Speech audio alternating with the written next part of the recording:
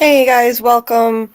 I'm here with Scarlett. I'm not sure if she Hello. stepped away or not. Oh, hey, Oh, Scarlett, I'm you're here. here. I just gave up. Oh, good. Good timing. Perfect. Yeah, perfect timing. Yep. Yes. We're we're tuned in. Like sometimes I'm taking the words right out of your mouth and you're doing the same to me. Yes. Um, I heard so your call. oh, right. I just got back from walking at the store and I seriously contemplated actually hitting go live from my car while I was driving, but I decided that was not smart, so I didn't do it. Don't stream and drive, kids. That's You're taking it to the streets, Julie. it's not a good idea. Don't stream and drive, kids. It's very bad idea. Yeah. Yeah. So I didn't do it. I was just frustrated because I'm sitting in traffic and then someone's going 15 miles an hour in front of Mm. me. So yeah, frustrating. But anyway, um, hey Zaptin Kaboom, nice to see you. Hey, top of the morning, top of the morning. Top of the morning. Hey, Joshua, you're in Maine. I know it's not morning there. Nice to see you. Hey, Jay Sleek, Happy welcome. Friday the 13th. Oh, it's Friday the 13th. I completely forgot. Yeah. I'm gonna throw some salt over my shoulder. Mm-hmm. Yeah. My Pet my whole black life. cat. Oh yeah, and I've got a black cat right here. My whole life is Friday the 13th, so I don't have to worry about Friday the 13th because my whole life is bad luck. So you have to worry about Jason chasing you with a machete. Well, not at least not him. I don't have any Oh, guy in a okay. hockey mask coming after me yet. But yeah. Good morning, Dieter. Oh, 4:20 a.m. over there. Yeah. Thanks for being here. I appreciate you. I would never expect you to get up so early, but that's really kind that you want to be here. Um, hey Amy, welcome. It was a fun severance talk we had last night. Mm-hmm. Yeah. That was I didn't know what to expect. We just I wasn't sure. I was still on the fence right up until the moment we did it if we were gonna do it. Um, but it was fun, and I made a Mm-hmm. thumbnail for it. I made a thumbnail after the fact, so it now actually has a Severance thumbnail, and I decided to give it a name, Severed Ties. That's gonna be Nice. the name of the series. Making connections, as in severed ties, severed obviously, but Mm-hmm. yeah, just kind of trying to make connections between things, and so that's going to be an ongoing series. Covering Severance in January when season 2 comes out. And so every week we're doing a rewatch in my Discord every Thursday night at 10 p.m. Eastern. And we watched episodes 1 and 2, then we went live and we talked about it. We had Amy on panel. We Mm-hmm. had With Mr. Alice. Alice was with us for a little bit. Dallas, yes. No, with Um, Alice, oh, not with Dallas. Alice. I was like, wait, Dallas? The whole Yeah, city of Dallas was there. the whole city of Dallas. It's Yeah, amazing. You should have been there. I was like, wait a minute, are you saying Amy's from Dallas? I didn't know what you were saying. Um, but yeah, with Alice came on for a little bit, and Mr. Grant Gregory AI. That was really cool. We had a nice discussion with him. He stayed on for quite a while, and Grow and thrive. grow and thrive. Mm-hmm. Yes. Yeah, so that was fun. And people actually we had like 20 something people watching, which was Mm-hmm. neat. I never streamed on anything other than From before. So that was cool. It was 1 in the morning when we started, 1 a.m. Eastern. Mm-hmm. Yep. But people, so like 20 something people joined the conversation. We had a lot of fun. I enjoyed that. I didn't expect to actually stay on as long as we did, but there's just so much to discuss, and we're talking about 2 episodes at once. So it's amazing we were even able to get through it. If this were From, I could never get through 2 episodes in one stream. Mm-hmm. Just no way. But we did it. So that was fun. I'm looking forward to continuing to cover that. And if anybody here has not seen Severance, wants to give it a try, highly, highly recommend. And you can watch with us too if you want. Mm-hmm. Hey, Yeah, Golden and Side. in our videos too, in our lives, we'll have a section for the people. The first part will be for the people who haven't seen it before, and then there'll be our spoiler section for people who want to talk about that have seen the whole season. Yes, which is a very smart idea. Because some people, yes, a lot of people did see it. It was a big hit. They want to watch it again and talk about it before the new season. And then there are some who are still just discovering it, like Scarlett here. So, we talk about, I really enjoy podcasts that have one person who has seen the show and one person who hasn't. I think it's a really interesting, it makes for an interesting discussion to listen to. And so I just talk about what I was thinking when I saw that particular episode. You give your impressions, and I make sure I avoid spoilers. And that's really the format. And then, we'll have a section, the second part will be for people who want to talk spoilers. And yeah, I think that's when I run away conveniently. Yes. Yeah, definitely. We could do Yellow Jackets the opposite way. We could do that. That's true. We could do that. Yeah, that would be interesting. Hopefully I'll like it, because a lot of people say I love this show and I've got to watch this show. So it would suck if I watch it now after all that and be like, I kind of hate it or something like that. But hopefully I'd say if you didn't like the pilot, I'd be surprised. But I mean, you may not like it. I mean, I could edit out the cannibalism scenes. There's a little bit of cannibalism. Yeah. Eensy beensy. Just a little dash of cannibalism. I mean, maybe that's kind of like one of the main points of the show, but yeah. But it isn't a ton. It isn't a ton, and what they do sometimes with it is very artistic. It isn't very graphic. Yeah. Like they'll just have, it's like more surreal, like, because I said it before, it's like girls dealing with trauma. It's almost like going to like a dream space. Yeah. Like they don't believe they're doing what they're doing because it's so horrible. So you almost see something else happening instead, So it's like they dissociate from what they're doing. Dissociate. Yeah, exactly. That's interesting. Yeah. So I like that. That's, if you're gonna handle it that way, then don't sensationalize it. Don't milk the drama of it and show it in a really brutal way. Yeah. Yeah. I like that. That's cool. So maybe I will be into it, and if I try it and I like it enough, then we could do that for sure. So otherwise, it would just be a bummer. You'd be talking about how much you love the show, and I'd be like, oh, I hate this, I hate that, whatever. Yeah, I think the pilot's free to watch on Showtime, so sometime maybe we can have a watch party. You can just watch that and make a decision. Yeah, it's a good idea. For sure. But quite honestly, when it came on free, it was like on a free weekend on Showtime. I heard a little bit about it, and I pretty much binged like 5 episodes in one night because I kept wanting to know what was going to happen. Yes. Yeah. Well, it's hard when you have the ability to watch as many episodes as you want. It's hard to have willpower. There were times watching certain shows. Like, I'm usually pretty good at keeping it to 1 episode per day, so I don't rush through it too fast. But it's hard sometimes with shows like Dark and shows like From, like Severance, Lost. Like, they suck you in so much that it's very hard. And I've watched all of the above after the fact. Severance, Lost, From, Dark, what else? Silo. I always discover things after there's at least 1 season, and if by chance I get lucky enough to find a new show that I love, that I get in on the ground floor with, they freaking cancel the damn thing every single time. Like 1899, Society. Like, there's so many shows like that. On the rare occasion when I actually manage to find it in time and I watch it when it first comes on, and I'm waiting for a renewal announcement, and they cancel the damn thing. It's so frustrating.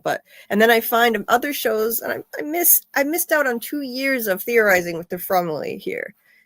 I'm so mad that I found From 2 years late. People say, oh, you're lucky, you didn't have to wait. I would have rather been with the community. Half the fun is theorizing and talking with the community. Yeah. Like, I don't think I was. It's easier going episode to episode with that. As you go. It is, yeah. So yeah, I didn't even watch the second season of Outer Range because they set up a big premise, like was almost sci-fi, but then I guess the second season was character building, and they were going to bring it back to sci-fi at the end, but then they were canceled before the third season. So I Hmm. was like, should I bother watching the second season? Right. That's how I feel about the Peripheral. Yeah. And Oh and yeah, I've I heard, like the Peripheral. Yeah. so it's like, is there any point? Is there any point in even watching it? Um, I I just I'll probably check it out because people say it's really good, and I like it's parallel universes, I think. So like that, I like that, even though it's kind of Yeah. overdone right now. Yeah. People are getting sick of it. I still enjoy parallel universe shows, even though they're everywhere. um, Yeah. Yeah. yeah, like yeah, this past year, there's been a lot. Um, Constellation and Dark Matter, those Mm, were both from Apple TV, also. But Constellation was superior, if you ask me. yeah. And that got see once again. There's another one. I watched that when it first came out, and it got canceled. So, and I watched Dark Matter, and honestly, I didn't care if it got renewed or not. I really didn't. Number one, I thought it was inferior to Constellation. Yeah. It was okay for me. It was more soap opera than anything else, and I don't like soap opera romance stuff. I'm not into Mm, that. And number two, I didn't care if it got renewed because I felt like it had a satisfactory ending anyway. They resolved what they needed to resolve. So yeah, I have bad luck with TV, really bad luck. But at least I found you guys now. I found the Frumley 2 years late, and well, you know what would have been the worst luck though if I finally found this community.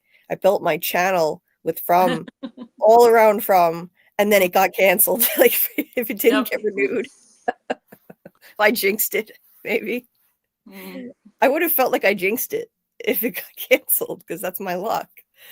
I never should have joined the fandom. I got it canceled. I was It here. would have been confusing if MGN canceled it at this point because it's gotten so much more fandom around it than in the prior seasons.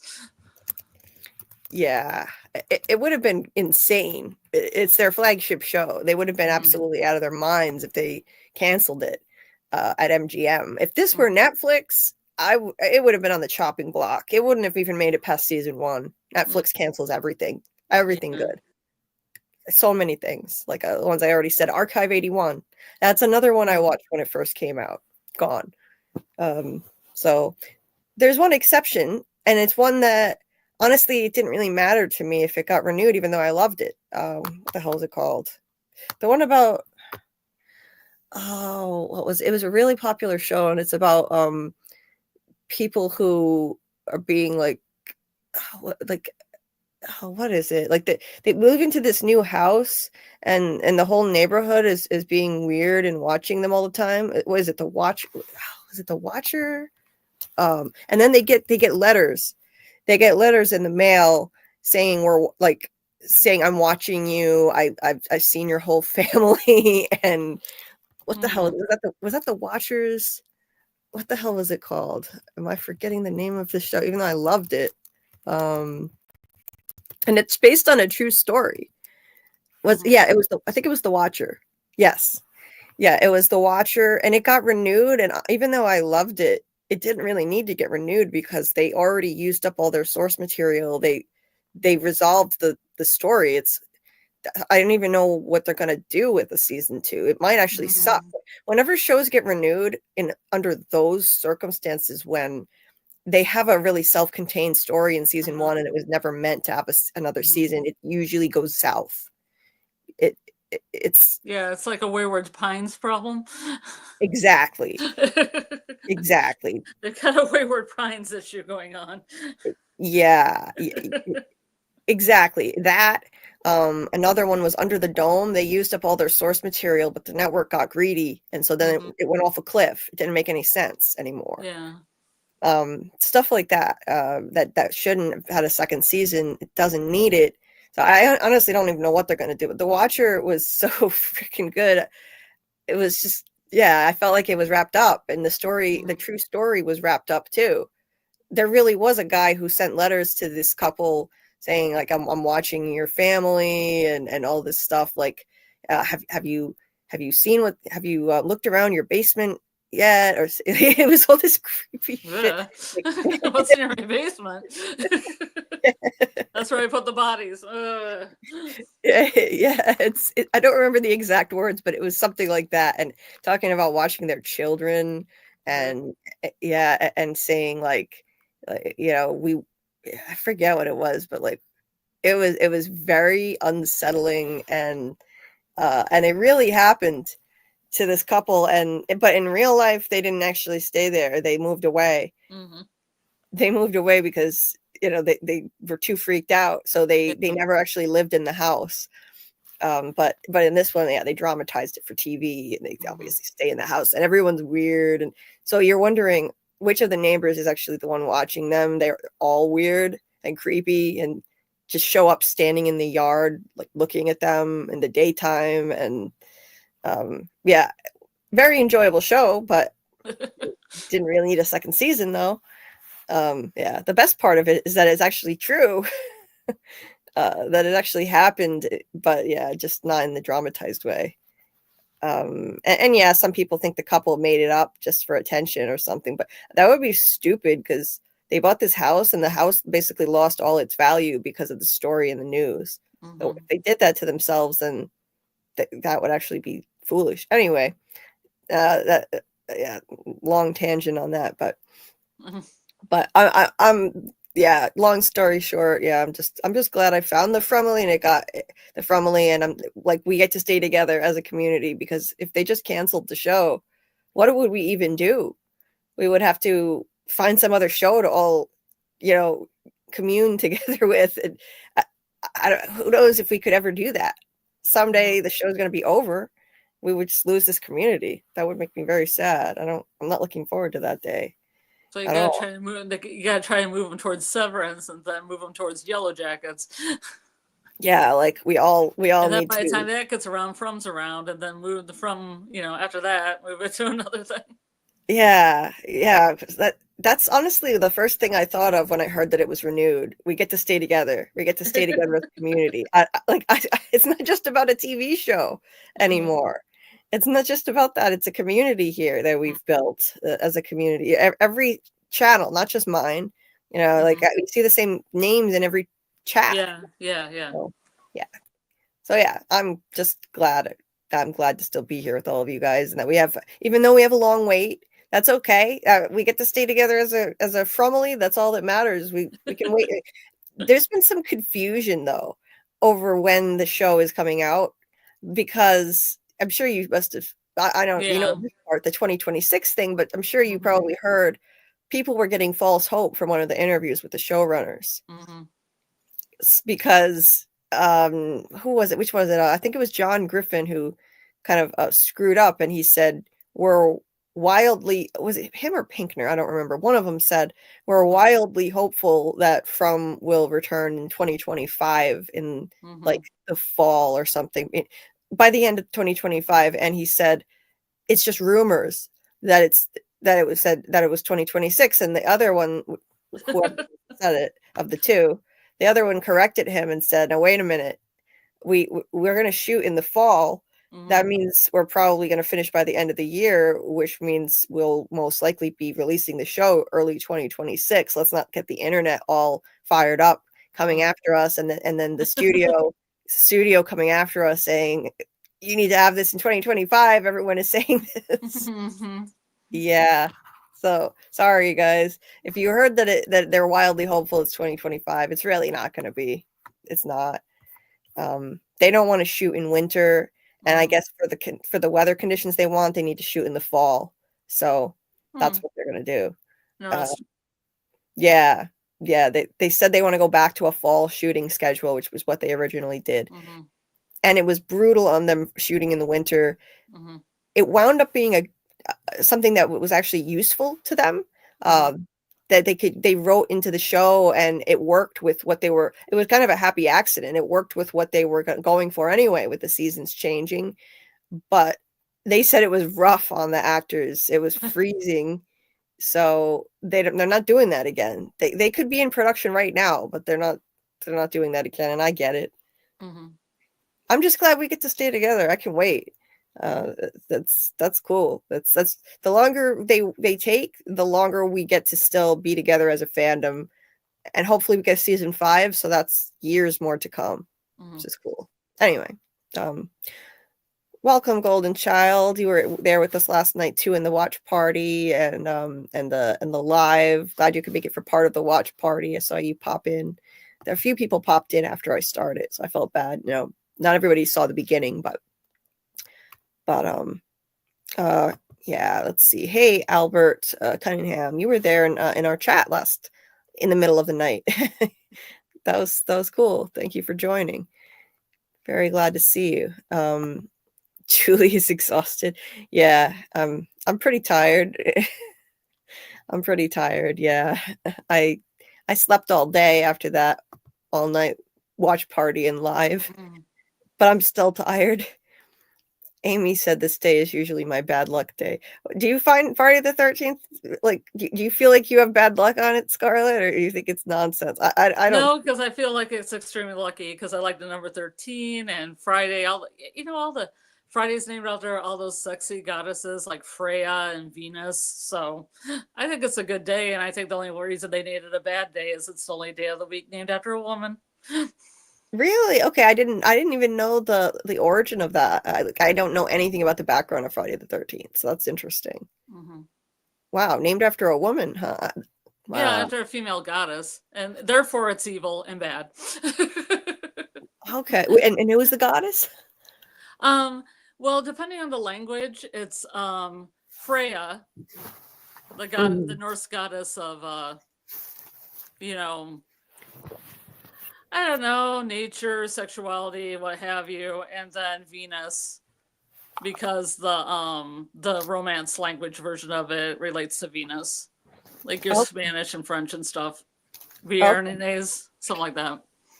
Interesting. Yeah, I never knew. Because all the other ones are named like Monday for the moon, Sunday for the sun, and then there's like Odin is Wednesday, Woden, and Thor's Thursday, I do believe, or Tur. Yeah, they all come from different gods. Interesting. But it's the one named after a goddess, and so it became bad luck. Fridays became bad luck because it was ruled by a woman. Whoa. Oh. Spooky evil. I don't even know how 13. I don't even know how 13 became like a scary number. So I don't know. Yeah, 13 is so people are so superstitious about the number 13 that there are some buildings that don't actually number their floors with a 13. They skip from 12 to 14. Which is so bizarre. What do you think is gonna happen just because you have a number 13 floor? I think there's a movie, The 13th Floor. There's an episode of Are You Afraid of the Dark from when I was a kid called The 13th Floor, which is one of my favorite episodes. But yeah, I wonder what the deal is with that. It's so silly. Superstition is such nonsense. And yet I say that, and yet I kind of believe. Sometimes I believe in jinxes. Look it up. I want to know why the number 13 is bad. Sometimes I believe in jinxes, though. I feel like I jinx things by saying something prematurely. So I'm not completely without superstition. Okay. Can you? Yeah. Can you hear me? I hear you. Okay. It says the number 13 may be associated with some famous but undesirable dinner guests. In Norse mythology, the god Loki was 13th to arrive at a feast of Valhalla, where he tricked another attendee into killing the god Balder. In Christianity, Judas, the apostle who betrayed Jesus, was the 13th guest at the Last Supper. That makes sense to me. That makes sense. Yep. Because Balder was a god who couldn't be killed by anything except mistletoe, and Loki found that out. So he found Balder's Achilles heel out and then hit him with a dart that had mistletoe in it, and it killed him. Okay. Interesting. Yeah, I find this so fascinating. It's fascinating. A lot of people in this fandom have knowledge of mythology that I don't have, and it's always interesting to hear about it. It's cool. And there's a lot of mythology there are a lot of references in From, so it's cool to get that context. Well, I have a community group that has a festival each year where they chuck apples at Balder. Wow. They have a mannequin dressed up as Balder, and then they throw apples at him, and then one person gets to throw the mistletoe thing, and then they go, "Oh, Boulder's dead." And Freya cries a lot. Somebody's playing Freya, and she cries a lot about her son. It's very dramatic.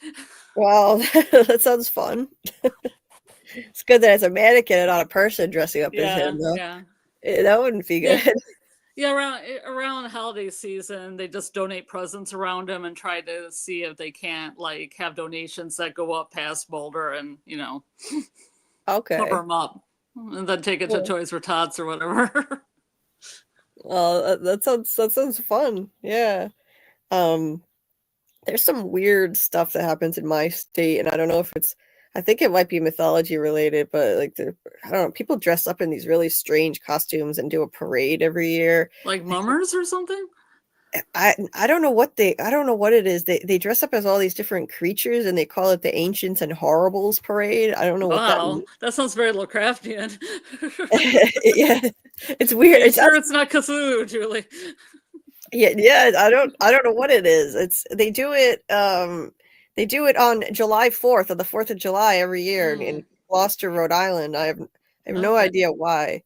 It was founded in 19 I just looked it up. It was founded in 1926. So it's been going on for a very long time. It's a like parades of horribles are a New England tradition dating back to the 1870s.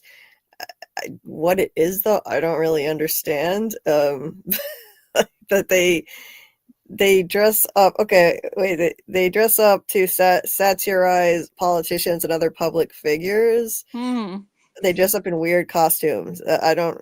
Yeah, I don't really understand it, but sounds interesting. What's it called? It's called the Ancient and Horribles Parade. The Ancient and Horribles Parade. Yeah,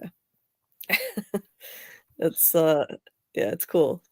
But anyway, yeah, it sounds like something you'd be into if you lived Ancient in and Rhode Island. You'd probably want to check it out. It sounds quirky, and you like quirky. Well, I'm looking it up. Yes. Yeah, I figured. Yeah. I figured you like quirky, interesting things like that. So, uh, Yeah. yeah, like honestly, I would rather do that than go to a typical parade where I don't really understand the lure of typical parades. They're pretty boring. To just watch a bunch of people marching by. Rhode Island is really like it's really big on its 4th of July parades, but I don't know. I find it dull. Anyway, yeah, that was cool. We had a lot of people on, Well, Amy. you never gone to the Ancient and Horribles parade though. No, that one would probably be interesting. Like I don't know why I never did. I never actually knew what was going on. I never heard of it until my ex told me about it. He lived in the town where they did it.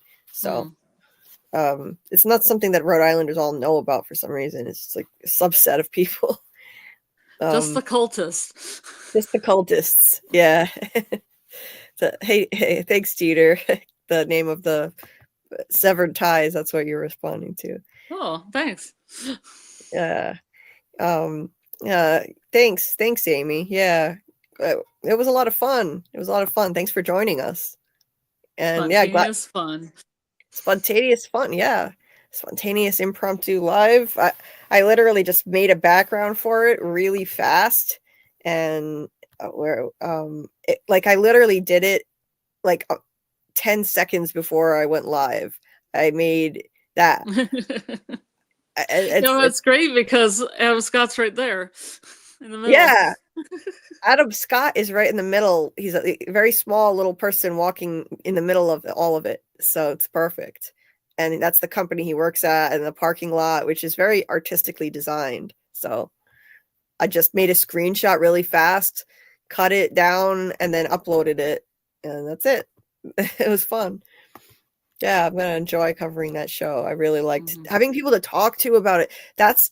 Severance and From are shows that need to be discussed with people, and I watched them alone. So it's great to finally have people to talk to about these shows.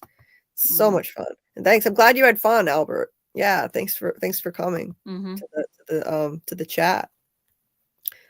Hey, Faith and Repentance. I hope you're doing all right. I know it's got to be a really tough time for you after what you shared with us the last live. So yeah, just sending lots of love and support, and we're all here for you. Hope you can, take your mind off things. Amy says, I was so dumb. I didn't realize I didn't have my mouthpiece near my mouth, and that's why it sounded like I was far away. Oh, no, you weren't. That's not dumb. Stuff like that happens. I have technical issues all the time. Don't worry about it. We could hear you. Mm-hmm. I heard we could hear, yeah. Yeah, don't worry about it. It happens. Oh, thank you, Faith, for evidence. Thank you. Yeah, hit the like, guys. I would appreciate it if you could do that for me. Thank you very much. Yeah, my views went up. So the views for our live, it kept climbing after we went off. Mm-hmm. I think that's how you're gonna build a fandom for it, like our little fandom, our little, piece of Severance. Yeah, that's what I'm hoping for. I'm trying to get more of a Severance fan base here going, because I can't find a lot of active fandom activity. Like, I can't find much at all. So I'm hoping we can try to help with that. Tony Teflon, he got in on From when it started, and there weren't many people talking about it back then. Very few people. And he built. That's what I say. The first people I even came across were his and What Is Fromcast. Right. And those were the only two podcasts doing it. Yes, that's right. So they helped build the fandom. They really did. Tony really helped build the fandom, and getting them whipped up and excited about the show, keeping them excited in the off season. So channels can do that. So, I mean, I'd never expect to be able to do what he did, but it would be cool to get more Severance fans excited and wanting to discuss the show. That would be cool. So I'm going to keep at it. I added more to the description. I made a thumbnail, and I'm going to try to get more people. Hey, Crime and Uncle Fletch. Hello, Fromaholics. Yes, we are Fromaholics indeed. And hey there. Let's see. I need to do a Yellow Jackets rewatch. Yeah, I need to watch for the first time. It's coming back in February. So, wait, how many seasons have there been? 2. Okay, I really need to hurry up with that. Yeah, you may need to skip over a little spoiler stuff for Yellow Jackets that's down here. Oh shoot! Oh, you may have to close your eyes for a little bit. Who said it? I'll just avoid looking at the the person.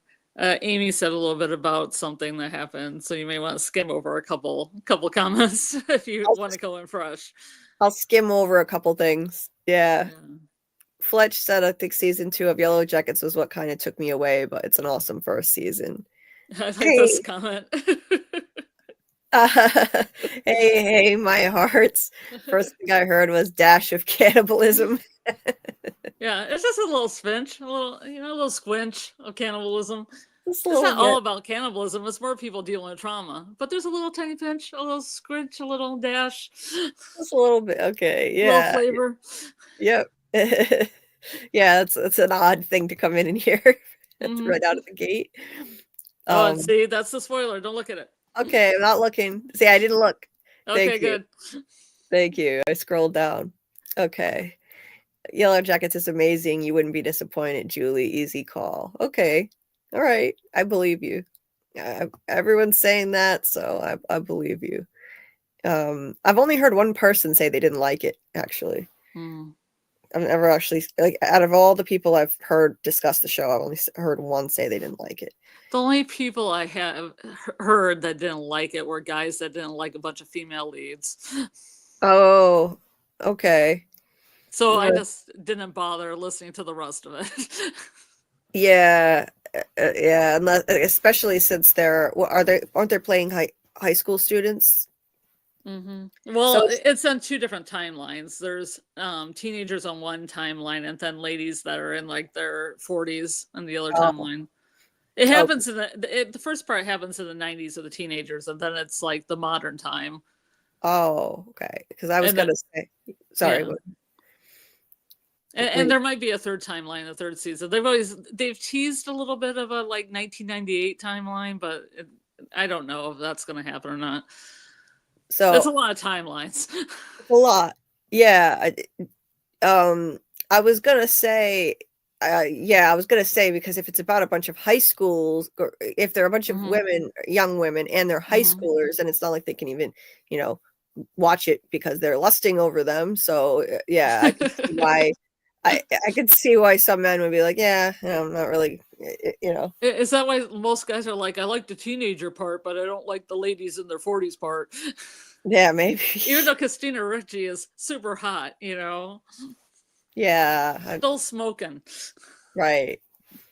I mean, I don't know. I like a more balanced cast of men and women. I prefer that, but Well, in the present time, there are more male characters. It's just only, well, I mean, there's 2 or 3 male characters in the teen line.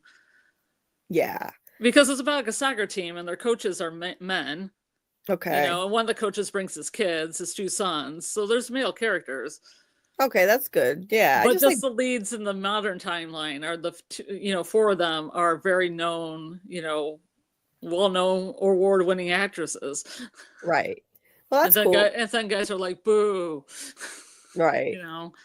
Yeah. because they aren't guys. They aren't guys. Yeah. Well, it sucks. Yeah. Fletch said people that watch Silo doesn't Solo give Victor vibes. He does. I was saying that in another stream, another From stream. I was saying like, wow, yeah, he reminds me a lot of Victor. He was alone for 20 years. We don't know how long Victor was alone for, but it was many years. And Solo is pretty messed up and strange, like socially awkward, and yeah, so very interesting character. I'm enjoying him. I haven't seen the latest episode yet of Silo. I have to watch it. It dropped last night. Yellow Jackets went a bit too far and got too dark for me. Oh, really, Amy? Okay, good to know. It's one of those shows that has enough comedy for me that it balances it out. Okay, well, that's good. Comedy helps. Yeah. Albert says a little, but he also reminds me of other characters from other media. Yeah, definitely. Like Solo's definitely got some Victor parallels, but he reminds me of someone from the Fallout series. I've never seen that one. Fallout is great.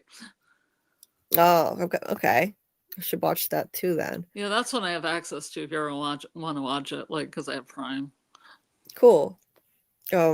Just for me, and I've watched morbid things before, said Amy. Like Saw. I've never watched any Saw movies. I don't like torture. I don't find Saw and Yellow Jackets even in the same book. Yeah. I mean, there's so much of just like the people, the characters and what they're about and what their motivations are and how they deal with trauma just is so much more than any of the gore that they have. When they do, it isn't very long. It's not much. Okay. Well, that's good. And it's realistic because they're like trying to survive. It isn't like they're going out of their way, to just be gross. That's good because, like, as far as that, and so with Saw, that's another thing. I don't like torture and I don't like cannibalism. So those would be issues with Yellow Jackets in terms of the cannibalism. But look, I mean, I watched From, and I just tolerated the torture of Tian Shen. If it's a good enough show, if it's a good enough story, I'll tolerate it as long as it's not torture porn, where it's literally just there are certain things that are just straight up torture porn where it's just about the gore and the blood and there's no deeper meaning to it. I wouldn't watch that. And we did think that From was going to have some cannibalism. Yeah, and I would have had to deal with that. I was really hoping it wouldn't go down that dark path, and I was relieved that it didn't. I mean, we just had a little dash of it though, with Fatima drinking the blood. Smidgen. We had a dash of cannibalism in that, so that was something. And I honestly thought when she killed Tilly, she was just going to be gnawing our leg. So right, yeah, you would think, but turns out the starvation was a nothing burger, but not really. It was part of the mind game. People who say that it was pointless, you got to look a little deeper. There was a reason for that.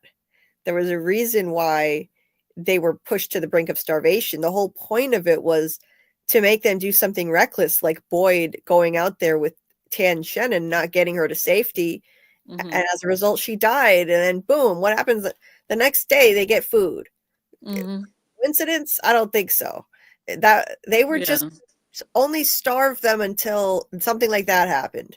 The Mm-hmm. point was not to kill them all or starve them all. It's feeding on their pain Mm-hmm. and fear and suffering. So Yeah, it's almost like a sacrifice they had to have to gain the food. exactly. Because Kenny's mom made all the food in town. It's very metaphoric. It is. Absolutely. And so people who think that was pointless and it was, we're being jerked around and it was a nothing burger, you got to look a little closer at that. I understand if it's not the show for you and you prefer like the real threat of starvation and not a mind game. Okay, then it's not for you. It's not for everybody. But yeah. Mackie said Apple has good shows. Servant was good. My favorite show. I never even heard of that. My favorite show Yeah, is it has Lauren Ambrose in it, who is also in Yellow Jackets. I don't know if okay. you know her. She was in 6 Feet Under as well. Okay. Well, see, this is the problem. This is why I find shows after the fact that are so amazing because Mm-hmm. I don't know all these shows because there are too many streaming services and it's not like the old days where Yeah. you had certain networks on Mm-hmm. TV, and then at the end of every season in May, they would release their pilot information for like all the shows coming in the fall, and you would look and see what looks interesting. Mm-hmm. Now everything is scattered to the winds. There are shows everywhere on every different streaming service. How do you find them all? It's tough. Mm-hmm. It's tough. So yeah, yeah. That they better not cancel it. Yeah. Let's see. Fletch is that Jim on the picture. Wait, what picture? I missed something. I forgot what he was saying. Anyway, I don't know. Raised by Wolves is Raised by Wolves, well deserved third season, in 1899 a second season. Yeah, I've heard good things about Raised by Wolves. It's another one I that also have that. We can watch that. yeah, I gotta try that. Everyone says that's really good too. Yeah, Amy, that was The Watcher. Was that the one with the girl? Yeah, they keep getting letters that was from a stalker. It was really good. Hey, Ants, nice to see you. I have really bad panic attacks. Being alone makes it way worse. It's just me and my 11-year-old boy. Oh, I'm sorry to hear that. Yeah, well, hopefully we can help keep you company. You guys keep me company. I'm very isolated, and I've had panic attacks too. I had a panic attack where I thought I was going to pass out, and I fell down, and I think it actually caused more of my pain conditions to get worse, like much worse, because of the way I fell. So it's no joke. Panic attacks are no joke. Like you can literally actually injure yourself if it's bad enough. So yeah, I hope this helps, Aunt. I really do. We're all here for you. Amy said that tunnels in the house. Yeah, oh yeah, there were tunnels. Yeah, spoilers for the watchers, but I forgot about that. There were tunnels in the basement. It was like, have you Yikes. looked down at the letter said, have you looked down in the basement yet? There was a door down Yeah. there. Yeah, that was crazy. It was a good show. It was a good show. I hope they can pull it off and come up with a good concept for a season 2 and they don't ruin it. Mm-hmm. Um, I suggest checking out the After Party if you like murder mysteries with the side of comedy. It's nothing special like From, but it's a fun short mystery you can solve from episode 1 if that's your thing. That's another one I've never heard of. Interesting. Yeah, I like murder mysteries with some comedy. Absolutely. Cool. I will check it out. The animated show Pantheon is a great show with the same themes. Oh, thanks for that suggestion, David. Amy said the first season of Under the Dome was good, but yeah, I agree. It ended up going downhill and turned trash. I legit don't even know what happened in it or how it ended because it was so confusing. I don't even know. I couldn't tell you how it ended or what the answer to the mystery even was. Bobby G says, "What's up, gang? Hey, welcome, Bobby." 13 Ghosts. Oh yeah, there was a movie, 13 Ghosts. Mm-hmm. Amy says, "I loved Are You Afraid of the Dark?" Yeah, you mean Are You Afraid of the Dark? Yeah, that was good. That was a classic. I enjoy it as an adult, and it was made for kids in the 90s. It's not like kid shows today, though. It's genuinely scary and sinister and funny. Even as an adult, it's enjoyable to watch. So, yeah, Yeah, I'm I'm gonna run downstairs for a second. I'll be right back. okay, cool. I'm not ashamed to say I still like Are You Afraid of the Dark and watch it. There's a movie called Don't Be Afraid of the Dark. That's a really cool movie, actually. I would recommend that also. There's one from the 70s, and then there's a remake. It's more recent. David Edgiel says on Friday, October 13th, 1307, the Catholic Church ordered the arrest of the Knights Templar. They were tortured, then executed. Oh, I remember reading about that. Yeah, that's wild. Ooh.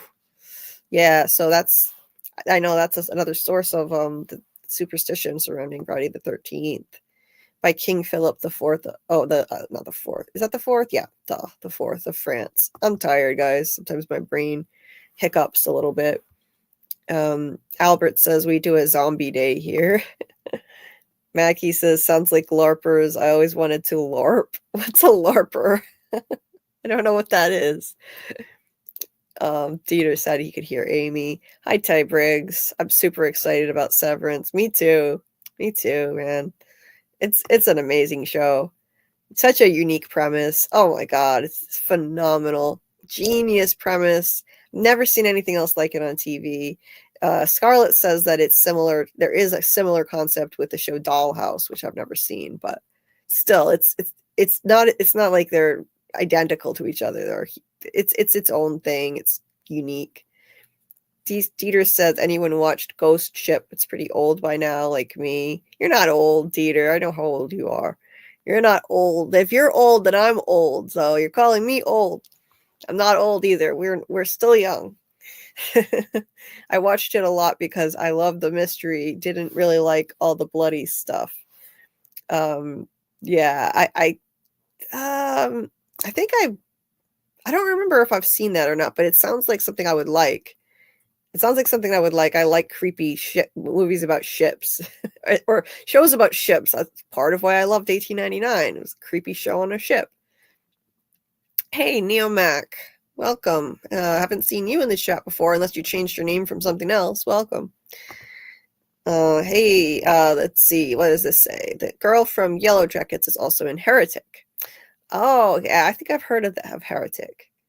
I like female leads. Yeah, me too, Dieter. Ty said they treat guys like crap in Yellow Jacket groups, but the show is great. If you ask any dumb guy questions, they get really rude. Okay, well, that's not cool. That's not cool at all. Are there a lot of dumb guys in Yellow Jackets? You have till March of next year, till the next season of Yellow Jackets, so you got time. Oh, good, Albert. Good. Amy said, trying to find that comment. Oh, no, don't worry about it, Amy. Don't worry about it at all. I just skimmed over it. Scarlett warned me, so I didn't see anything. Don't worry. Like I'm not gonna. I don't expect people to avoid spoilers for shows that have already aired in this comment section. My only request would be, since I really do love Lost, is that maybe avoid saying spoilers past season 4 of Lost, just as a favor to me. I know it's an old show, but I don't expect people to avoid it anywhere else. But yeah, if you could avoid spoiling Lost, that would be cool.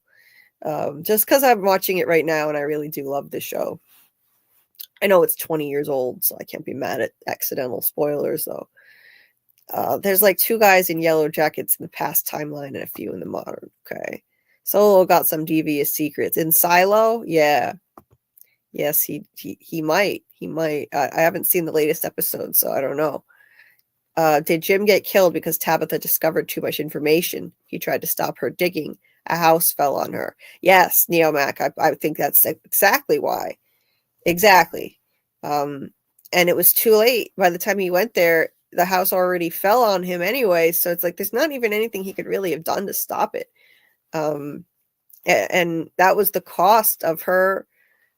Knowledge comes at a cost. She went down in the cave and saw the cave mural, and god damn, every time Tabitha discovers something new, makes a big discovery, Jim is the one who has to pay the price. It's not fair.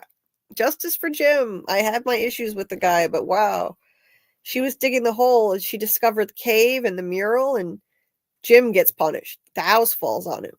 She discovers her origins from when she was reincarnated. He gets his throat ripped open. The poor guy. Shit, can't catch a break.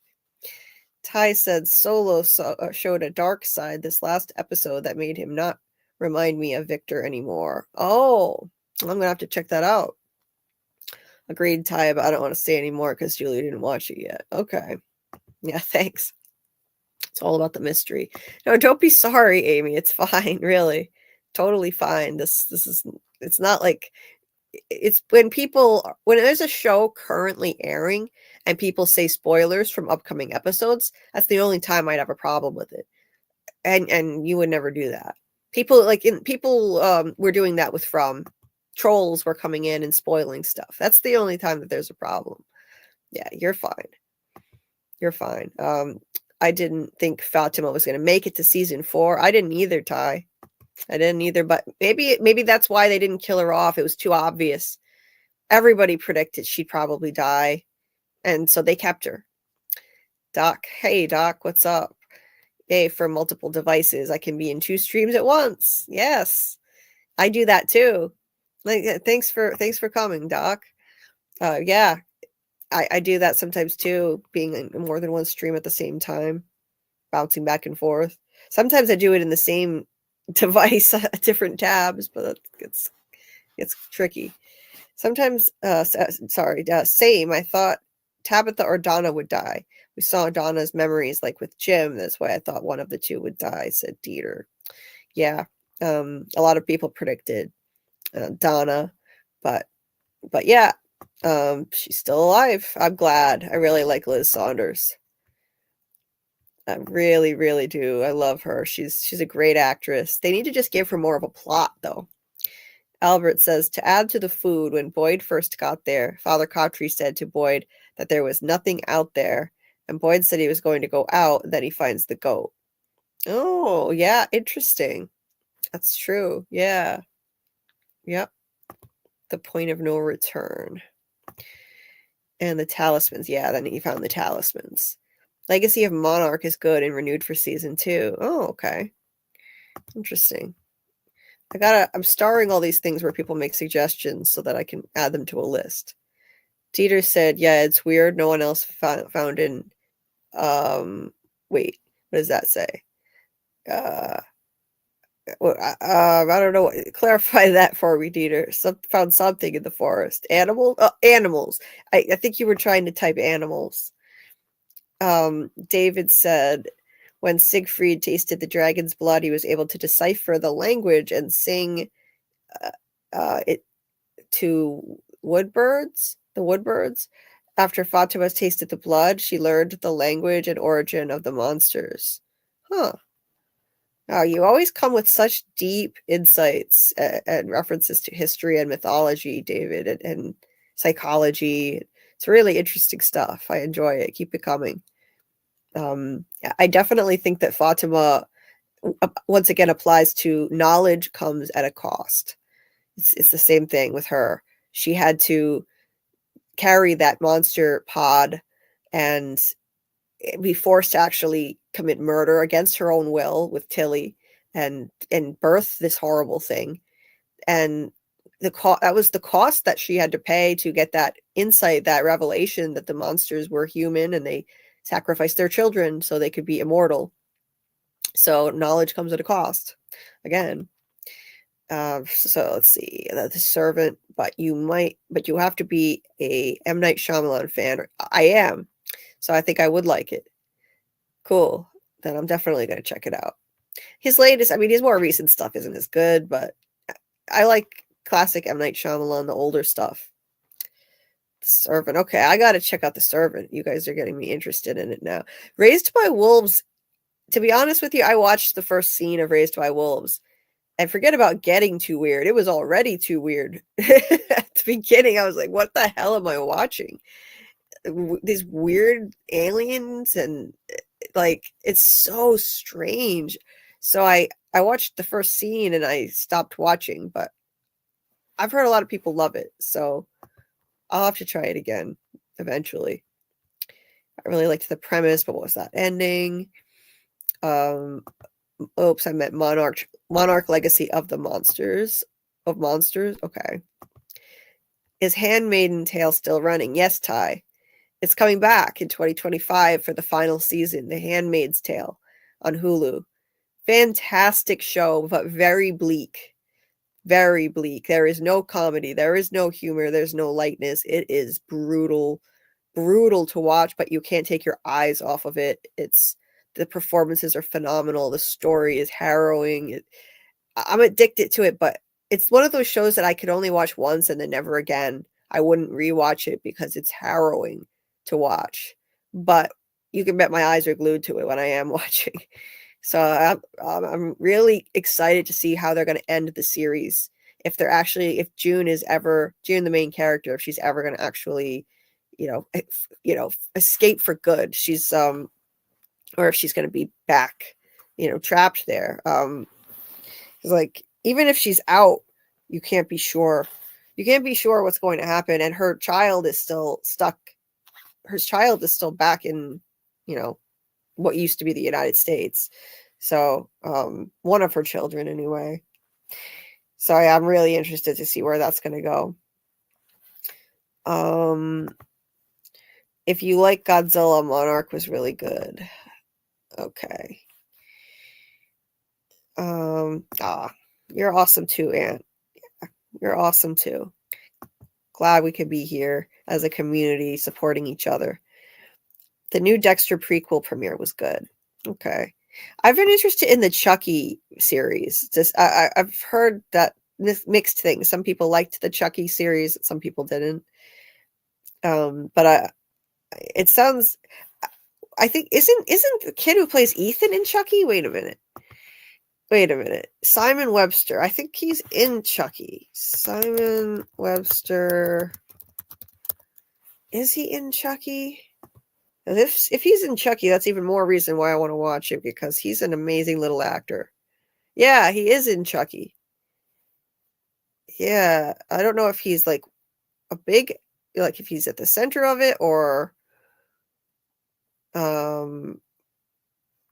yeah, I don't know if he's like the main character or what, but I definitely have to watch Chucky now just because he's in it. He's such a good actor. I really like Simon, and fingers crossed, I should hopefully be able to interview him next week. Hopefully it's not going to get canceled again. But the date that they asked for is December 17th now for me to interview him. And I said yes. So fingers crossed. There's, nothing is set in stone until we actually get there. Hopefully it happens, because I would love to be able to interview somebody, to actually conduct the interview myself. I got to help interview Smiley with Jamie from Sci-Fi Vision, which was amazing. Amazing. And if I get to do this will be my first interview, where I'm leading it with anybody. Like I've never done that before, so I'm excited. Hopefully it works out and he's able to do it and not push it back again. We were supposed to do it already, but I'm just great. I don't care about the delay. I'm grateful for the opportunity if I get it, and it gives me more time to prepare, because I wasn't really ready. I have to figure some stuff out. But yeah, he's a good actor and amazing smart kid. Dieter said, I like Godzilla, but Godzilla and King of the Monsters were the best. After that, it was too much.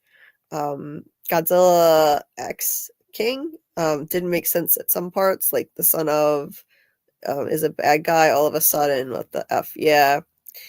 Okay. Yeah, I haven't watched a lot of Godzilla stuff. Westworld was amazing, seasons 1 through 4. That's on my list. That one's on my list. You can order these murder mystery things in a box. It comes with all the evidence, and you have to solve the murder mystery yourself. Oh, cool, Aunt. That sounds like fun. Under the Dome was great. And the book was great. Okay. Yeah, once they ran out of source material, that's when it went downhill. I'm sure the book was great. Let's see here. The Godzilla and Kong ones require me to shut off part of my brain, but they're fun. Godzilla -1 was seriously good, though. I haven't seen any of these Godzilla things. Gary Cole Murder Mystery in a Box. The one I have is called The Lighthouse. Oh, cool. Yeah, link it in the Discord, Ant. That sounds fun. The Pope Prophecy is kind of scary. Haven't seen that. Have to check out Dollhouse too. Albert says LARP equals live action role play. It's like playing Dungeons and Dragons in real life. Oh, okay. Thanks for explaining that. That sounds fun. Mackie, live action role playing. Okay. Like if we got together and built a from town to live in for a few hours a day. Oh boy, that would be fun. That would be super fun. I wish we could do that. Yeah, Godzilla minus one was good. The language is to get used through get used though. The language is to get used though, and the weird Godzilla eyes. Okay, we're not old, saying while waving my stick in the air. Dieter. We're not old. I feel old sometimes because I'm in a lot of pain, but that's not normal for someone my age. It's not my age that's causing it. Can you imagine a from LARP? Oh my god, that'd be crazy. I work late nights. Happy to catch a live stream. Oh, happy you could make it. Yeah, I'm glad, Neomac. That's cool. Deadly old newspaper clippings, fake, but they're really cool. You have like a little book. It comes with all the suspects, a map, postcards, police reports. Yeah, they're actually really fun. Oh, that sounds fun. Yeah. Spoilers can happen. It's not always to bug people. Sometimes people get very excited. Absolutely, Dieter. The only thing that's a problem is if the show we're talking about is currently airing and people spoil stuff that hasn't happened yet that have leaked online. That's the only time that's a problem. Anything else is totally fine. Only streams I watch. So nice to escape from politics for a few hours. It's very good for your mental health. Oh my god, Aunt. Yeah, truer words have never been spoken. It's nice, yes. And I make it a kind of a rule, to avoid politics in these streams. I in my Discord and in my streams, we all need a break. I sure do. I know I do. Dieter says, who would be the victim if Tabitha finds something new now? Jim's ghost. Well, Ghost Jim is coming. I bet Ghost Jim. Yeah, right. So like who's gonna get punished now if Tabitha finds something new? I don't know. The kids? Aunt said I started watching Lost. Don't spoil it if you can help it. I understand if somebody makes a mistake. Of course, and I understand too. It's a 20-year-old show. Totally. Doc said we might find the next season premiere that Tabitha was ready and already has a whole dug for Jim. Yeah, just kidding.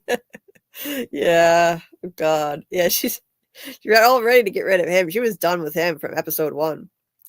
Jeter said, I don't follow politics I hear about, but we can't change what they do, so I'll leave it and go with the flow and try to adapt. I used to love politics. I loved it, but I can't stand it now. I have to avoid it and bury my head in the sand. I can't take it anymore. It's just too much. It's not fun anymore. It's just vitriol and hate. It's just awful. I can't stand it.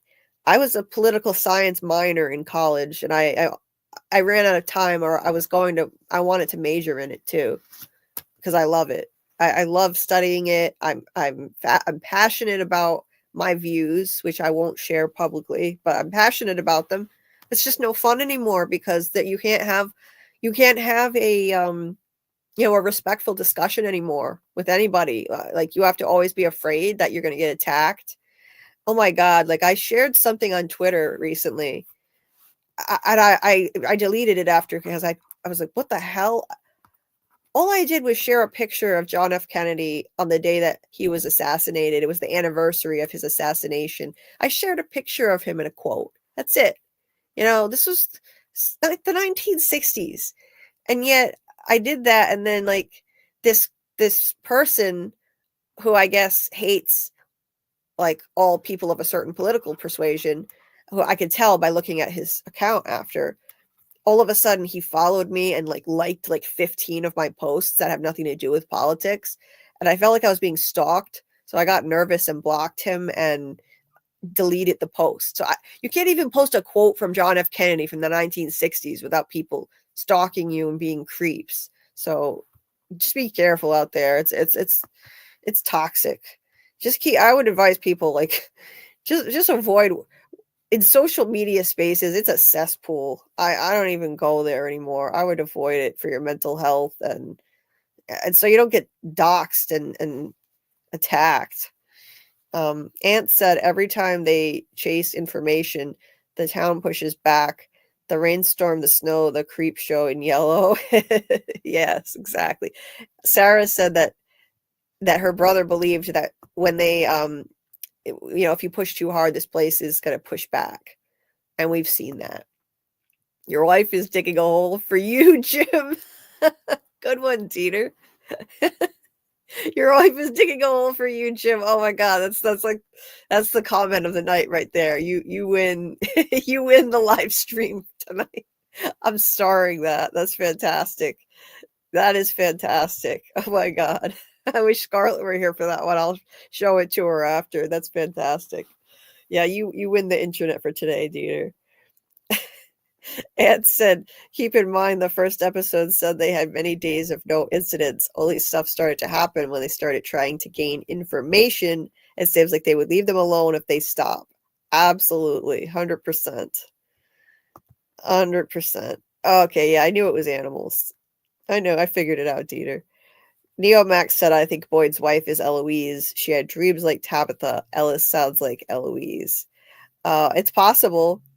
The only thing that would suck about that is she's already dead. So it wouldn't be as fun, like finding out a live character on the show is Eloise, but she's the right age. She would have been the right age range to be Eloise. So you never know. Never know. Hey, Josiah. Nice to see you.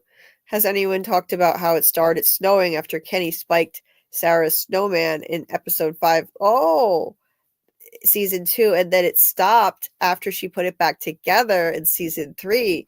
What does that say about this place? That is really interesting, Josiah. I like that. Oh, yeah, because I believe in the manifestation theory. I believe that things can be manifested and from people's thoughts, actions, feelings, fears, all different things. And yeah, like the season change accelerated quickly after she smashed that ornament. And then, oh wow, that's really interesting. And then she put it back together.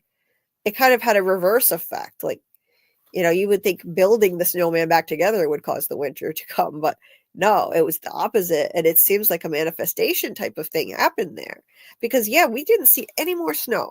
I thought it was going to be nonstop snow. It would never end. It would be a blizzard. And then halfway through the season, the snow was gone and it was raining and there was fog again.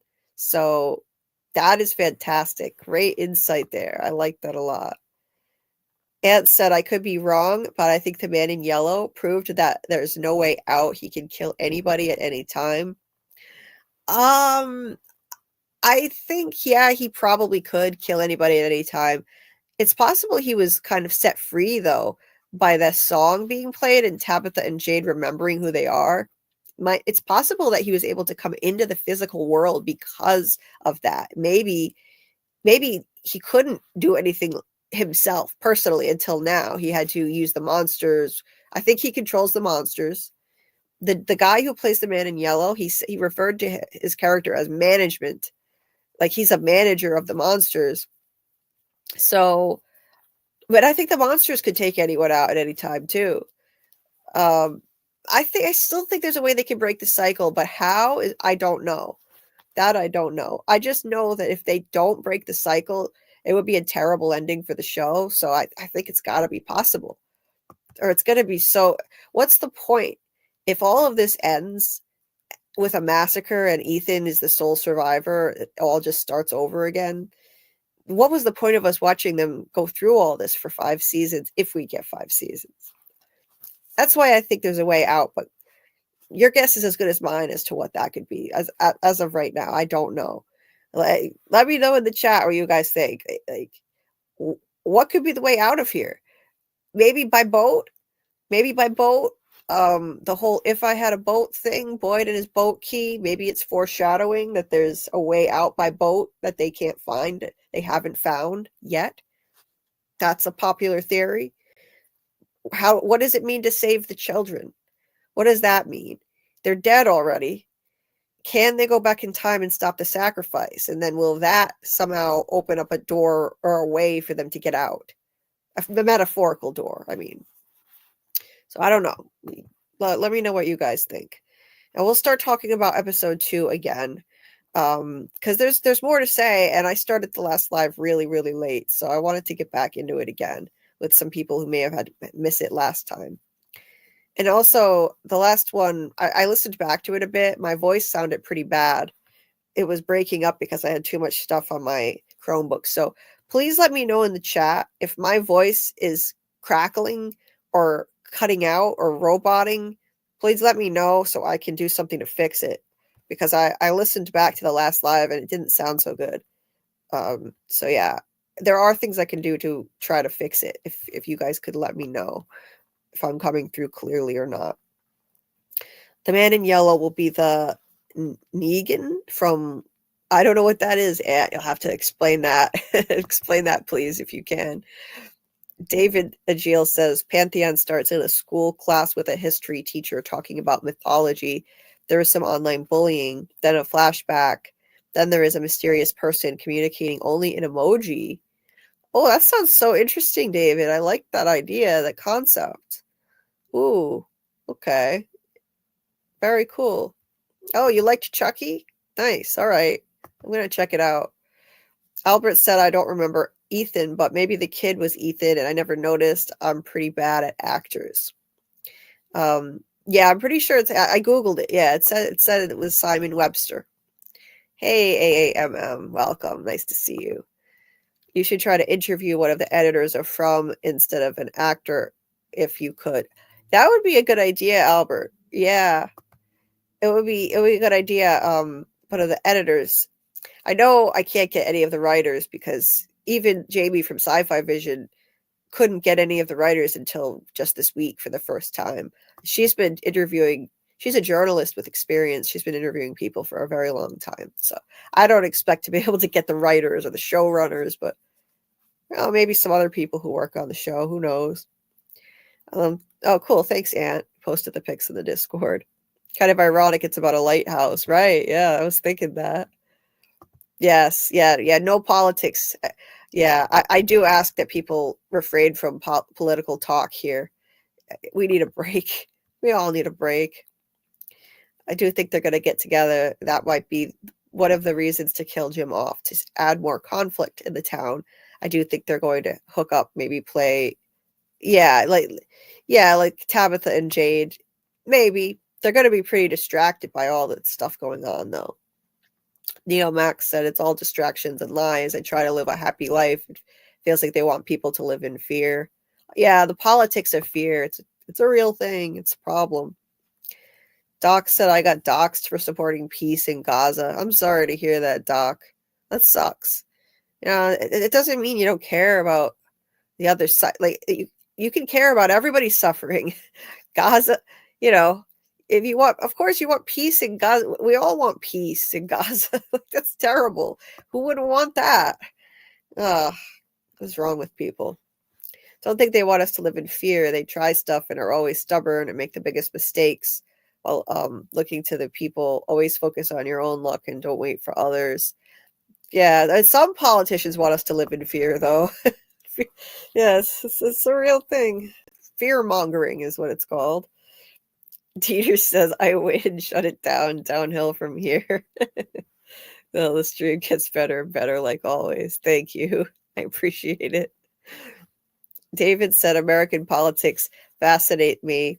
It's polarized like divide and conquer. 100%, David. Divide and conquer. It is polarized. It has never been more divided, and it's a shame. I don't know when it's ever going to get better at this point. It just keeps getting worse. In Australia, we swap between Liberal/Labor all the time. We don't care who wins. We vote for whoever offers the best tax cuts. Well, that's just being smart, Yeah. What did I win, Teeter? I don't know. I'll have to think of a prize for you. You win the internet for today. Albert says that's a good eye. Doc said Josiah just brought that observation to Real Stream too. It's a really good observation about the season change. Yeah. I'm glad he brought it up here.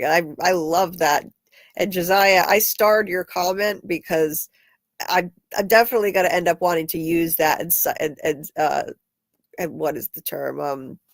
Credit you, credit you for that. I always credit people when I use anybody's idea for anything. Dieter said everyone should be able to say what they want. Always people that don't agree, and everyone has a different opinion. Right? Exactly.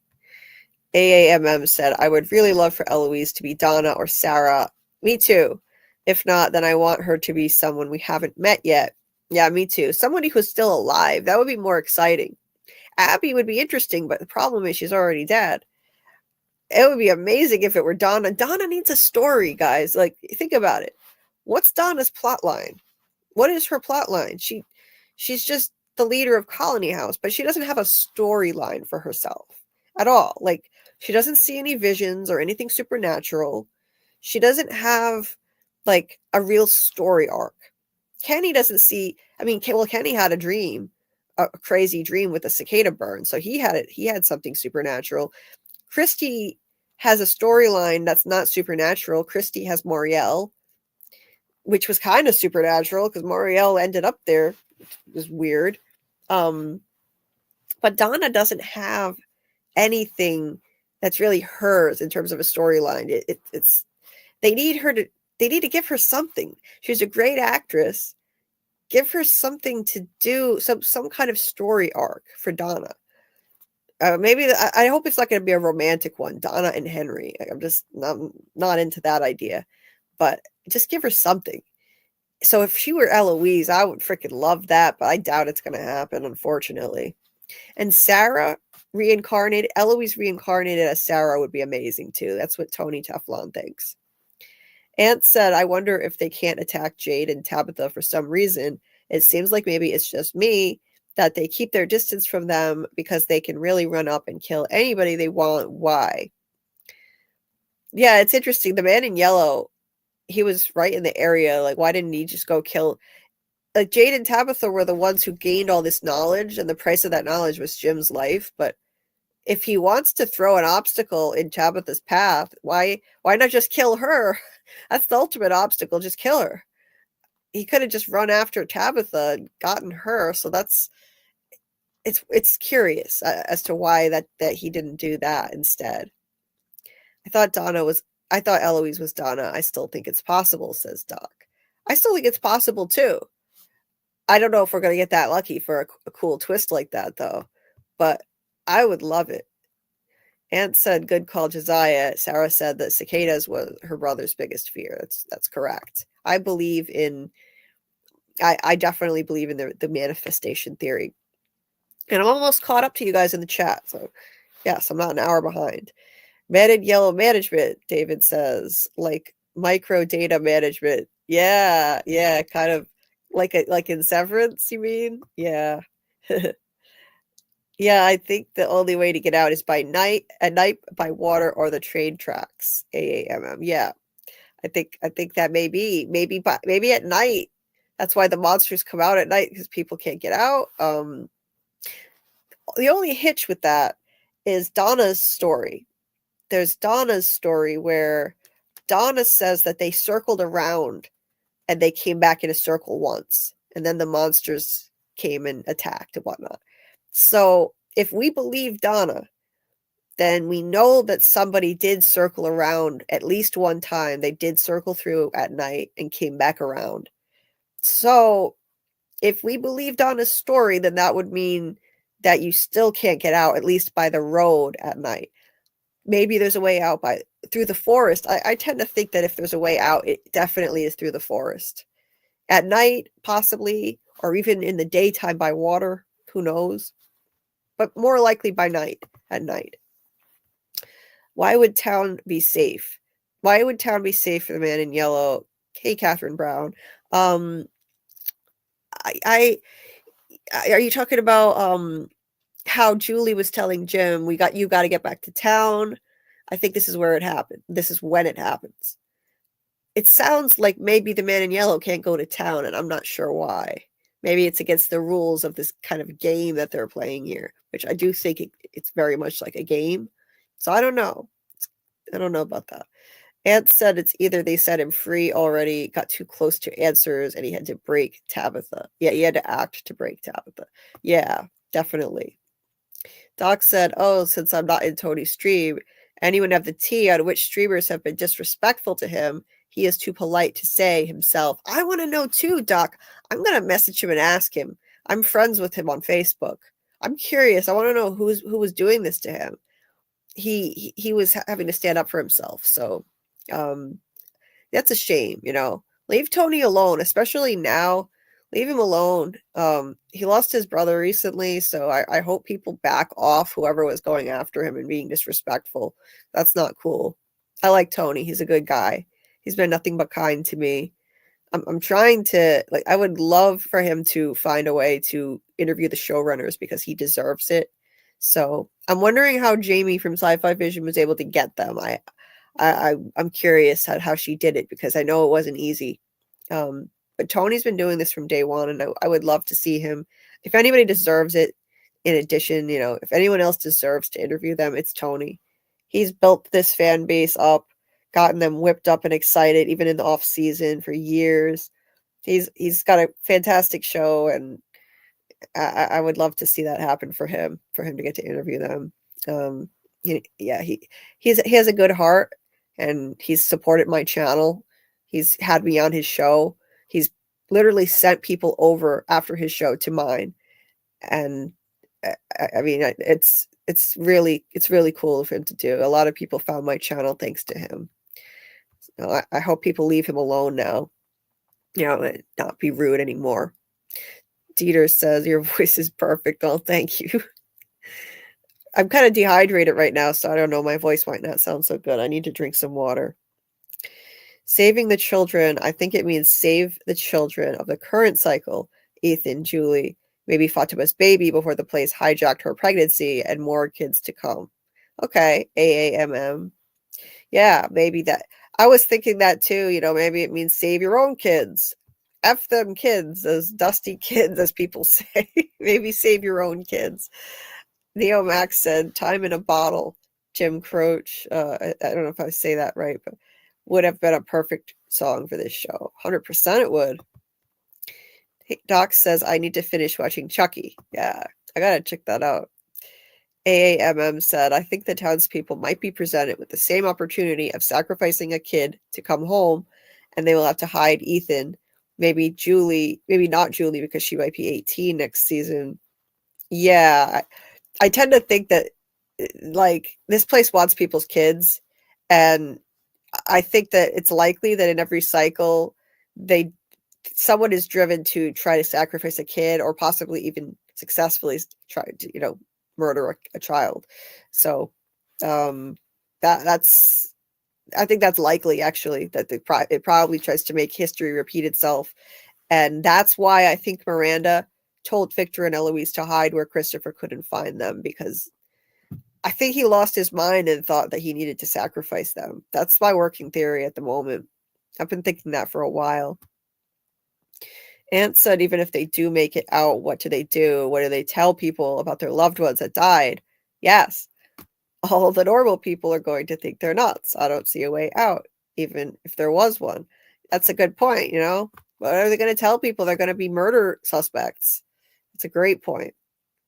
Albert said, I think it's going to be sort of like how Sarah was told to kill Ethan. Yeah, I think so too, right?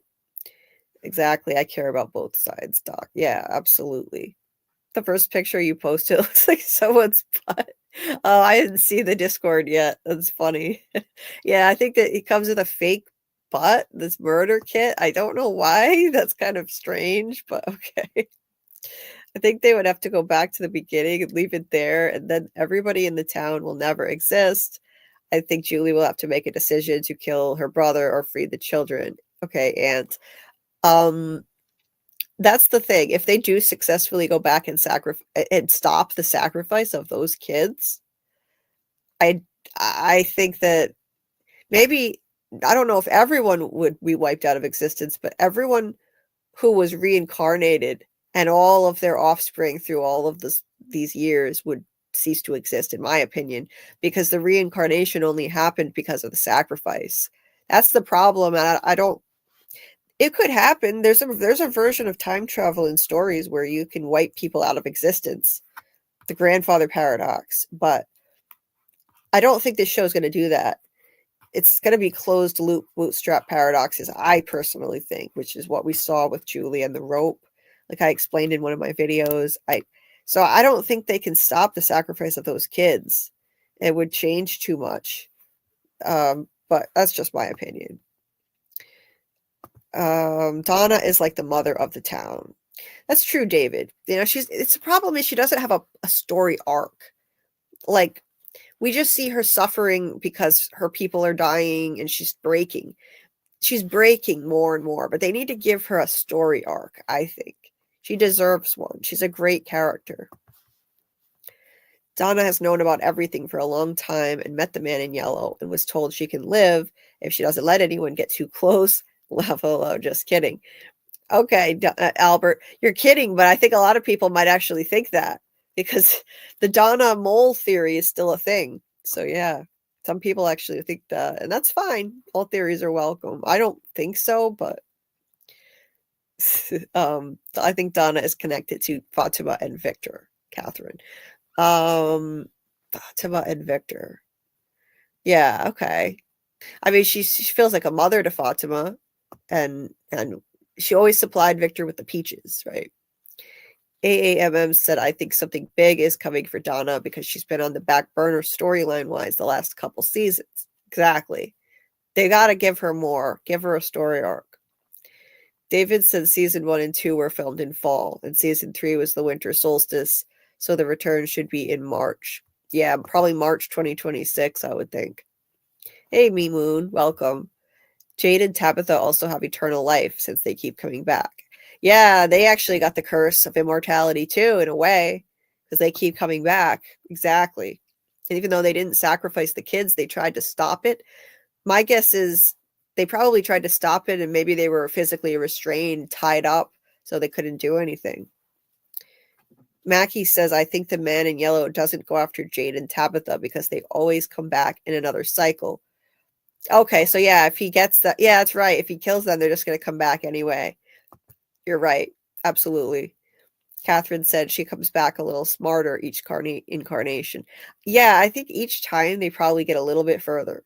Somebody said in one of my streams that, like, in each cycle, maybe she gets a little bit closer. And so in this, wherever she left off in the last cycle, in her last life, whatever point that she left off at, that's the point where the next incarnation gets passed. And I really liked that idea. They were saying that Miranda died near the faraway tree before she could get into it. And Tabitha managed to get out via that tree. And then what happens, she ends up getting her memories back at that tree too. So it's like there's a special, it kind of is like a special significance to that spot. That was where her past self left off and couldn't make it through that point. And I like that idea. I thought that was interesting. So there could be something to that. I think that they've made more progress in this cycle than ever before. I think Eloise is stuck in some type of alternate time. She might have the same powers as Julie, and she just got stuck in time. Yes, Aunt. That could be. She could be a story walker. Or Julie could have story walked back and found Eloise and stashed her somewhere. Maybe Julie took her somewhere. And that's why we don't see her. Doc said, I think it might have been Tony who theorized that the slow walkers walk slow because they already know what happens, so they don't need to run. Oh, I hadn't heard of that one. That is a fun theory. That's cool. Aunt said, well, at least the writer said it's not purgatory, and it's definitely not a dream, so I'm happy with that. Yes, guys, like, we got some great information. Where did I find that? I wrote a list of the biggest takeaways from that interview, and they did give us some good information. The showrunners, Jeff Pinkner and John Griffin. They said, number one, they said it is not purgatory. This was from E-Man's interview. he got them to give up some goods. I was amazed that they actually debunked some things.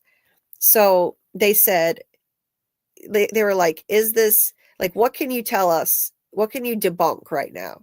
And they said, it is not purgatory and it is not a dream. I was so happy to hear that, because the only ending that would ruin this show for me is if it's purgatory and they're all dead the whole time. Okay, I made a list. So this was the list. Let me see if I can. I'm back, by the way. I just want to hear your list. Oh, you're back. Okay. Yeah. Yeah, I made a list. Let me share it. I'll share the screen. Where is it? Let me unhighlight that comment so you can actually see. I always forget to do that. I leave comments up forever. So the key takeaways. Number 1, Sarah never had worms in her arm when it said kill the boy. Those were not worms. Some people thought they were worms, but they were not. It was like a stigmata kind of thing. Like it looked like somebody carved it into her arm and then it disappeared. So not worms. I mean, I almost thought it applied that Sarah cut herself when she was younger. Oh, maybe. Could be. Like self-harm. She seems like the type. She seems like she could be mentally ill. So, Number 2, Tabitha is not Victor's sister. They said that definitively. No, she is not Victor's sister. So the show already, I think, put that to bed. She's not Eloise, but I did see at least one person still thinking that she's Eloise somehow. So she's not Victor's sister. Number 3, From is not purgatory or someone's dream.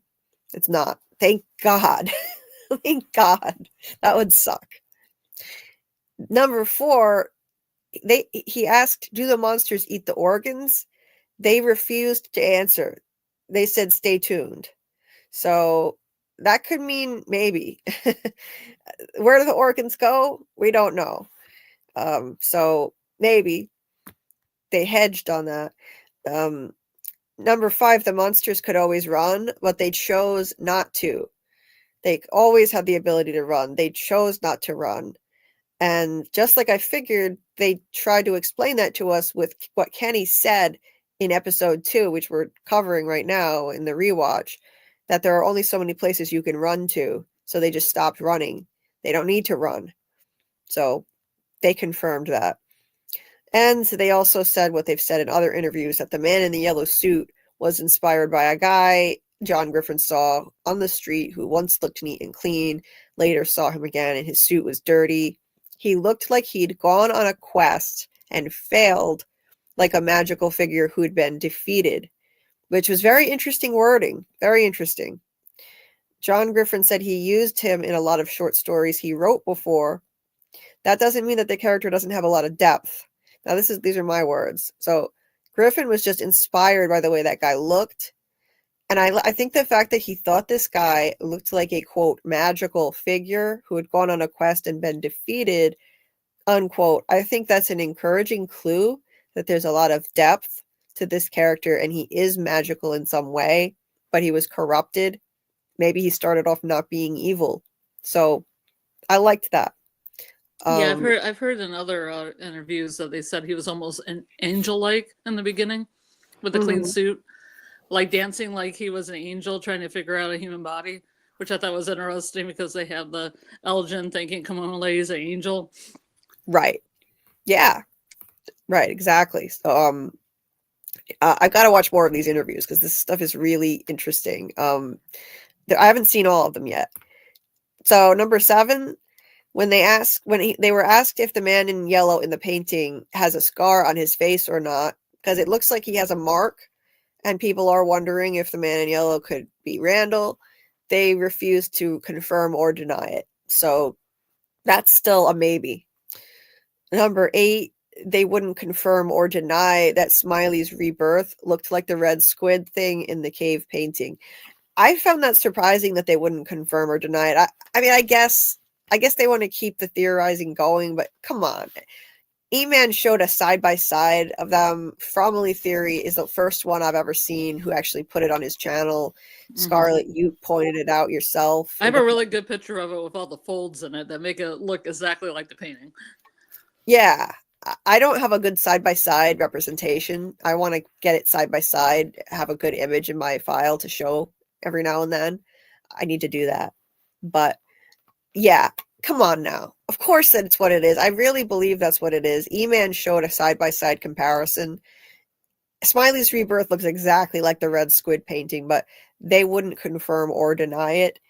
I think they didn't want to say it because they're aware of the theories and they don't want to, give too much away. But and the last thing is that they expect season 4 to be released in early 2026 with filming wrapped by the end of 2025.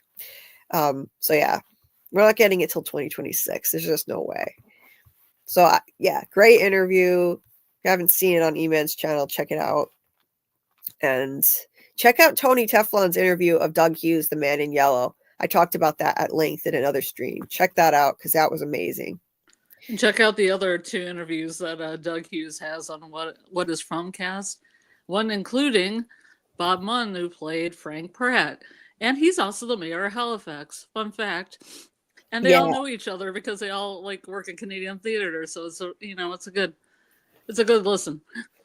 Cool. Yeah, I've got to check that one out myself. I have to listen to that.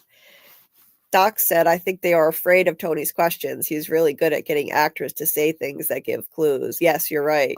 Yeah, the 3 J's, Jack Bender, John Griffin, and Jeff Pinkner, right? But yeah, Tony got the Man in Yellow guy, Doug Hughes, to give up some stuff. A little bit. Not a lot, but it was interesting. Vanessa Wicked, hey, nice to see you as always, Vanessa. You're so sweet. Neo Mac says that Tony interviewed Elgin. Yes, I watched that and I called in and talked to him. Nathan Simmons. He lost a lot of weight. Yeah. Nathan was terrific. I really enjoyed calling in and getting a chance to talk to him. I was so happy. So this season I called in to Tony's show and I talked to Nathan Simmons, Cliff Saunders, who plays Dale, and the last one was the Man in Yellow, Doug Hughes. I wish I had called and talked to Tian Shen's actress, Elizabeth Moy, and Liz Saunders, but I couldn't on those nights.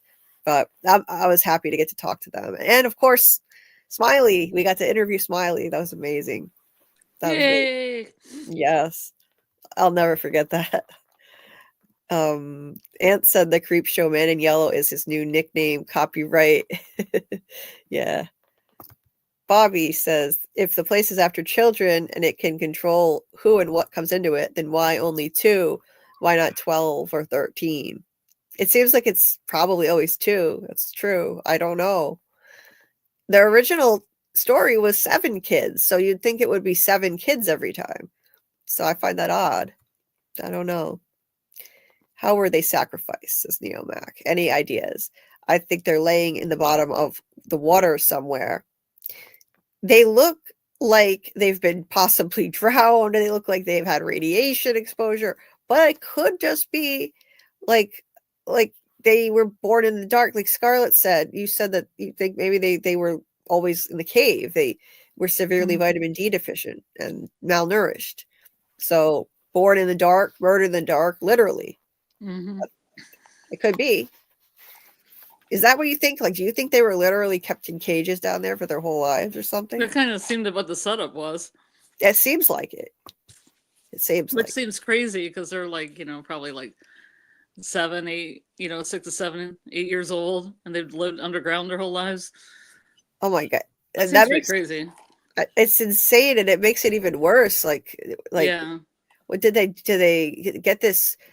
I mean, it would imply that maybe they got this offer when the children were born, and so this was the deal. You have to do this, and then when they get to a certain age, then sacrifice them. Because otherwise, why keep them down there all that time? It must have been pre-planned this way. It's so crazy. I don't know. Then they'd have years to even reflect on what they're doing. Yeah. That makes it even It makes it so much worse. That makes it even worse how premeditated it must have been. Oh, it's unimaginable. Ant said, yeah, I think this town is built on sacrifice. It seems like when somebody dies, the townspeople gain something they need. Yeah, I think so. I definitely think so. Now, when Khatri died, it was like, I feel like the reason, yeah, see, it actually applies with Khatri too. I've thought about this. Look at the timing of when he died. Knowledge comes at a cost. This was immediately after Khatri convinced Boyd that Sarah is a huge asset and she needs to be kept alive. They need her. And Boyd agreed, and Khatri immediately got his throat slit. Immediately. I don't think that was a coincidence. That was I think that was the whole knowledge comes at a cost.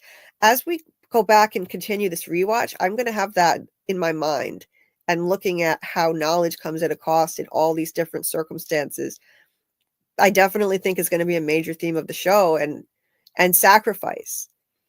Sacrifice. So Khatri's life was the sacrifice that had to be made to gain the asset of Sarah and her abilities.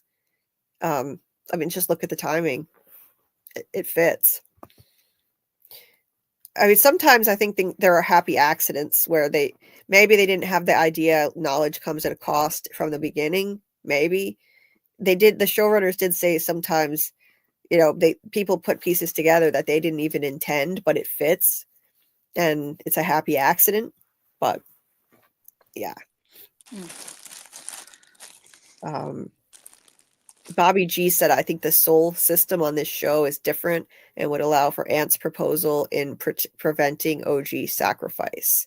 It's possible, but I do wonder if everyone would be obliterated. All the reincarnated people, would they still exist? That's the problem. Donna's hands are always in her pockets. Yeah. What's in Donna's pockets? I love that meme. I'm glad she survived. Bobby G said, just because you destroy the eternal Miranda's soul doesn't mean you destroy Tabitha. Tabitha was a much different person when she entered from. I think their souls attach when they come into town. Oh yeah, Bobby, that could be. Maybe she wasn't born with Miranda's soul. Maybe it kind of entered her, kind of combined with her soul. Who knows how it could work. Yeah, we were talking about how both her and Jade were unconscious when they entered from, and we think maybe that's when the soul transference happens. Yes, that's entirely possible. Like that could be when it happens. But when that happens, though, I think they really do become. It's like they become that person, because when she had that revelation, she really was convinced this was her life. Like this was not just something she's like memories that she's seeing or a vision. She said, we had a child, like we tried to save them and one of them was ours. She's referring to this Ankui kid as hers and Jade's. So she becomes Miranda essentially. So whether she was from birth or not is up for debate for sure. But yeah, like Jade, when this happens, this could be when the soul transfer happens. That's entirely possible. Jade with his head on the rock. Either way, it's symbolism for the fact that unconsciously they are these people from their past lives, and they died over and over. That's why they look dead. He looks dead. She looks dead in the RV, and I mean, it's a 1-to-1 perfect correlation between the two. They even both had to be carried between two people like this. Mm-hmm. Unconscious, still unconscious. Tabitha didn't wake up until after they carried her out like this, out of the RV. So I love how they did this. I can't say that enough. I just love the symbolism of it, the foreshadowing. Wow. I know that they didn't plan everything in the show, but they obviously planned Tabitha and Jade as reincarnated people. So this was deliberate. This isn't me reading too much into things. It's undeniable now that they planned this for sure. And it makes me just love this show even more. I'm more hyped on this show than I ever was. As if I wasn't already obsessed enough, right? I mean, I've done a freaking 11-hour live. So, I mean, don't you feel like, do you feel, I mean, I know you loved all 3 seasons, but like looking back now that we've seen this reveal, looking back, doing this rewatch and making these connections, seeing how they planned it, the evidence, like, does it make you more excited about it, more enthusiastic? Because it sure makes me feel that way. Yeah, it does. It really does. Yeah. It's just, it makes you appreciate the genius of this show even more, the brilliance of it. When you go back and see, wow, I didn't think a rewatch would be this exciting, to be honest. I love the show, but I didn't think I'd be this into it as I am. But I see these things, I'm like, holy shit, they planned it brilliantly, and they showed us in our faces, they foreshadowed things that we never would have connected at the time. You'd watch this in the beginning, no one would have ever thought, oh, they're both reincarnated, that's why they're both unconscious, and and they're both carried by 2 people. No, but yeah, you look back and it's just genius. Too bad they can't retroactively give them all the Emmys for this, because I mean, they deserved it even then, just for the performances and the writing, everything, the writing, the art direction. But now they deserve it even more, now that we understand what all this means, right? So, they're nominated for a bunch of Saturn awards. I hope they all win. I never heard of that. Have you heard of a Saturn award? I've never heard of that before, but. Oh yeah, I've heard of Saturn awards. What is it? Is it for horror or something, or is it just shows in general? I can look it up. Okay, I didn't know if you knew. You don't have to look it up. Unless you want to, but I really think Donna loves Fatima. Absolutely she does. 100%. Yeah. Ant said, I'm really watching season 1. The dude who left the flowers for the monster is a total moron. I forgot how much I hated him.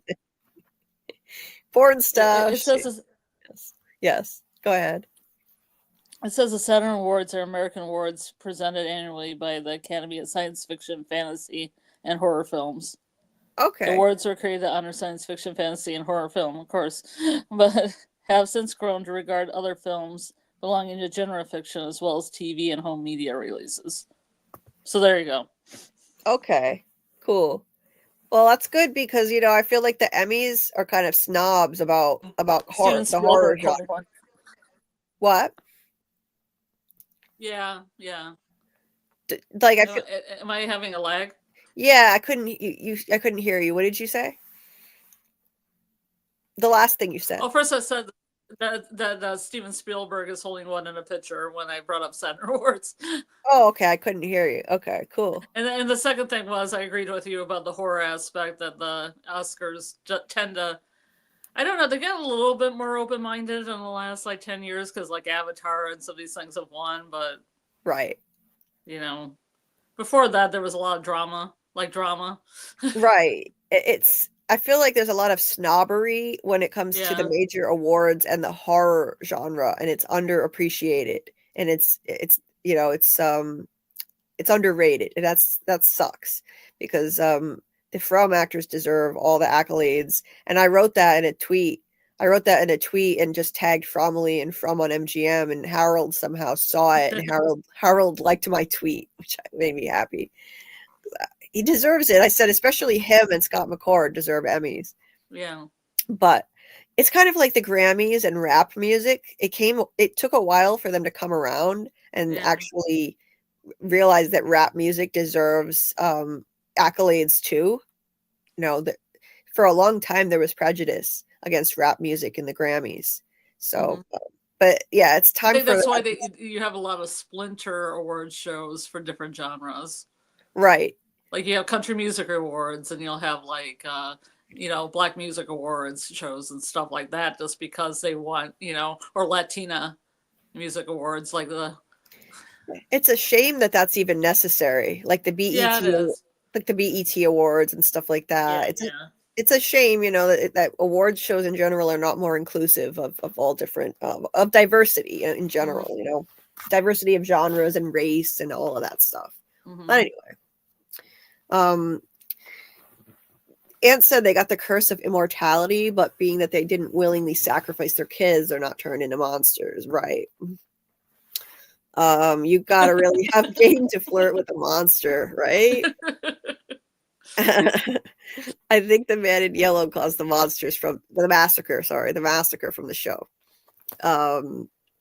Maybe it was him, because you gotta wonder. Okay, why did the ultimate, the full sacrifice happen? We still don't know enough about that. Why did the whole town die in 1978 except for Victor? And I think that we got infinite number here. Let me add you. Okay.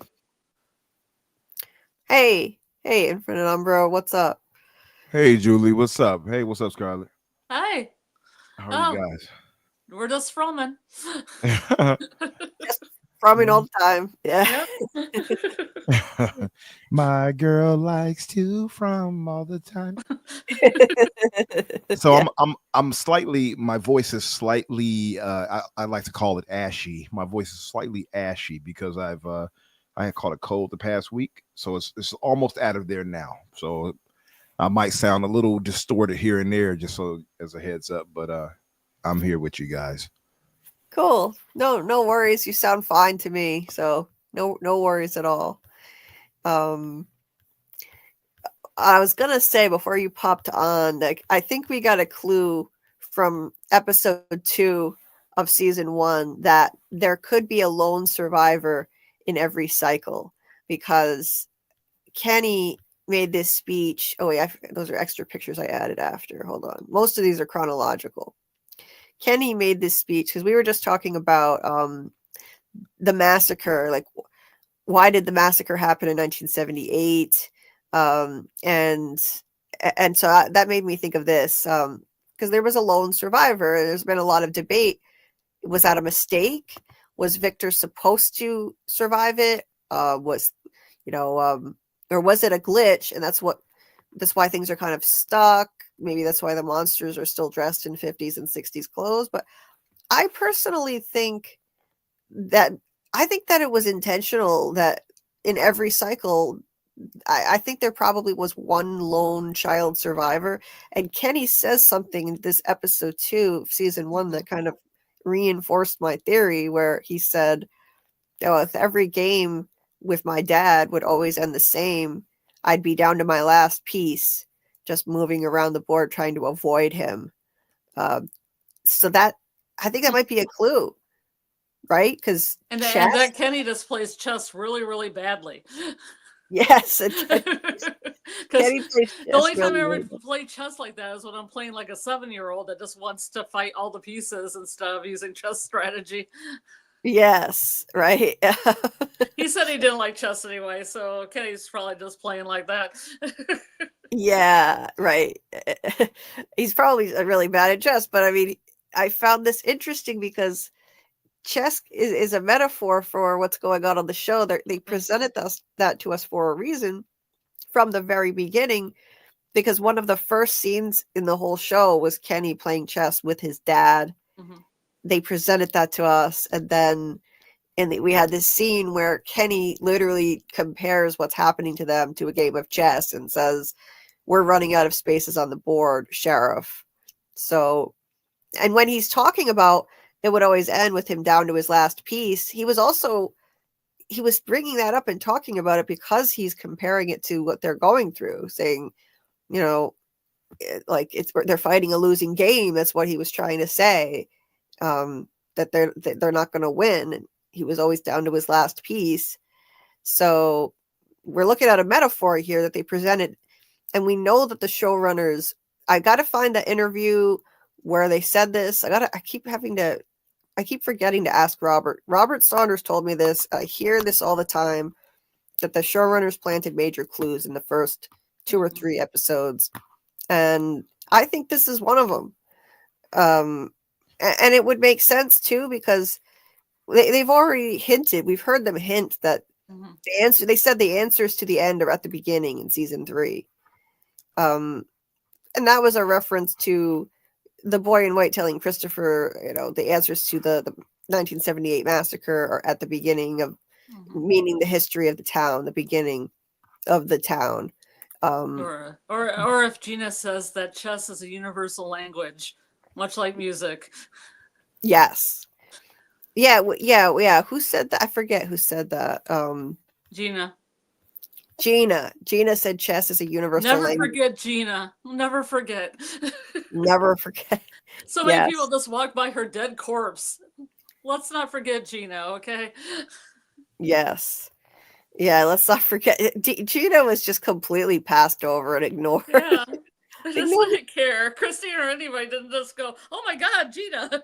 No, I know, right? That was, something that's so funny. I didn't even notice that on the first watch. I ignored her too. I totally noticed on the first watch. Why doesn't anybody caring about that she's dead? She's I like a big know. blood puddle on the floor. I know, right? Oh my God. Yeah, they just walked right by her dead body. Poor Gina. I understand why Kenny would overlook her because he's focused on his dad in the next room. But everybody else, they just ignored her. Yeah, you'd think one of them would be like, oh my God. I know, right? Oh my God. But yeah, I think this was a clue that there was a soul survivor in every cycle. But what do you think, Scarlett? Do you think it was every cycle, like a soul survivor, maybe? Well, I mean, it presents good evidence that that they're just as. It's just a really bad game of chess, though. You think they have a better game of chess? I know, but it seems like that's what's going on here, and that's what they're trying to tell us, that there are two sides here, and I really believe that the two sides are the man in yellow and the boy in white, and they're fighting on opposite sides, and they're using people. They're using the people like chess pieces. Yeah. And I think the boy in white is doing it to try to help.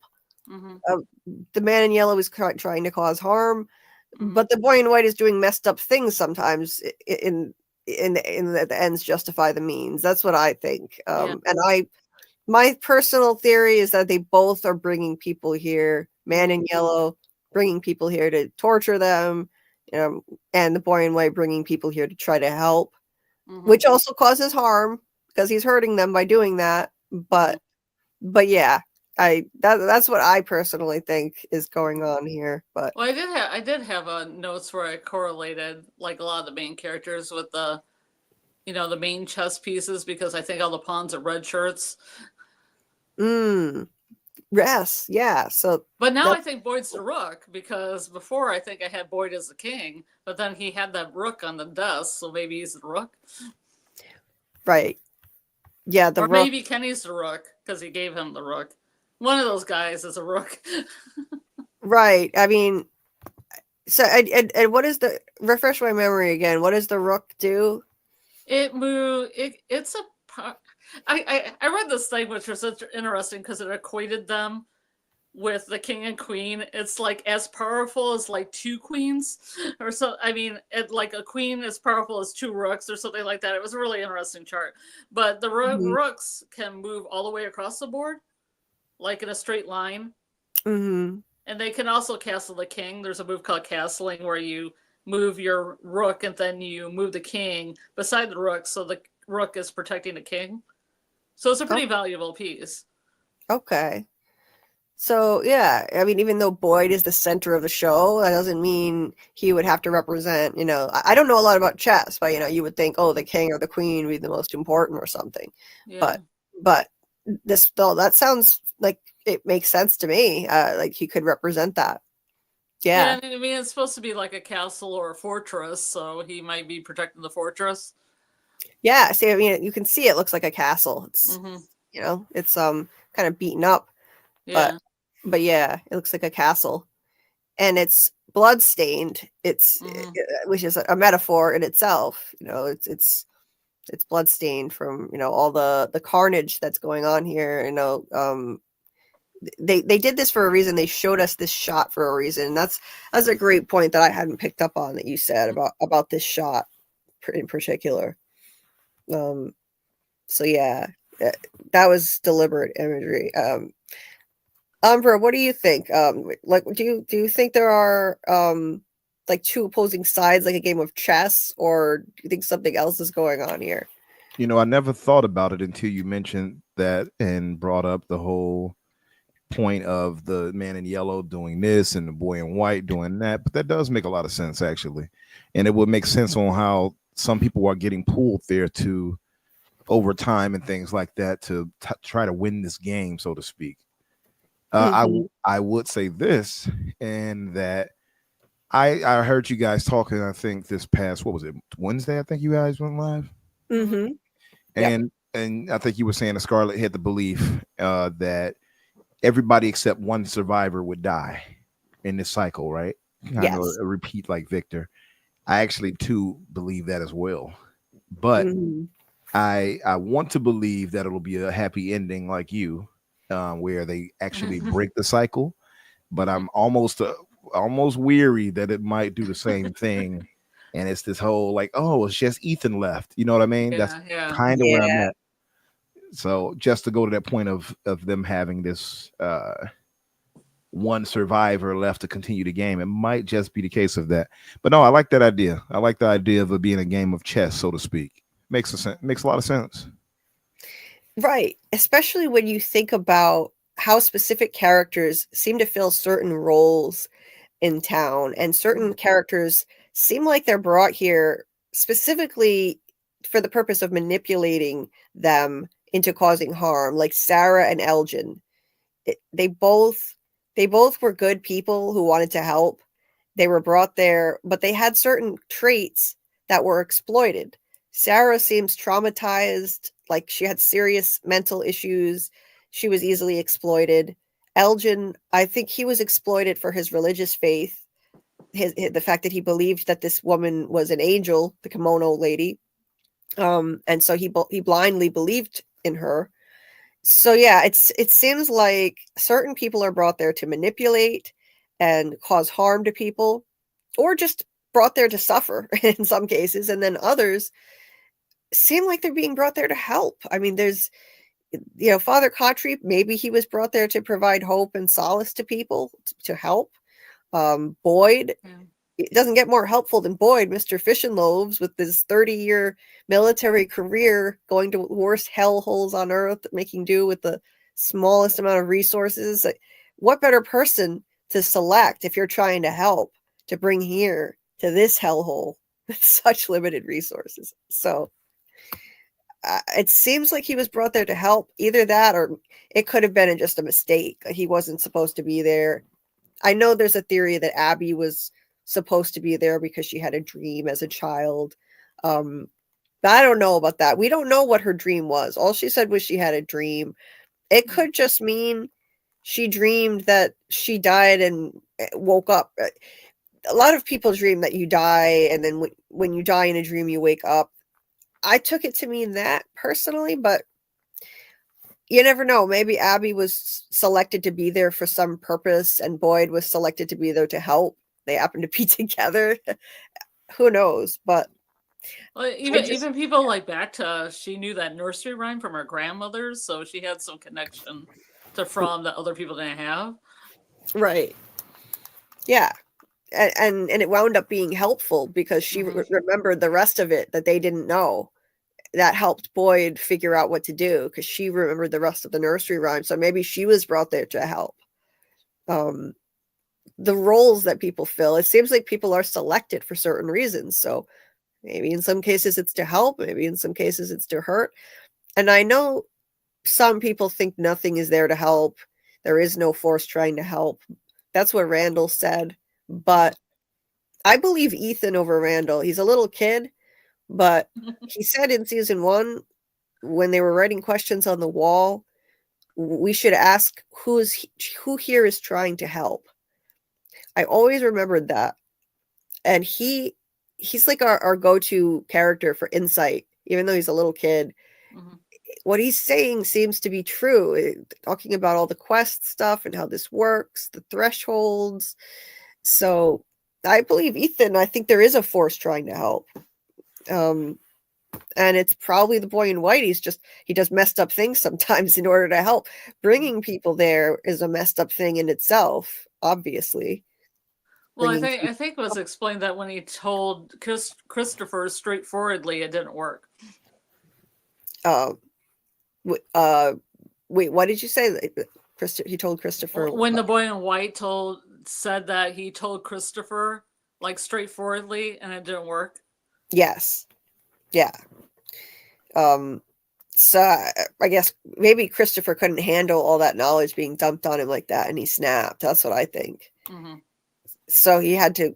He said the boy in white said, "I think it's better that you learn on your own." To Victor, he said that it's the only way you'll understand. So he's leading people to answers. Season 3 showed me. That's what changed my mind. I changed my theories based on what I see. I thought Boy in White was evil.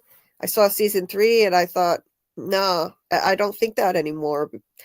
He led Tabitha out, and that wound up being helpful in that she got insight into Miranda from Henry that she never would have had. She saw all those paintings, and he's leading. What he said to Victor confirmed to me that that's what he was doing with Tabitha for sure. He was leading her to those answers on her own to figure it out. And he said it's the only way to Tabitha too. I'm sorry, this is the only way. So you got to pay attention to the wording in the show. The wording is deliberate. So yeah, that's what changed my mind about him. Even though this little kid, I mean, at the end of this episode when I first watched it, I what else are you supposed to think of this? Of course you're going to think he's evil. Yeah, shh. I'm full of secrets. Right? Come on. But I think that was a misdirect. Mm-hmm. I think everybody who watched this saw that and was creeped out. How could you not be? Like, it's creepy as hell. It's the creepy little kid horror trope. I don't know. But so what do you, I mean, do you think the boy in white is trying to help or not, Scarlett? Like, is he trying to help in his own way? I think he's ambiguous to his own agenda. His own agenda. You think he's trying to stop? He's playing his own agenda. I'm not 100% sure what it is, but he's definitely feeling for his own agenda, which can include both good and bad things. And possibly trying to stop the cycle, stop it happening, which you could say is helpful. We don't want this cycle to continue anymore and for more people to suffer. That's what it seems like. But Umbra, what do you think? What do you think about the boy in white? I think he might have stepped out. Oh, okay. There's a message in the inner chat. Oh, okay, cool. I'm trying to do better at. See, I get excited and I ramble and I go on, and then sometimes I forget. I'm not good at structuring things, so sometimes I forget when I have a panel to go through and ask people to talk. So I apologize for doing that sometimes. Yeah. So yeah. Doc said they kind of did the chess thing in Lost. If they do a chess thing, I hope it's very different. I'm halfway. Do you know that? Do you know that? Have you watched Lost far enough to know that? I know. I'm still in the middle of season 4, so I don't know if there's another side yet. I've heard that there is, so I know that. But all I know is just the regular people versus the others, and there's Jacob, who I don't know anything about yet. But that's it. Oh, good, Doc. You started Severance. I'm glad you like it. It's quirky and fun. Hell yeah, it is. I mean, when we were doing the watch party, I was like laughing. So, I mean, I had my mic off, but I was just like giggling to myself most of the way through the pilot. Yeah, I'm so glad you liked it. I knew you would. It seems like a show that would be up your alley. So I'm glad you liked it. I've always wanted to see it. I just don't have Apple TV.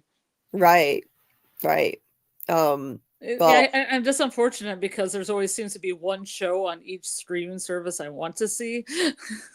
Yeah. I don't want to buy them all.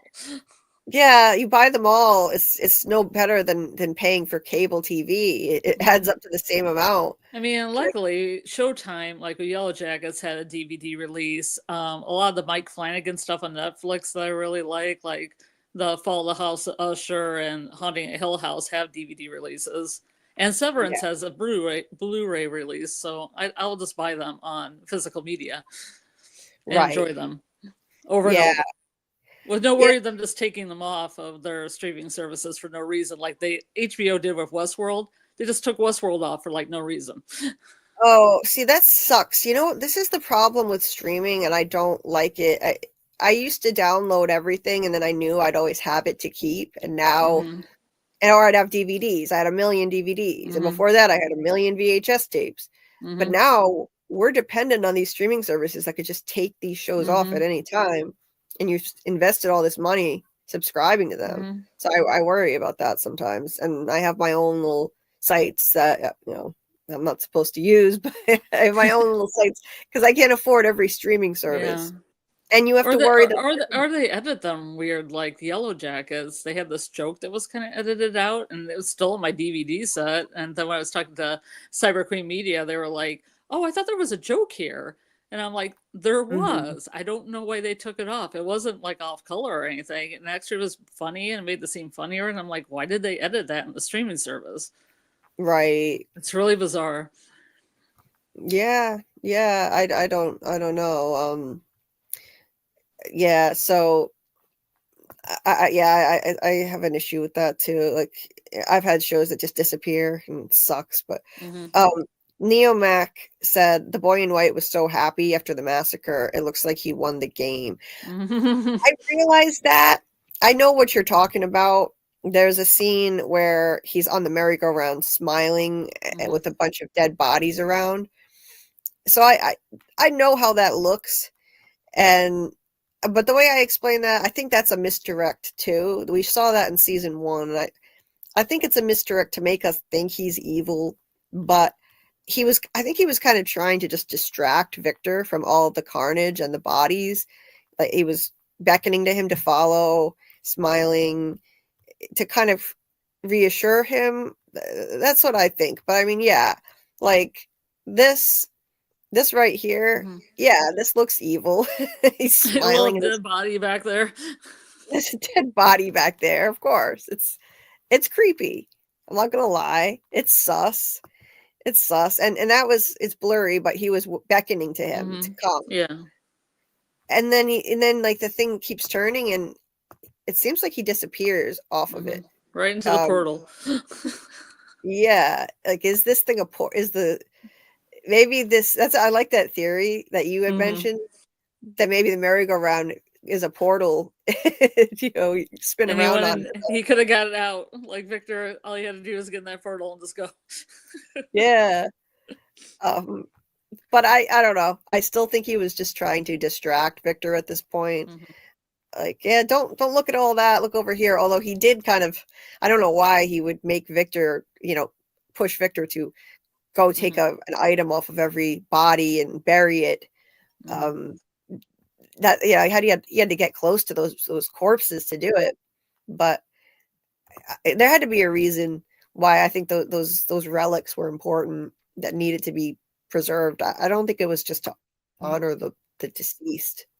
I mean, don't you? Like, it had to have some other purpose. I think.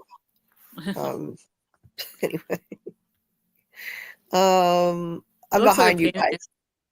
It looks like a painting. Isn't that a beautiful shot? I love that Yeah. shot. It's so nice.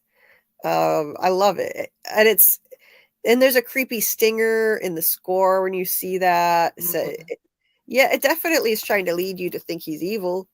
That doesn't mean that he is, but yeah, it could go either way. It's still ambiguous, and he could have his own agenda, like you're saying too. I wonder. I'm so afraid to even try to play a short clip of something. Like now I'm afraid because I don't want to get the stream pulled again. Maybe if I keep the volume off, I could play short clips of stuff. That's what I did last night. It worked okay with Severance, but Severance isn't under Paramount. I think Paramount's like a problem. Oh, really? Well, they own Yellow Jackets too, and they're really picky about Yellow Jackets. But yeah, I'm gonna be careful. I might play just a few short clips during this live because there's some stuff in here I really wanted to play clips of, even though we went through all the pictures. You could probably play a couple seconds and stop, and a couple seconds and stop. I'll do that. I'm loading it up now. Yeah. Let's see, what is this? Thanks, Aunt. I don't know what I said, but yeah, good call. All right. Thank you. Yeah, I don't know what I said, but thank you, Aunt. It was a while ago. Bobby said, well, they said it wasn't purgatory a dream. They did not say it's not an experiment. True. Bobby said she comes back smarter, or she came into town with a real partner. Miranda didn't have Henry. Tabitha had Jim. Coincidence? I think not. Yeah, that's a deviation from the cycle. Well, Henry's lucky.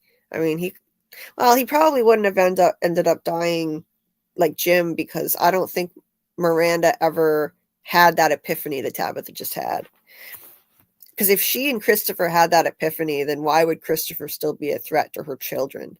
He would know that they're essentially soulmates who shared a child once. Like, that's why I don't think that they had that epiphany and knew about their origins. I don't think. What do you think? They probably didn't know, right? What's your full question? Like Christopher and Miranda, do you think they had the same epiphany Tabitha and Jade had about their origins? Like, did they remember all of it? I don't know. I think it could be like what you said before, like each reincarnated couple gets closer.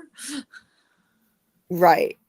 I think so too. And they might have known a little bit more than the next people, but not as much as Jade and Tabitha. And they could have also freaked out because it seemed like Christopher was going crazy. Mm-hmm. Like, in a way, Jade wasn't going crazy, like kind of psychotically crazy. Yeah. Enough that Miranda feared him, and Tabitha doesn't fear Jade. Exactly. Yeah. So something happened.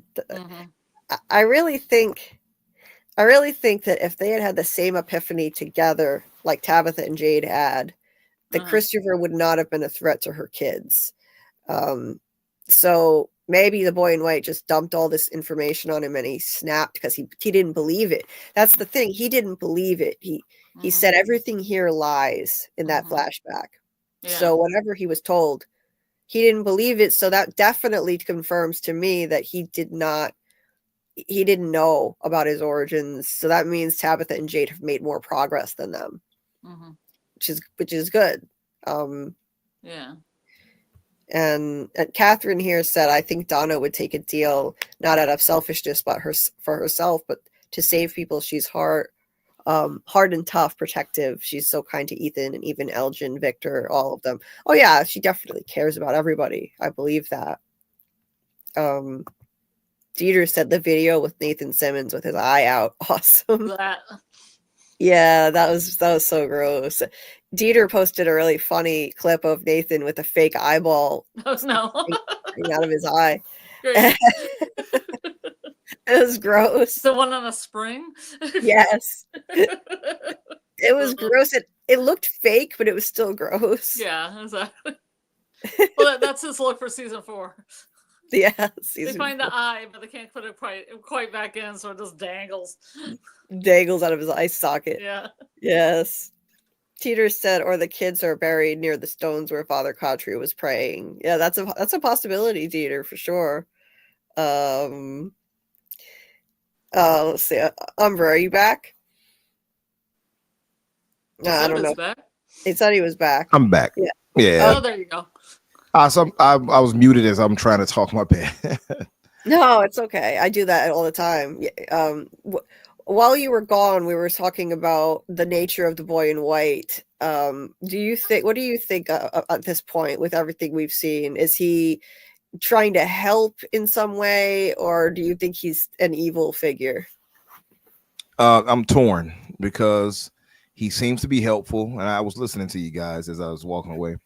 I had my phone with me to hear you, but he was smiling pretty deviously after the slaughter to help bring, Victor over to the merry-go-round or whatever. So it was kind of off-putting, Mm-hmm. and so he looks happy, like right there. Even he's like, "Shh, come this way, so I can kill you." But I don't know. I think he's got to be a force for good, though. He's done too many things that's helped.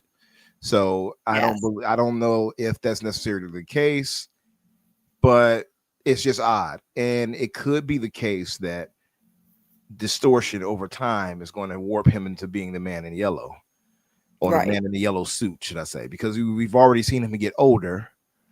And what if he continues getting older until the next season and the next season, if that's the case, into being who we think he is, right? Or into who he could be, at least the man in yellow. Right.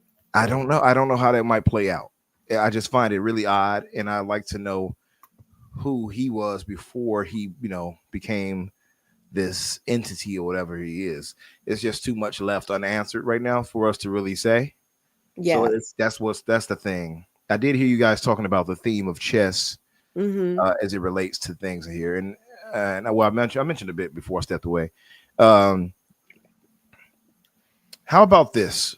If that's the case, that it's chess themed, who Mm-hmm. would be what piece? Like I heard you guys mention the red shirts, which we all know from Star Trek fame is somebody expendable. Somebody like Dale would be a red shirt, right? Yes. Yes. Expendable. So he went into the faraway tree, and the brother was added to the slab of concrete. Mm-hmm. Right? Yeah.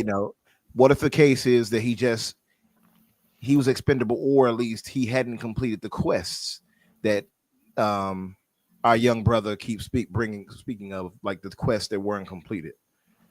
Mm-hmm. Tabitha had completed most of her quests, and she's like a bigger piece, like let's say the queen, because I can't think of anything else.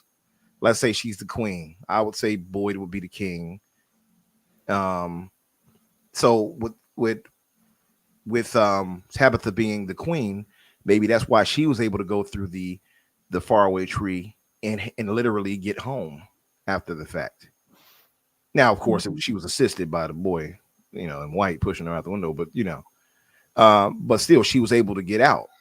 So each chess piece has a different moves they can make in the game, right?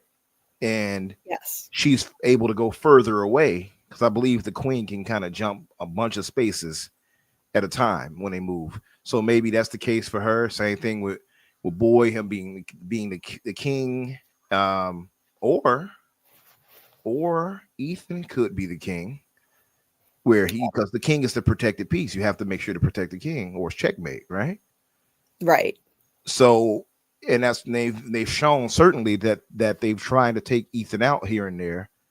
Although it seems like a daisy. I mean, if they really, really wanted to get at him, I feel like they would do more. But they've shown that at least they've specifically had somebody like Sarah target him. So maybe the case is killing him wins the game for the man in yellow, the bad side, if you will. Mm-hmm. So I think it plays out in some way like that too, and the boy in white has to try to prevent that, because maybe that's what happened to him in his cycle, where he was the king, so to speak, Mm-hmm. and he got killed. So now he's lingering around trying to prevent that from other cycles, but they just haven't quite listened to him. So Right. that would lead me to believe also that if that is the case, that maybe they might break the cycle in this one, right? That's possible that we Mm-hmm. can actually see it come to fruition. So uh just throwing it out there, theory crafting a little bit. But Mm. yeah, I don't know if it all makes sense. I'll have to think on it more, but and I'm not the biggest chess player either, so I'm kind of I'm kind Right. of reaching here. Oh, see, Right. so Catherine Brown just said that the queen can move anywhere in the board. So that goes more to the theory, right? Tabitha goes through the tree, literally goes anywhere where she wants, goes home. She's the queen. Boyd would be the king, or what if he's not the king and the boy in white? I mean, excuse me, Ethan is the king. What piece would Boyd be? The knight? What would he be? Could be. Could be. I don't see you have more knowledge of chess than I do. I tried to like I played like a tiny bit. I never really practiced enough. It was many years ago to actually know what I was doing. So I actually forget what the individual pieces do, what their roles are. And now that I'm really into this theory, I'm planning on like reading it up on it and learning more about it because I would like to kind of try to assign roles to the different characters, what they could possibly play. And what you were saying about Tabitha being the queen because she could move so far, that makes a lot of sense to me. She was able to leave town. She was brought back, but yeah, I mean, obviously, it's not going to be a perfect metaphor for the way chess actually works. But I think it's meant to be at the very least a loose metaphor for the way things are working here and the way that I think there are two opposing forces that are bringing people in to use them as for certain purposes, specific purposes and roles. And there are rules to it. There are rules to this game. So yeah. Yeah, so like that's really interesting. Ethan being the king, yeah, that could be, and Victor could be the previous one. Yeah, I like that. I like that. Yeah. So, like, if you look at it, for instance, I'll read some of the rules. In chess, a king can move one square in any direction, including diagonally, as long as the square is unoccupied by a friendly piece or the move wouldn't put the king in check. Outside of that, a bishop can move any number of squares diagonally.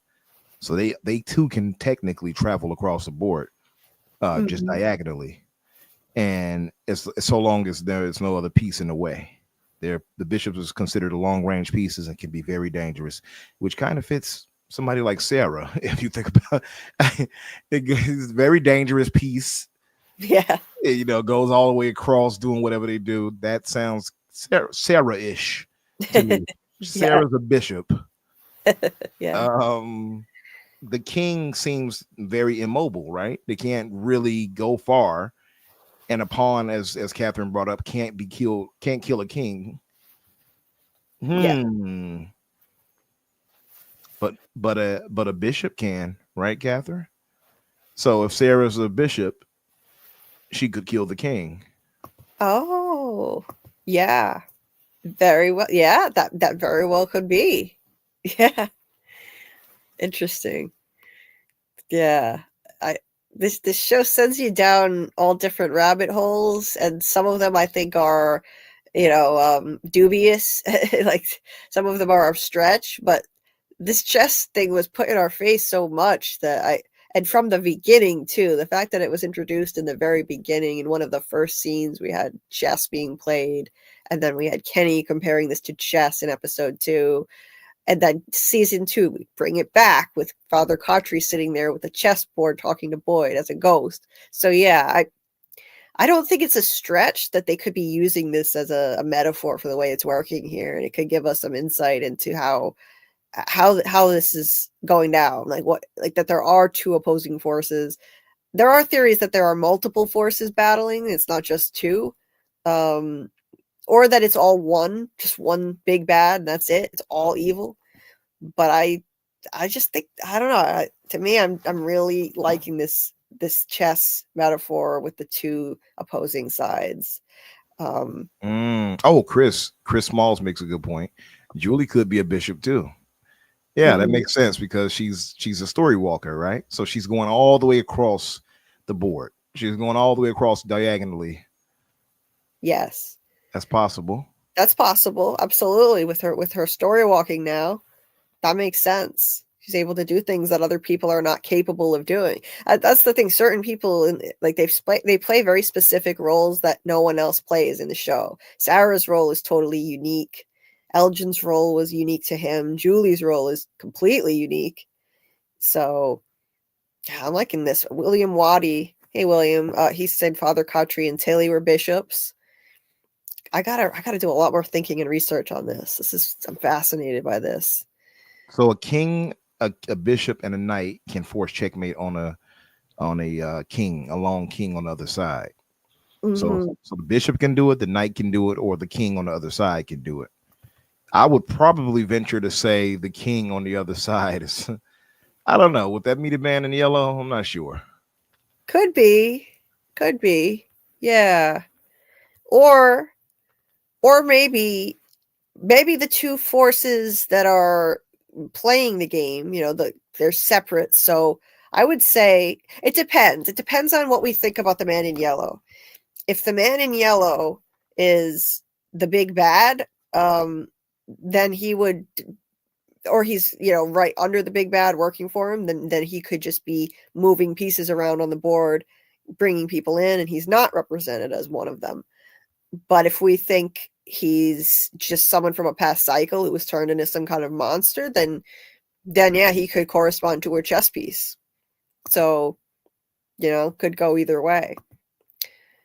I think that he's moving pieces around himself. Like just the way that he did this thing with Jim, with talking to him on the radio, your wife shouldn't be digging that hole, and he brought it back at this point. It seems like, and Doug Hughes in an interview described himself as management, that he thinks that he's kind of management over the monsters, which to me suggests he's probably orchestrating things himself. I don't know. He's a big question mark. There's very little we know about him, but I like the idea that he could be one of the forces bringing people into town, moving those pieces around, manipulating people. That's what I'm thinking at the moment, but we don't have a lot of evidence to go on yet. He's brand new, so that's where we can get into the fun theory crafting with him. And there's still so many possibilities, but just the fact that he was introduced as the fact that we have two characters here now that are, classified only by the color that they're wearing. They don't have names. Boy in white, the man in yellow. They're both mysterious entities. To me, it just seems like they introduced them specifically to be foils to each other, to be two opposing forces. Because of that, that's what they're setting up from the looks of it to me. I know that there are theories that the boy in white becomes the man in yellow, which could be. That's entirely possible. For me, though, he would first have to become. Let me see if I can share it. He'd have to become this first. Otherwise, why did they show us this? This looks like him. He's wearing the same clothes, our man in white. And so it's possible he eventually turns into the man in yellow. There's still credence to that theory. But first, I think he would have to become this. And over time, maybe be corrupted, become the man in yellow. My personal opinion is that this is the boy in white's true form right here. They showed us this from very first episode in the opening credits, and it's undeniable that he's dressed exactly the same. Same white shirt and white shorts, but he's a man with a crow for a mouth and what looks like a knife in his left hand. It's hard to see, but it's probably a knife. The fact that he's dejected looking, has a depressed look to his face, it's all in the eyes. You look at the eyes, I believe that's a clue that he is not inherently evil, that he is playing a role he doesn't really want to be playing. And yeah, he's holding a knife. He has to cause harm to people. Maybe he's bringing people in, which causes harm to them. But it's all in the service of trying to end the cycle and ultimately help, in my opinion. If you look at the eyes, and then like compare that to, let me see if I can get the man in yellow one. Yeah, right here. It's all in the eyes. And you look at the eyes of this guy, they're evil. I mean, he's got evil, creepy eyes, evil looking face. And so yeah, I think that those are our two opposing forces, and until they show us something else, give us more evidence, that's the theory I'm going with, that ultimately it's going to be the man in white versus the man in yellow. They're going to have to eventually get rid of Vox Smith. yeah, they explained that he's growing up. They explained it well in a clever way, but I think by season 5, my prediction, by season 5, who knows, maybe even season 4, we're gonna get a man in white. He's gonna look just like that painting. And that picture was funny. The one with the boy or man in white right there, with Yeah. the crow lips or whatever. That Yes. man or boy, he got trees around him too. Symbolically, that could be like marijuana, and he's just high because he looks high right there. He looks like, man, I'm so tired of dealing with this from world. Yeah, right. He had to get himself lifted. That's all that is. I think he's on cloud 9 right there. That's all it is. Yeah. Yeah, like you can't like how else can you interpret this guy's face? That doesn't look happy. That doesn't look evil to me. Look at him. Yeah, he's like, man, I've seen some things, man, and some stuff. Yes. Like, Would you recommend it? Yeah, he's out of there. yeah, he's like, he is so over this. He's just like, oh God, but he's resigned to this role. This is what he has to do. And yeah, he's surrounded by trees. I think he's stuck too. I don't think he can get out, or whatever entity he actually is. I don't really know. Is he a spirit? Is he an avatar for something else? I don't know, but I think maybe he was originally a victim himself, and he's stuck too, which is why the trees are all around him. He appeared to Tabitha in Camden on the street, but I think that was just a vision, not really him being able to leave. I don't necessarily think he can leave, but I don't think he can leave either, and I think he's just a lingering spirit, and that's why he's trying to break the cycle. That's why I would lean toward him being a good spirit, if that's the case. He's trying to end this so he can go and move on, right? yes. And also maybe prevent them from dying too. But like, that's the only way he can really do it, is by getting them to learn the information he's trying to get them to learn to stop this evil entity. Yes. I would think that's the case. I don't think they would have him there just to be like, oh, he's actually evil too. The more I think on it, it makes no sense, right? He would have to be a positive force, because I don't see the upside to being like, oh, you thought he was good? Nope, everything is bad here. Like, I don't really see that. So right. He has to be something. I agree. Yeah. It wouldn't really make sense to me if they're both evil. Yeah, I've heard people say like maybe there are multiple evil forces that are just playing a game for fun with these people, and I understand that it's possible. That would be depressing. It would be. That would be depressing. What I'm going to do is pretend I'm good with them and then get them killed.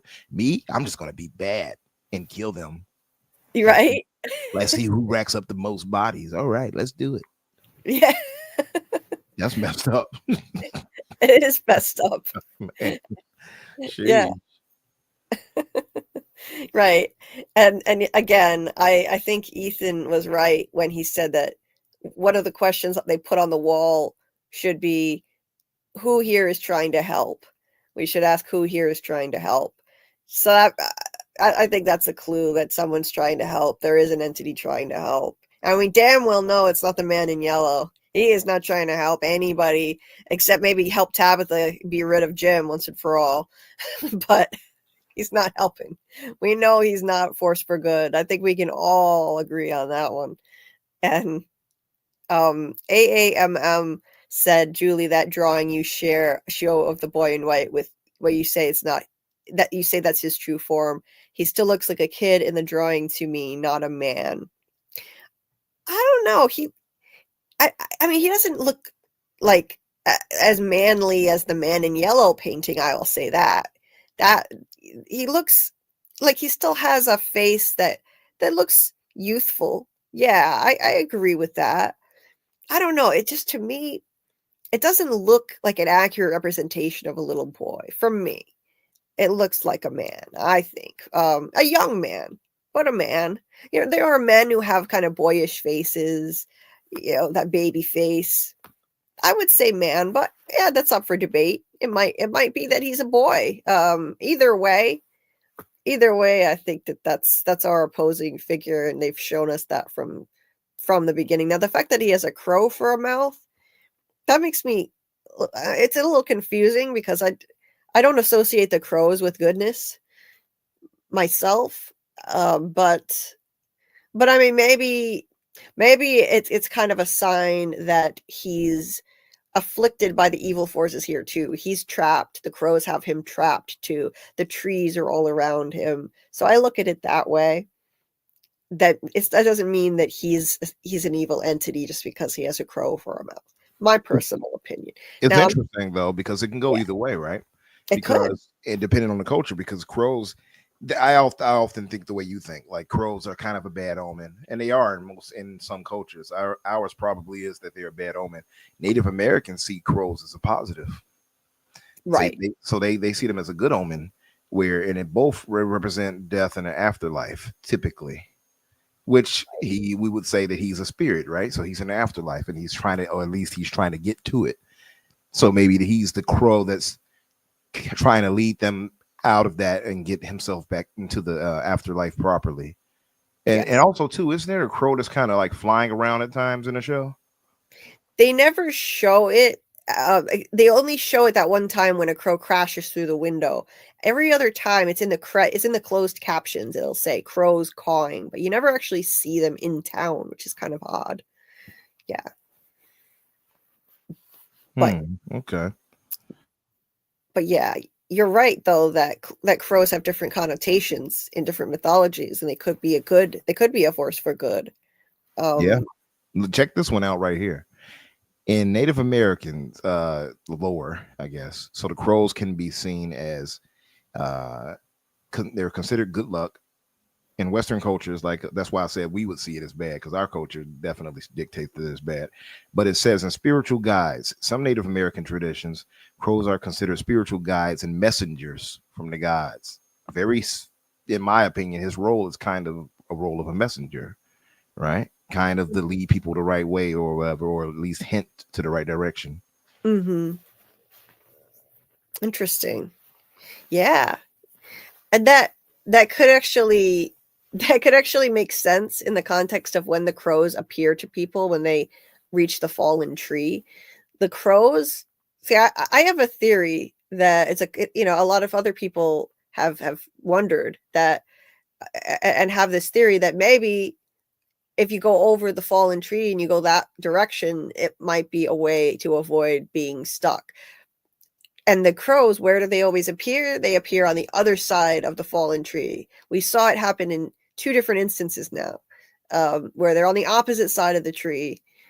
If you look at them as possible messengers, trying to lead people somewhere, it could be that they're over there trying to say like, "Hey, over here, come this way, on this side of the tree." But it has the opposite effect, and it freaks people out, and they just go back to their vehicle. Yeah. So to William Waddy, I have to rhyme your name. It's the black in me, William Waddy, the from Daddy. No, I'm sorry. Rook, the rook's primary function is powerful pieces that control large areas of the board by moving any number of squares horizontally or vertically, making them excellent for controlling open files and delivering checkmates. So check this. It says they are considered a key component for supporting other pieces and advancing pawns towards promotion. Oh. So would you think that would fit Kenny and Randall in that case? Well, Kenny definitely supports other people. I mean, he went out in the woods looking for Tabitha. He went out looking for food. I mean, he supports Boyd.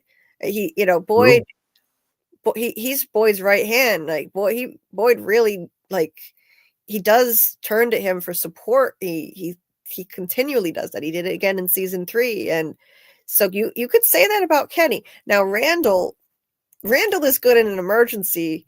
He's always running to the rescue and turning hero when there's an emergency. So that could apply to him in that circumstance.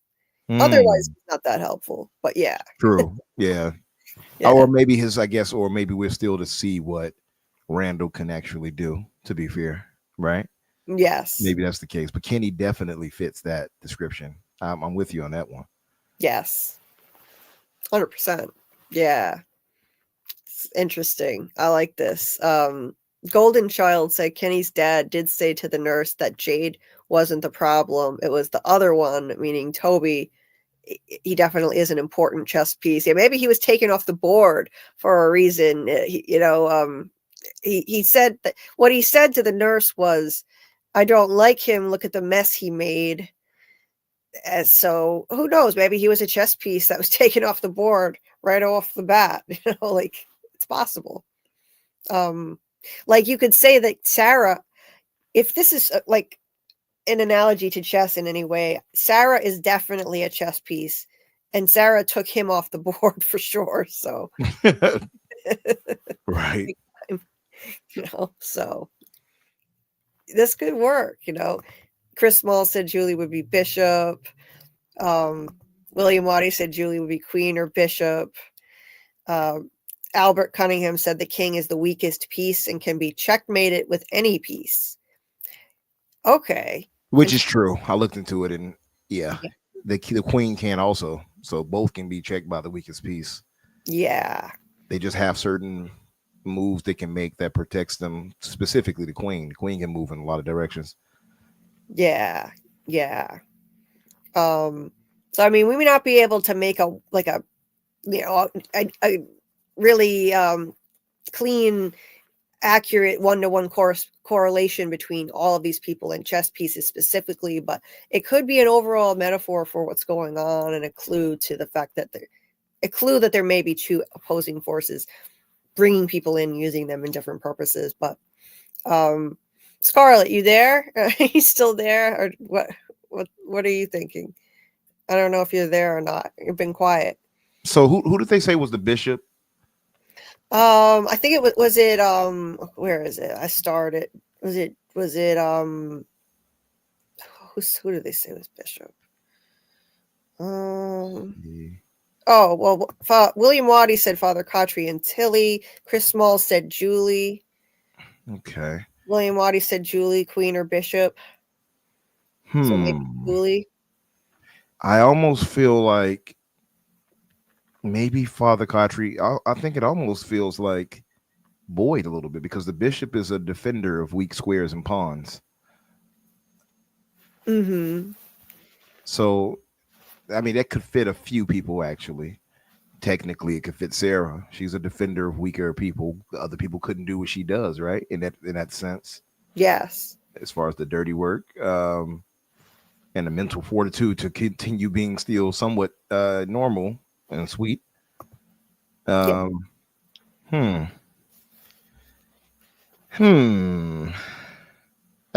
definitely fits it because he's a defender of those who are, weaker than him, or at least mentally.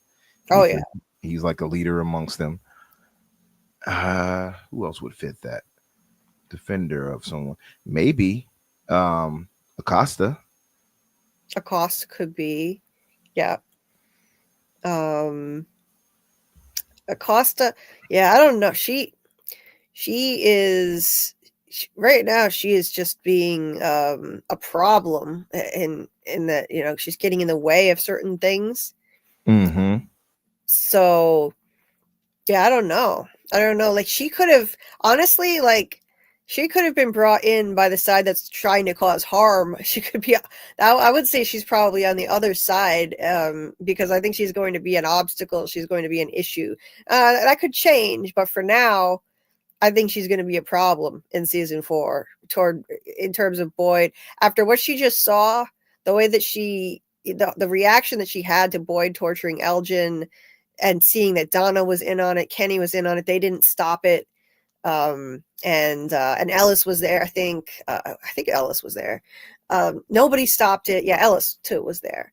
And she comes in and sees Sarah gouged out Elgin's eye. So I foresee her being a problem. So I think she may have been brought there. I mean, it could be just happenstance that she was in the ambulance with Tabitha. Tabitha was going to be brought back come hell or high water anyway.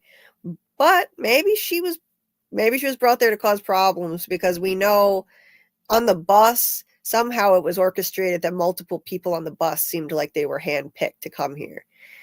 True. And if that's true, then you could say more than one person on the ambulance was handpicked too. That's a fair point. 3 in particular. Victor's father, obviously Tabitha coming back, and now Acosta. Also, I think you're right. She's definitely going to cause some issues with what she saw happen there at the house. Yeah. I mean, she still technically fits the bishop role in defending the weak, as being a cop, and even though she knew, for instance, she jumped in a way in the kitchen. I forgot what the situation was. She's like, being the role of a protector, but you're right. She could be used. Her want to be a protector could be used against Boyd and the team. So that is true. Yeah.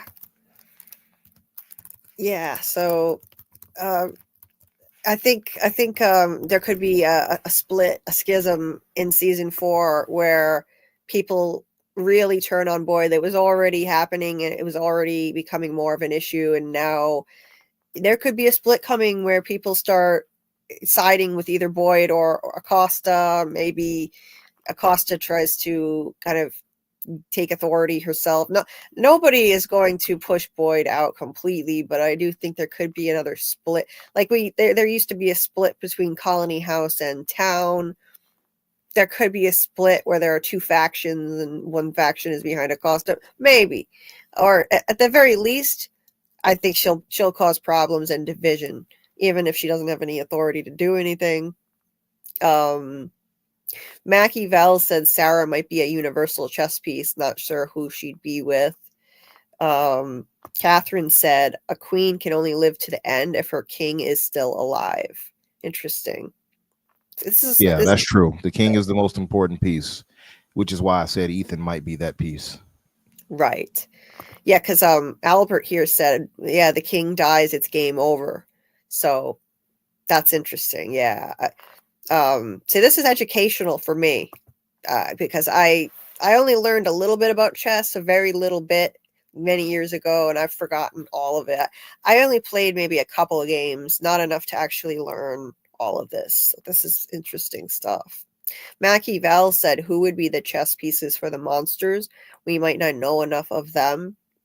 Yeah, I don't know. That's a good question. I don't know. Would they be chess pieces? I don't really know. Maybe they're just being used at this point to murder people. So maybe they would just be pawns, I would think. Just completely being used, because I don't think they have any self-determination. Jasmine Monster said, I didn't choose to be this way. I don't think they have any autonomy, really. They're the tip of the spear, as we were told. So if they were anything, I think they'd be pawns. Albert, I agree. That makes a lot of sense. Right. Yeah. Albert said here, I see all the villagers as pawns. And in chess, when the pawn moves to the other side of the board, it can turn into whatever piece it wants. Oh, cool. I did not know that. Besides the king. Okay. Interesting stuff. David here said, Acosta is the wild card. She will cause trouble with Boyd. Donna and Kenny will likely get involved as well. I think so too. Yeah. They're not going to be able to cover up what happened because she won't keep her mouth shut. We know she's a big mouth and a hothead. So they're not going to, if she wasn't there, they probably would just make a pact and not tell anybody what happened with Sarah and Elgin, but she's not going to be quiet. Let me see what else you guys have been saying. Shorty Womp Womp, hey, welcome. Yeah, you were saying that the boy in white was smiling on the merry-go-round to soothe Victor. I agree on that. Neo Max said Jim was the pawn. Yeah. If anything, Jim was definitely a pawn. He didn't have any like there was nothing he could have done to prevent anything from happening like it did. He was a pawn. Albert said Jim was the pawn. getting to the other side of the board, turning into a queen. But yeah, but and then getting taken out instantly. Dang. Okay. That sucks. Everybody stop hating on Jim. He's a good father who was always there by his children's side in an alternative universe. Yes. Yeah. Father of the year, that Jim. Absolutely.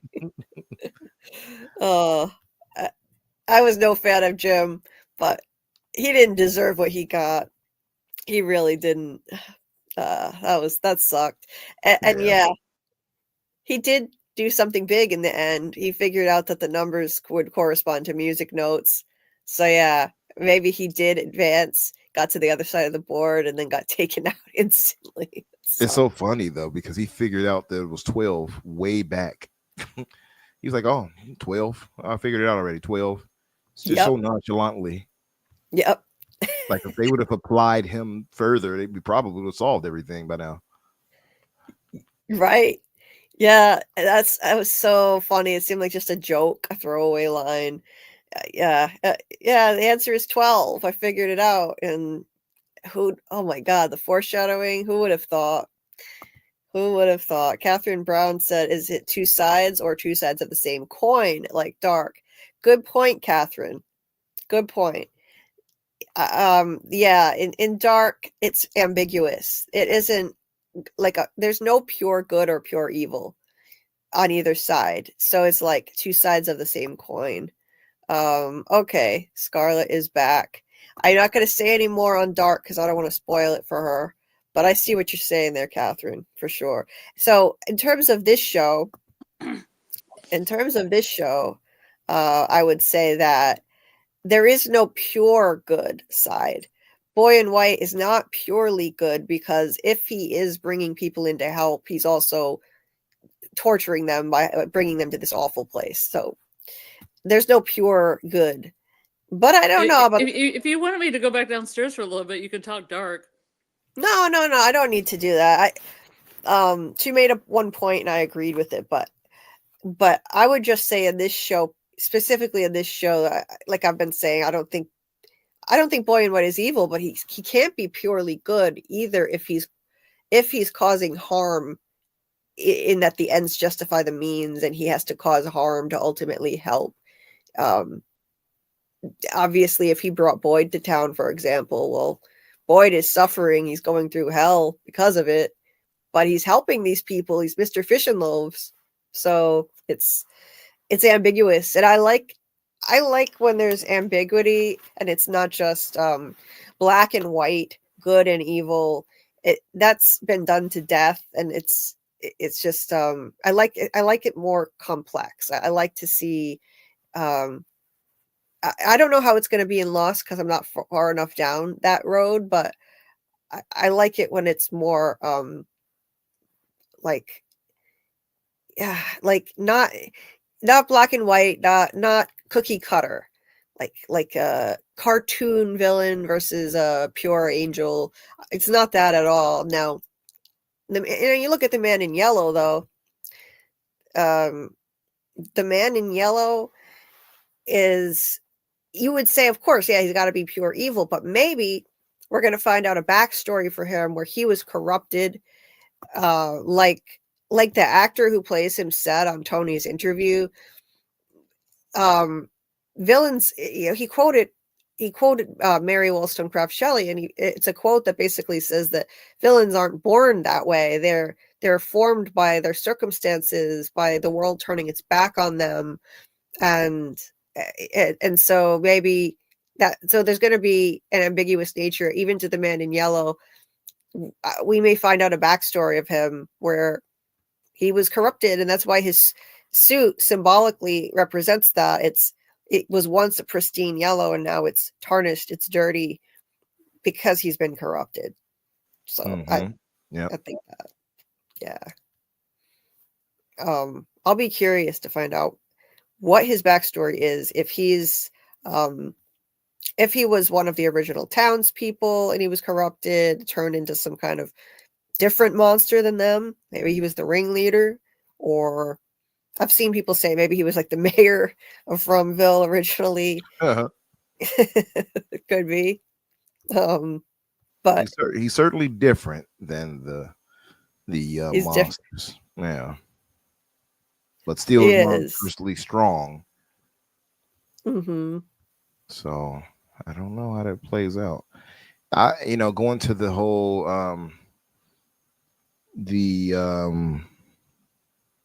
the theory with the hook, what was the name of it? Tuck Everlasting theory Yes. that I had applied. It could be that, and then remember that that played into immortality in that, and the water there is what granted them immortality. Yes. It could be a case where maybe he played the role of facilitating that immortality gain with the deity or with the entity or whatever, and convince the townspeople, so to speak, to buy into it by sacrificing their kids. So that's why he has Mhm. kind of a role over them in a way. Yes. And the deity, and I think of that Lake of Tears situation still, and it makes Yes. me wonder how do they get to that, and is that where the entity ultimately is? That's Yes. my thinking. And that would be, of course, where the immortality is granted by the deity in that Lake of Tears. Right. It could be. Yeah.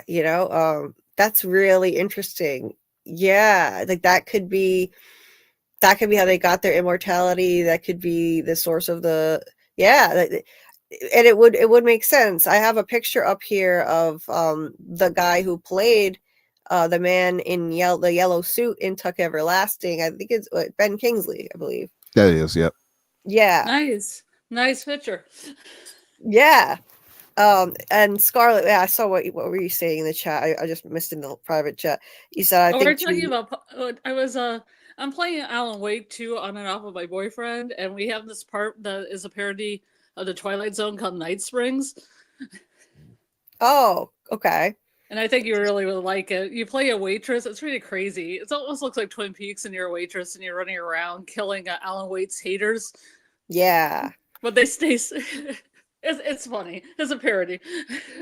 Okay, cool. Yeah. Well, I love Twilight Zone related things. Anything that's like that, I would love for sure. But as far as this, they have these hater zombie things that are running around saying books shouldn't be read like books shouldn't be like movies, and they say these like hater things, and you have to like run around and shoot them. It's just funny. oh, that sounds fun. I like that. It's silly. Yeah. Bye, Dieter. I don't know if you can still hear this, but bye. Thank you for being here as always, my friend. Thank you. So I'm still working on finishing this video. I kept saying I'm gonna have it out tomorrow. I'm gonna have it out tomorrow over and over again, and I still haven't gotten it done because this is probably the longest video I've ever made. I may have to divide it in two because I don't know how to edit yet, and I'm gonna have to talk for close to an hour, I'm afraid. What is the video about? It's going to be all about the man in yellow and the boy in white and everything, all the evidence I could come up with for what I think they are and what is the nature of them. What are their agendas? I think they're the two opposing forces here. And so it's all the evidence I could find. And I bring up this. This is why I have this photo. Mm-hmm. I am going to bring up Tuck Everlasting. I have like the script already written, and obviously like Infinite Umbra is the one who made the connection to begin with. So I'm mentioning you in the video because you're the one that thought of it.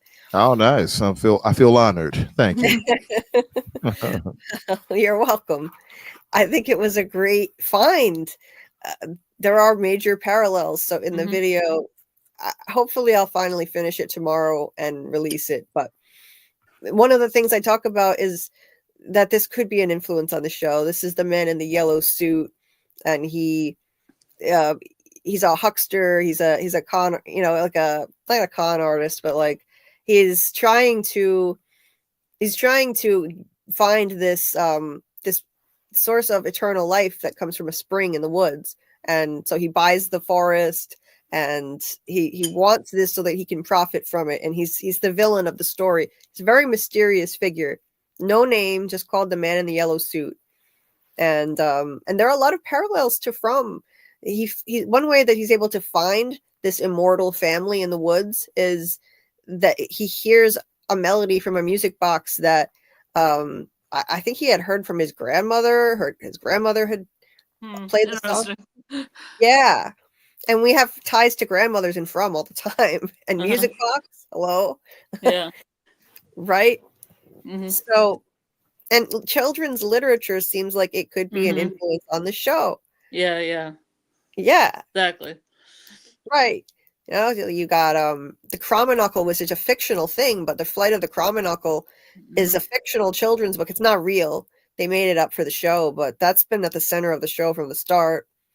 You got, like you pointed out, Scarlett, there are no Bibles in town, but there are Bible stories for kids.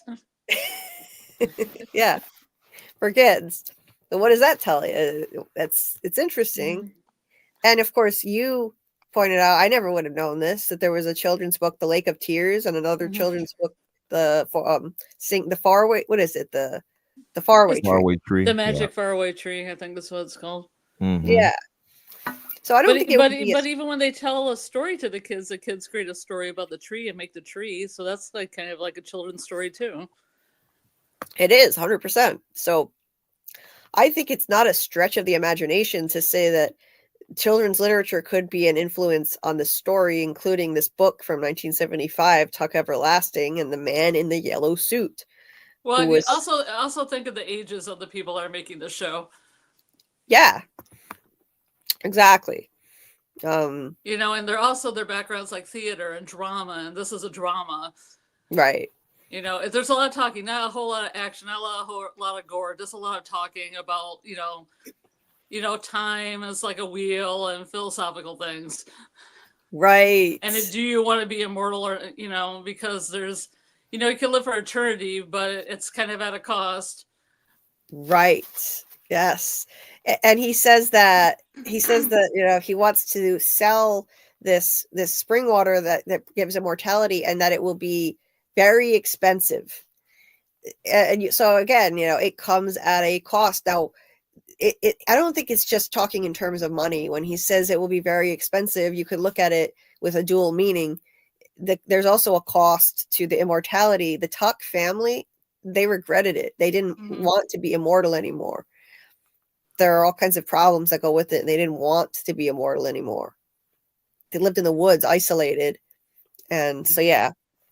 I definitely think that there's an argument to be made here. So, yeah. No, I agree. And I'm kind of trying to evolve the man in yellow theory.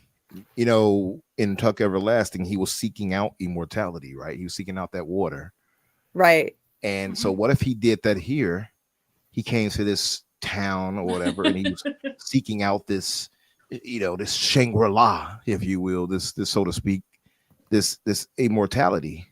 Right. Oh, and he found the deity, and the deity forced, that on him, and then forced him to find others who would sacrifice the others for them and grant them immortality as well. Mm-hmm. And I guess that establishes somewhat of a hierarchy in that way under the deity. And that's why they're all like in the position they are. And also, I'm still trying to figure out why that one monster girl from season 1, why she felt regret. If it seemed like she had regret or sorrow, that still hasn't, her right there. Yeah. Yeah, Jasmine. Yeah, Jasmine. That's it. It still doesn't. I still wonder why she was the only one that showed a bit of humanity. Out of all of them. Very odd. 100%. I completely agree. I got the same impression from this shot when she looked in that mirror. She the look on her face, it looked like she really didn't want to do what she just did, and that some force is compelling her. She told Kevin, I didn't choose to be this way, when she was standing outside the window. And yes, we know that these things, they lie and they say whatever they can to get in people's heads. So you could just dismiss everything she said, but something about the way she said it made me believe that one line. Everything else was nonsense. Everything else was manipulation to get him to open the window. But that one line, I didn't choose to be this way. It obviously has meaning because now we know they were turned into these monsters. That wasn't the plan. They didn't sign up for that.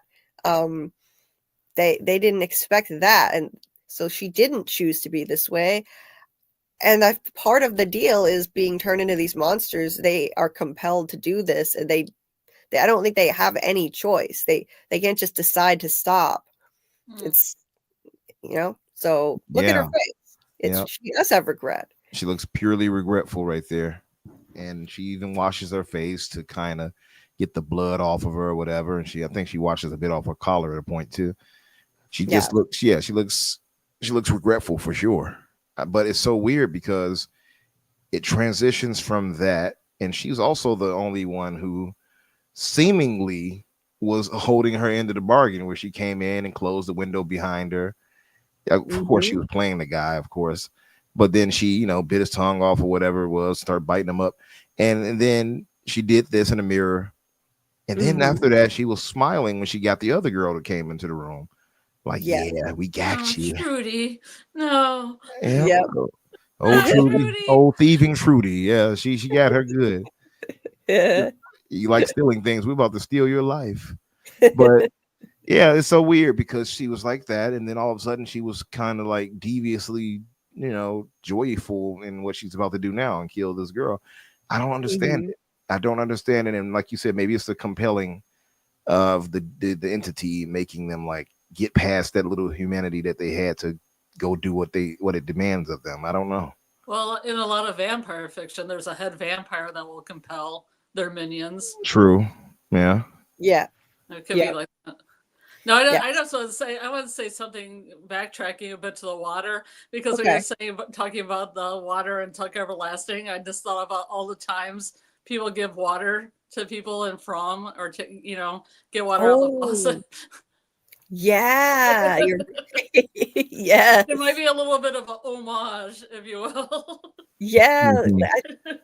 It could be a reference to that. How many times do we see people being handed a glass of water and drinking water on camera? It's all the time. It could be a little reference for sure. Yeah, like even Donna said on this episode, have some water to Tabby when she was tied up.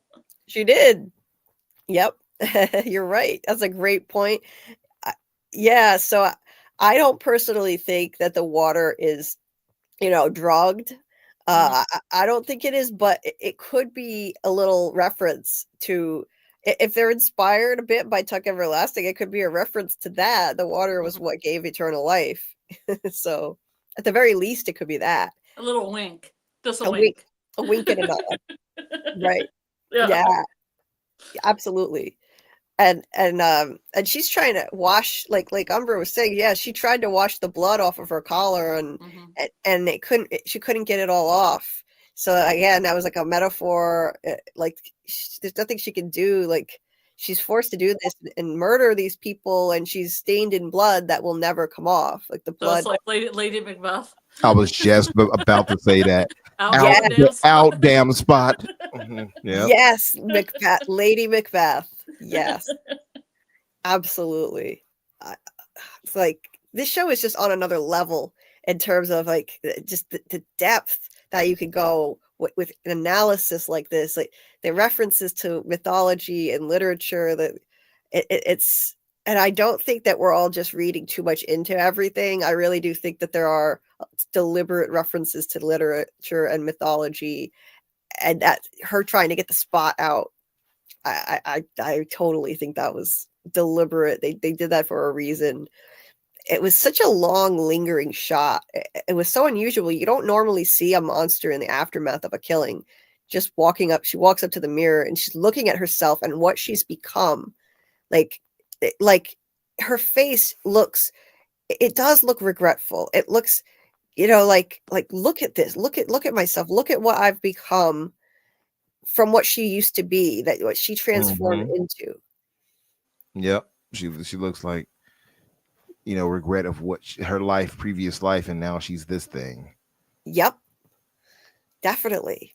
I really hope they bring her back or somehow, or I don't know what, she may have had a gig or something like that that prevented her from coming back, but I really hope they bring her back because I want to see that explored to kind of, dive into that and what these people were or what these creatures were before. I would love to Yes, see that. me too. Me too. I want to see an origin story for how they turned into figurative monsters when they murdered their own children and the children of the town, because I don't think they were all parents.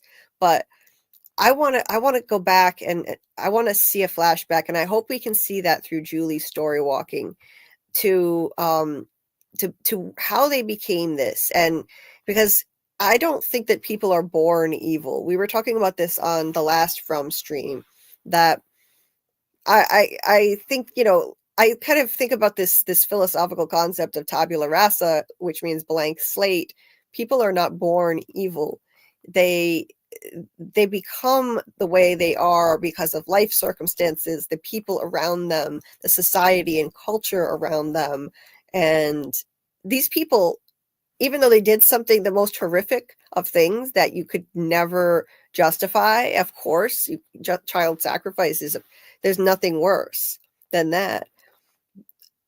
They weren't born evil. So I would love to see how they turned into this. Like Doug Hughes gave the best quote, and I think it is so fitting for this show, and it applies to everyone, including what the monsters become, which is I'll read it again because it's that good. I have it here. It's from Mary Wollstonecraft Shelley, which Doug Hughes cited in his interview with Tony Teflon, and he said, "The story of villains is much more entertaining than the story of heroes, because monsters are not born, they are made. They do not emerge from the void or darkness by themselves, but they are shaped by circumstances, by the wounds of the world around them. They reflect the deepest of human pain, rejection, loneliness, misunderstanding. A hero is defined by his acts of bravery, but a villain is the result of a heart that was once pure and ended up corrupted. The monsters in their tragedy show us what could happen to us all if the world turned its back on us." Just amazing. Amazing. And Absolutely. it's just, it fits this show so well. Doug Hughes is a brilliant man. Listening to him speak just blew me away on that interview with Tony. And when he read that quote, I was just absolutely enthralled by it. And it's not something that we like to think about. It's uncomfortable to think that any one of us could have the potential to become evil, to become a monster. But it's true. It's true. I mean, we like to think, oh, I could never do this, or I could never do that. Someone does something horrific, and you immediately say, oh, they're just evil, they're insane. But they're the product of circumstances, and so are these literal monsters in the show. There's nothing to justify what they did, but I would like to know what shaped them to turn into such evil people that they did this to their kids. And it's an uncomfortable thing for us to think any one of us could have turned out to be a monster. Any one of us is capable of horrific acts. But it's true. I don't think people are born innately evil at all. We're born blank slates. And so were these people that turned into monsters. So I think this show is like, it's kind of giving us that kind of it's turning them into literal monsters with these creatures. But yeah, so it's like a literal example of that quote that Doug read, which I just thought was genius. And it's the same with the man in yellow. He probably was corrupted. He wasn't innately evil originally, but something happened, turned him into this monster. But Yeah, yeah. I agree. And then, you know, just looking at the whole idea of a hero's journey and all that, the whole tabula rasa thing that you were mentioning about the Mhm. clean slate. Yeah, Mhm. what would have made them say, let's sacrifice our kids? What was that? Like, I wonder if it was a matter of a bargain where they had to do this or they would be killed by the Right. entity, or was it a case of, again, hey, I can grant you immortality, but you have to kill your kids, right? I just want to Right. know how that plays out. I really Mhm. do. And you know, a lot of times in fiction and movies or whatever it may be, typically the immortal person always feels regretful. If you notice, they always seem like, you know, immortality is not all that it's cracked up to be. If you Right. notice that, so I think part of her regret is that maybe she wishes she would never done it, so she could have died by now, Mhm. because they can't die, as we saw. Well, they can't disappear forever, I guess is the better way to put it, Mhm. because Smiley died, but he came back. Mhm. So I guess, you know, maybe it's a longing to be what she used to be and a regret that she's no longer that, or maybe that she's now immortal and also a creature now from doing the things she did. I don't know how it plays. I really really hope, and like you said, that having story walker Julie go through it, that would be perfect. I would love to see that. Yes. That's how they can do it. That's how they can show us, give us insight, give us a little glimpse. I'd like to see a glimpse into the 1978 cycle when Victor was a kid. I'd like to see Yeah, go I'd back like to even further. You know. go even further back. Yes. We need to see more of that. I really hope we get that. Someone asked a question in my Discord. I forget who asked it, that how would you guys feel if we got an entire season that showed us the origin story of the place? Now, I would like that if it was just a bonus, but I wouldn't want to take a whole season away from our characters. I would love it if we got just one episode. Just one episode to show us what happened with Julie's story walking back there. Give us a whole episode of just that. That would be enough for me, but yeah, I want to know that origin story for sure. Or they Uh, could, like, maybe remember I mentioned the last time we talked, since it's going to be a dry 2025, maybe yes. they can have like 3 episodes of that film to show that, with Julie's story walking, you know, from several different timelines to show that. And that Yes. could carry us over until 2026 when we finally get the next season. Yeah. Oh, I would love that. They unfortunately doesn't look like there's any hope that we're going to get any bonus content like that because hold on, my Chromebook battery's getting low. Um, the showrunners were asked if if they'd consider doing any kind of bonus content for us, like even if it's an after show, after a show airs, like they did with The Walking Dead, or a podcast of some sort, something to hold us over. If they gave us something to hold us over until 2026, and they shot that down, they shot it right down. They said that they're more interested in character development than the overall, like, the mythology of it. Not that it doesn't matter to them, but that if they did do some kind of bonus content, it wouldn't be focused enough on the mythology, so fans might be disappointed in it. So unfortunately, I don't think we're going to get that, anything like that, which is, yeah, that's too bad. But um, AAMM said, so if Jasmine is saying she didn't choose to be that way, she didn't try to sacrifice the kids, or do you guys think she was lying? I think she did participate in the sacrifice. However, she didn't choose to become this thing. She thought she was signing up to be an immortal human. That's what I think that means. So, yeah, it Yeah, was possible. Yeah. right? They were Yeah. like, you'll always be beautiful. She's like, what? Say word? Yeah. Say no more. Then she woke up like, "Rawr." She's like, what is this? And then Uh-huh. that's not what I signed up for. Exactly. That's what often happens. It's like the monkey's paw fable, or Oh where yeah. I Yes. always think of the Simpsons episode with that one. I love that episode. That's a classic. It's a classic for sure. Oh my god, I love it. I every year at least once I watch all the best Simpsons Treehouse of Horror episodes. The early ones are the best, and that one is fantastic. Yeah. Yeah.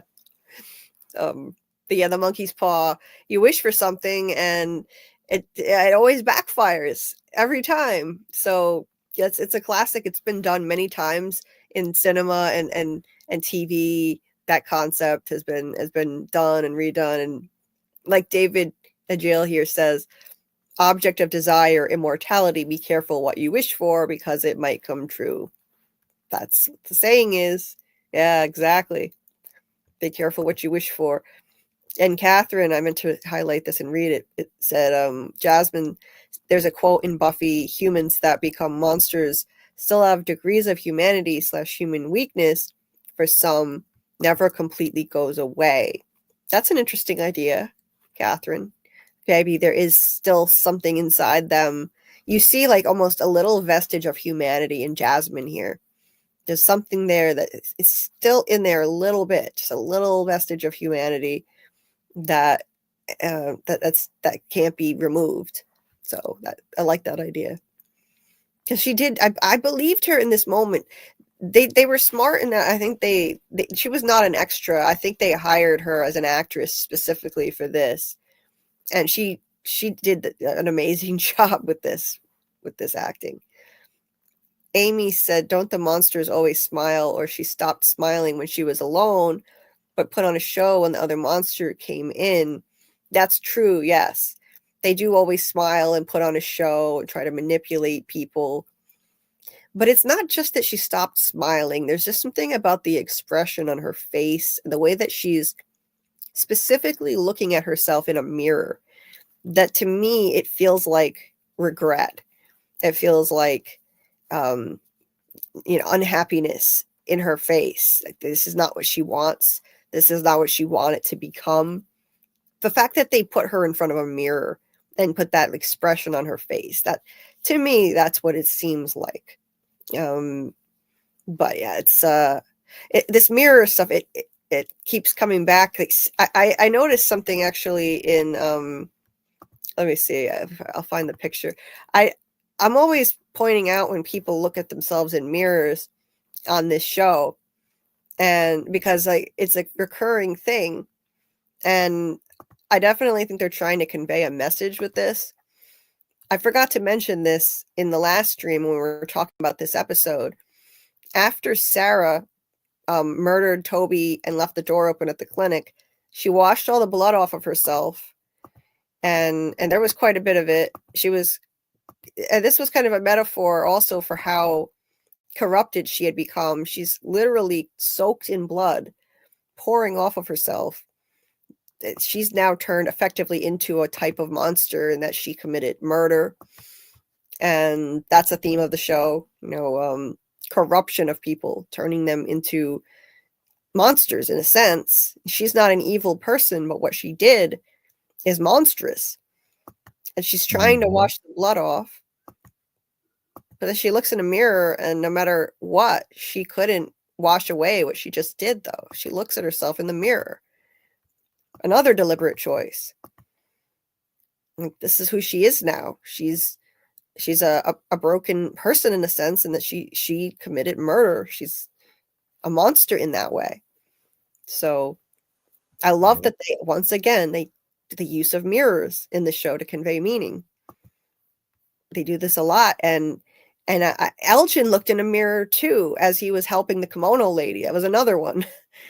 And it was interestingly enough, Elgin looked in the same gold mirror that Jasmine Monster looked in.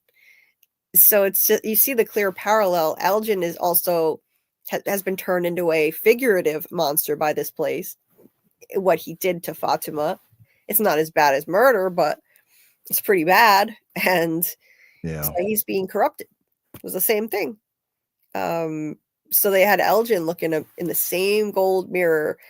Now, nobody can tell me that I'm reading too much into that stuff, because those are deliberate choices to constantly show people who are being corrupted by evil or monsters, in the case of Jasmine, looking in mirrors. And in some cases, you just have people looking in mirrors when they're suffering, like Boyd, suffering from the evil of the place. Boyd screamed in front of a mirror and scared the hell out of me in season 1. He just stood there cleaning himself up for dinner and just looked in the mirror and screamed. Which was, it was just, like, he was getting out all that frustration, all that pent-up frustration and suffering from all of the evil of this place, and he looks in a mirror and screams. And then another one was, what was the other one who looked in a mirror? Oh yeah, Randall, 2 different episodes, he looks in a mirror at his face, all scarred up by the monsters. And yeah, he's another one where it's either people who are suffering from the evil of the place, they look in the mirror, or they're being corrupted by an evil force. And then another one was Donna sobbing in front of a mirror. So it's a recurring theme, and I love how they do it. It's just so beautiful. The symbolism of the mirror shots, and I think it's also kind of it could be a hint that this is kind of a I think it's a pocket dimension that mirrors like our dimension in a lot of ways. It's just kind of backwards. It's nothing is really as it seems, but it mirrors our world. At first glance, it looks like our world, but it's not. Everything is deceptive. Mirrors are symbolic of deception. And we know nothing is as it seems here. The creatures are not what they seem. They look like smiling, happy people that they come and rip your face off. So yeah, the use of mirrors is extremely meaningful. And I can't believe I missed this in the last stream and didn't talk about this. I think I accidentally skipped a few screenshots that I was trying to upload, but let me see what you guys have been saying here.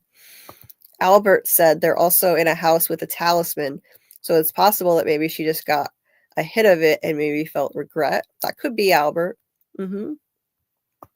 AAMM said, so from the quote Doug quoted, does that mean something significant happened that made the townspeople at the time feel like immortality was important enough to sacrifice their kids? It's possible, yeah. Something must have happened, and I hope that we get context, because while there's no justification for what they did, I do think that there had to be circumstances that shaped them that led to this point. Whatever it was, we need to see more. And yeah, I don't know, like something had to have happened. Now, as a parent, I'm not a parent, but I think any parent would say there is nothing that could make them do that. There was nothing important enough for them to do that. So these people must have, something huge must have happened to shape these people and drive them to that point. Again, I'm not defending it. There is no defense at all. But David said the void is created by desire. Albert said, and let's just hypothetically say they did want to do it and were evil. Do you really think they enjoy this life of everlasting? No, they don't. No, I don't think they enjoy this at all. I think they're doing this against their will, and most of their humanity is gone. They're kind of robotic. I noticed that during the ambush with the animals, the monsters were moving so robotically. The way they opened the pen for the animals to get out, this female creature did it, and she moved just like a robot, like something external was controlling her. And they had no smiles on their faces. They looked like robots. The milkman walked up, robotically opened the barn door, walked away. It's clear to me that they're being controlled, that they're not acting of any kind of free will at all. They're the tip of the spear, like Martin said. And there's some tiny little vestige of humanity in there, maybe, that doesn't want to do this, but they have to. They're forced to. A golden child said, oh, wait, did I miss one before this? I don't know. And that makes a lot of sense, by the way. Just thinking about that, Uh-huh. And that's why I said the whole guilt that she had in her face, or at least regret. You also think, why are they even dressed in these clothing and things like that from back then? Or why do they gather items and clothing and put them down below where they're at and stuff like that to possibly change into? It's almost as if they're trying to, as somebody said earlier, LARP, right? So they're trying to do this live action role play, if you will, or Mhm. they're trying to role play as a human still in their mind. They're trying to retain some sense of humanity Yes. that they've lost, instead of just being this creature that they are now. Because what's the pretense of dressing up as like a normal person, or you know, or presenting yourself as such? They already know you're monsters. Yes. Exactly. Yeah, they're putting on a show. They're like Smiley, yeah, it's a lot like dress up and imitating a person at this point. He would run his hand over the banister at a plant in Colony House in one scene. He looked like he was pretending to drive the bus in season 2. He was sitting there, and so it's like, yeah, it's like they're kind of putting on a show. And to me, when he did those things, it was that little vestige of humanity left in him that wanted to interact with the environment in that way, touching things, touching the plant, the banister, the steering wheel, like he's a human. But he's not. I mean, they're kind of like undead creatures at this point. They don't have a pulse. We found out this season that they don't even have a pulse. An EMT found that out the hard way.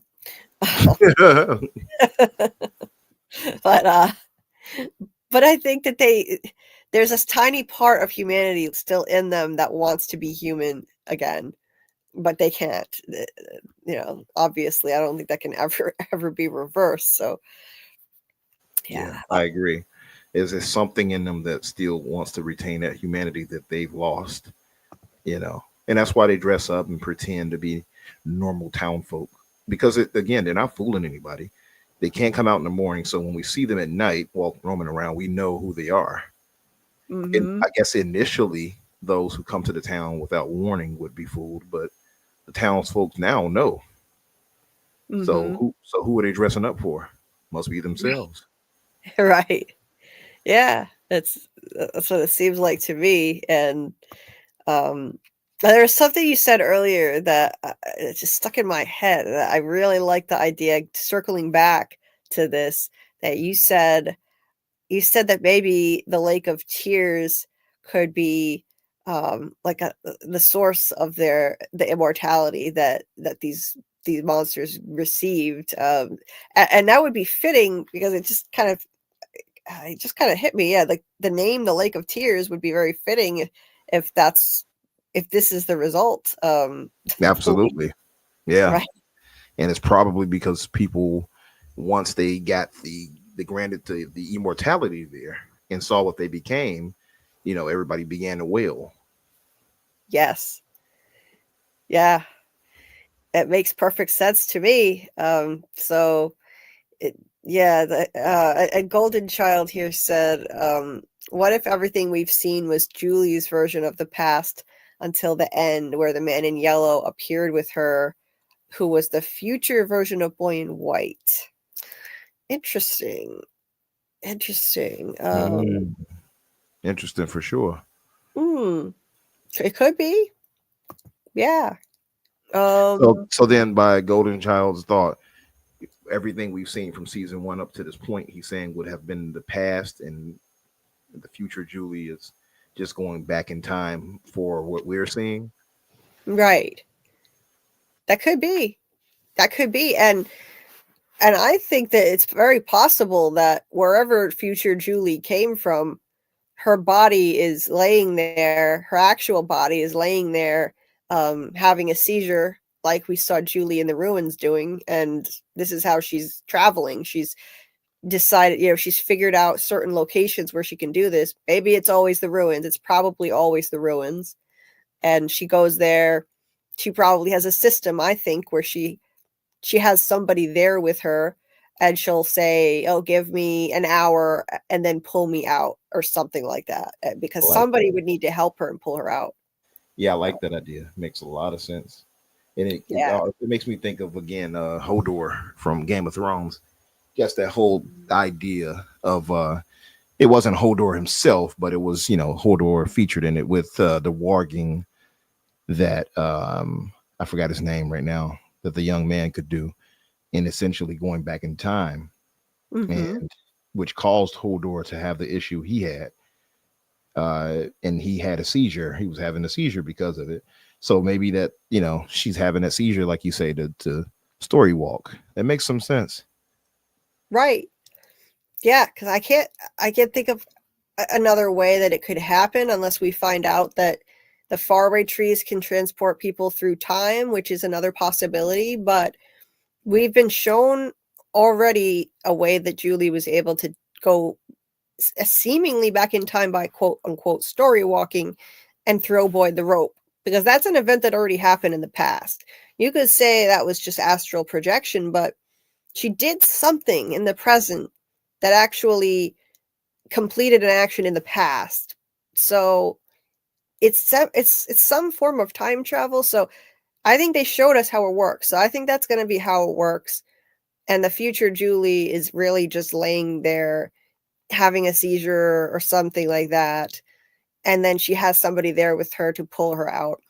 Um, and that's not even her body. She's just story walking. She'll probably try again a lot of times and fail, but gain, I think she's going to fail personally, but gain knowledge that can help them break the cycle. I wonder, it would be really interesting if they ever show us the time that she's in, the wherever she's at, like what's going on there, but that would probably be giving too much away. I don't know. They might not ever show us that, but that would be cool. AAMM said, I wonder if there are cameras behind the mirrors, like in Silo. I don't know.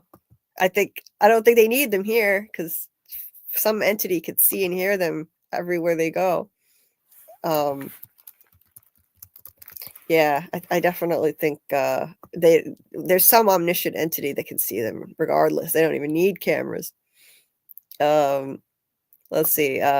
Albert here said Lost did a lot in between seasons, stuff like the website moving company thing. Yeah, like I wish we got more stuff like that. Yeah, I wish From would give us more stuff like that. They did give us the Rendezvous website, which is cool. A lot of people enjoyed that, but to me it wasn't enough. I want more. Lost did a whole interactive thing. I know, which must have been a lot of fun. Let's see. With Alice said, now the boat monsters are the townsfolk, as they took the place of the original townsfolk, running their town, wearing their clothes, like the milkman, nurse, waitress, cheerleader, mechanic, teacher, etc. Okay, so I'm thinking now. Okay, so all right, I'm trying to think. So like, are you saying so like the monsters that we have right now are not like the original townspeople? They keep. I'm not. Yeah, how does that work? I'm curious if you could elaborate on that. Yeah, I'm wondering because that's interesting. Hi, Tanya Brown. Welcome. After Ellis had the blood transfusion, the camera turns to the mirror with the lamps. Oh, nice. I didn't catch that one. As I'm rewatching, I'm going to be paying a lot more attention to all this mirror stuff because I definitely think that it's significant. Like this with Sarah here. Tanya said, you can see some of the townspeople in the mirror, or am I reaching? Interesting. No, I don't think you're reaching. I think anytime they use mirrors in this show, there's a reason for it. So I don't think that's a reach at all. I've gotta find that. I don't have a still of that one because I haven't taken stills of season 2 yet, but that's super interesting. Albert said, Julie, when you're done with Lost, I want you to watch a video on YouTube. It's only like 8 minutes, I think, but I have a theory that something very similar is happening in From, but can't really explain.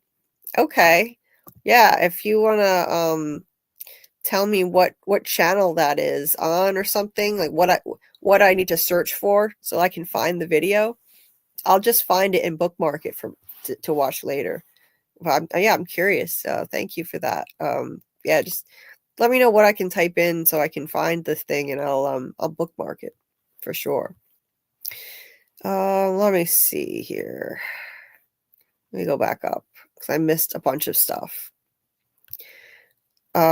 Decipher said earlier, when the men on the chessboard get up and tell you where to go, and you've just had some kind of mushroom and your mind is moving low, go ask Alice. I think she'll know. I like that. Yeah, you were talking about Alice in Wonderland earlier. Let me go back up because I missed some stuff I wanted to go back to. Where is it? Wait, trying to find it. Where did it go? Where are the white rabbits in the rabbit hole, Jefferson Airplane? One piece makes you larger, one piece makes you small.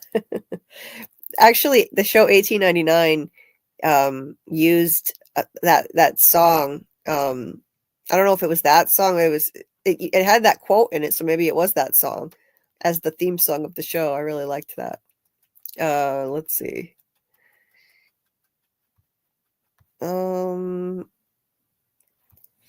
Okay, with Alice. Okay, this is one I missed. With Alice said the townspeople were promised everlasting life in their belief, but for some reason they die at the hands of the new boat monsters. The townsfolk are confused by these events, not understanding their souls are what's eternal. Okay. What are the boat monsters? I'm confused on that. If you're still here with Alice, I'm not sure what you mean. The boat monsters. Yeah, I don't know. Maybe I'm in pain, so my brain is not always functioning as sharp as I would like it to be. Doing long lives when I'm in pain. So if you're here, elaborate on that, if you would. Albert was saying, Cypher, explain how Alice in Wonderland has to do with the show. I can see parallels. Scarlett was talking about parallels to Alice in Wonderland. It's a vibe, Decipher said. Okay. Oh, I thought you had something maybe with the drugs or something.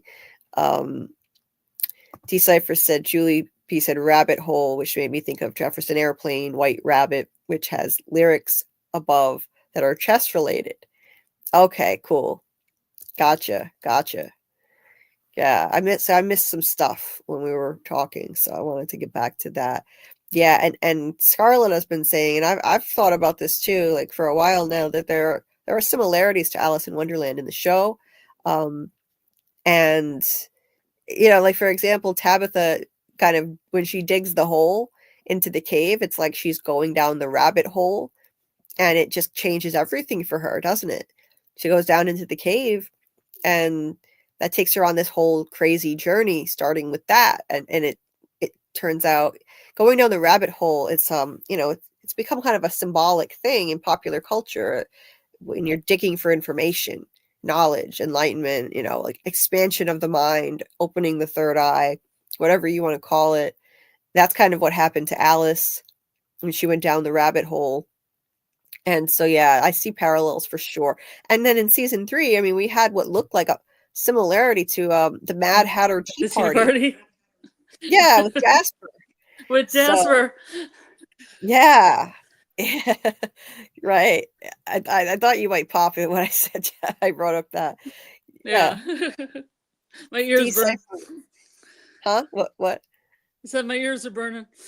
Your ears are burning. Yeah, I knew that would summon you.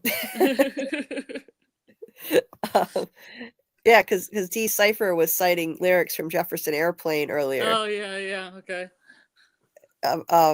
Where so like I don't know that song, but something about Alice in Wonderland and Mm-hmm. And what was one pill makes you smaller, one pill makes you tall, and the ones that mother give you don't do anything at all. Yes, that's it. And it talks about chess too, because he quoted that something. Oh, yeah, probably. When the men on the chessboard get up and tell you where to go, and you've just Yeah. had some kind of mushroom and Mushroom your and your mind is mind's moving. moving on. Yeah. Go ask Alice. I think she'll know. That's super interesting, Decipher. They could use that for the show. They should put that song in the show. It fits.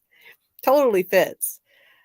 And there's a theme of drugs in the show too. So there's that, and Oh yeah, Randall. I think the rabbit hole and Tabby are really related, like going down the rabbit hole and.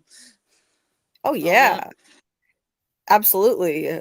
Once Tabitha dug that hole, it changed everything. She went down into a hole, literally, and look what happened as a result. Down there, there winds up being what looks like a little tea party. That that was intentional. That had to be an intentional reference to Alice in Wonderland. There better be more Jasper in the show. That's all I'm saying. Yeah, He better show up somewhere. I want more Jasper. But I'm obsessed with this now, Decipher. I'm gonna have to listen to that whole song. If it mentions chess and Alice in Wonderland, yeah, that needs to be in the show. That's so fitting. But yeah, I won't. You might have heard it before. It's really popular. It's been used in a lot of movies. Yeah, I'm just not familiar with the whole thing. Like I think it was the theme song for 1899, because there's this. The song goes, "One pill makes you larger, one pill makes you small." Yeah. It's in 1899. Okay. So, yeah. So I need to listen to the whole song. I don't think I've ever heard the whole thing. Let's see. Wait, I missed something.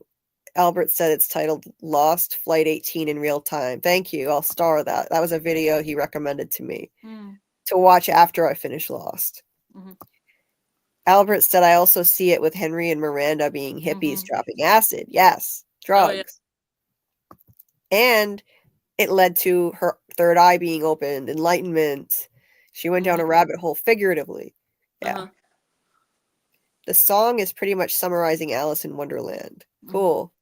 Very cool. I like it. Yeah, while you were gone, I was showing I finally got the stills that I missed. Sarah and her creepy scene where her weird incestuous relationship with her brother. Yeah. I had to get these stills because that was too important not to. The visual of her rinsing all this blood off, first of all, it's really powerful. She's drenched in blood, and it represents the corruption of her soul, really.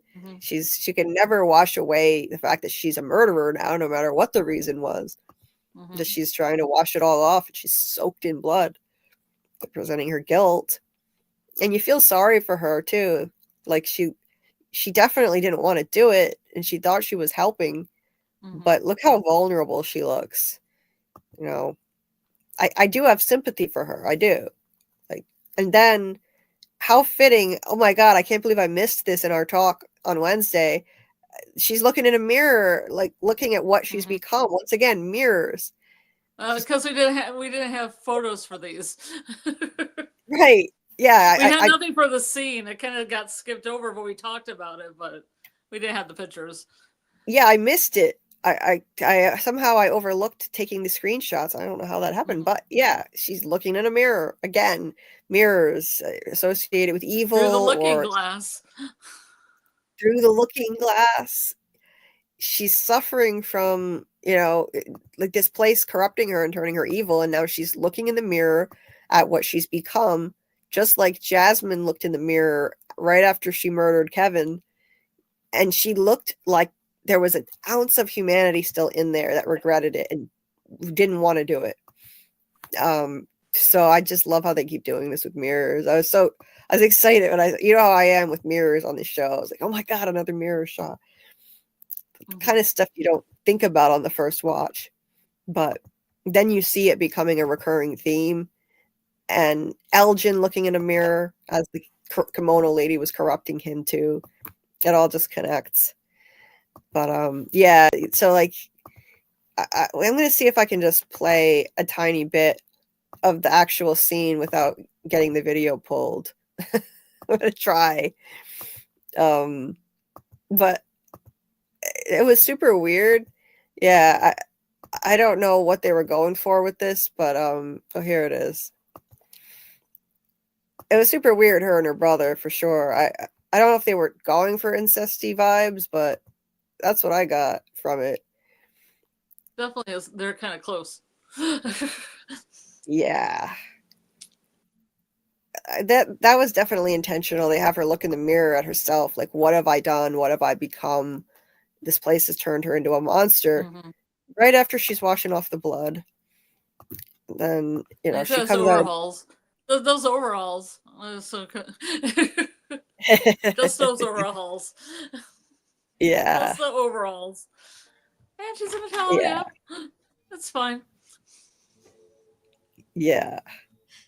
I didn't have a choice.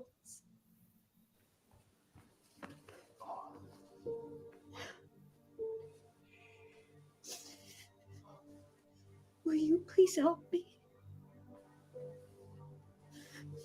And there's that's more symbolism. Her pure white dress, drenched in blood. That's her being corrupted. She's no longer pure and innocent anymore. Beautiful symbolism. And also creepy incesty vibes in that scene. That was just pure brotherly and sisterly love. That's all. Sure. Yeah, because it's totally normal to hug your sibling in just a towel. Like, it's so creepy. I didn't finish of the Alabamian persuasion. Yeah. Sorry, anybody from the chats from Alabama. Yeah.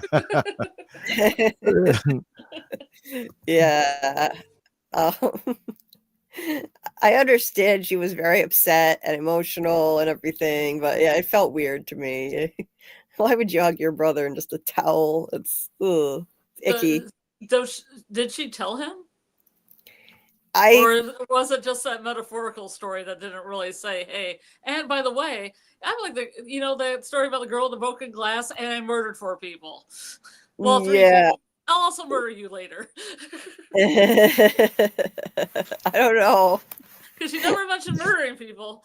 She just mentioned the monsters making her do something. But yeah. She told them. She said at the end, I left the door open. But that's... Oh, okay, yeah.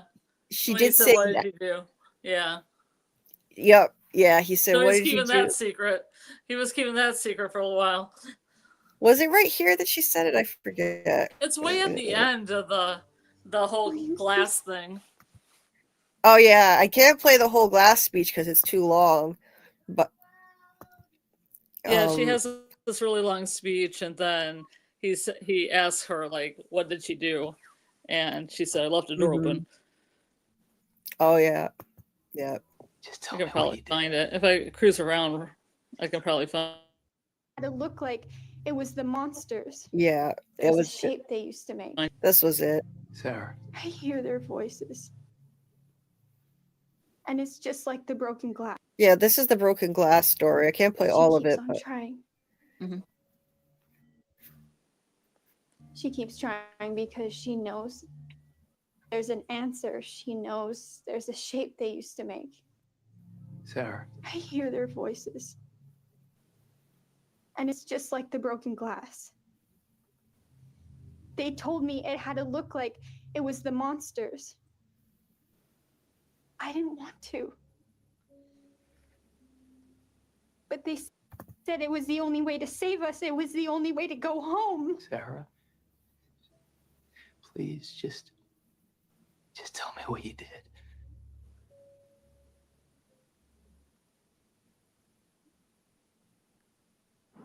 I left the door open. That was it. I left the door open. There we go. I was getting nervous, but I don't want to play too much and get pulled again. But yeah. Yeah, I know. I left the door I was like, open. I can just recite it. I have the quote. I can act it out. Yeah. There's the door open. Yeah. You're correct. Oh shoot. Jeez. Okay. I had another video start playing. So yeah, it's the broken glass story, and yeah, she did say I left the door open, but I wonder if she actually told him that she killed Toby with her own hands. Probably not. Yes.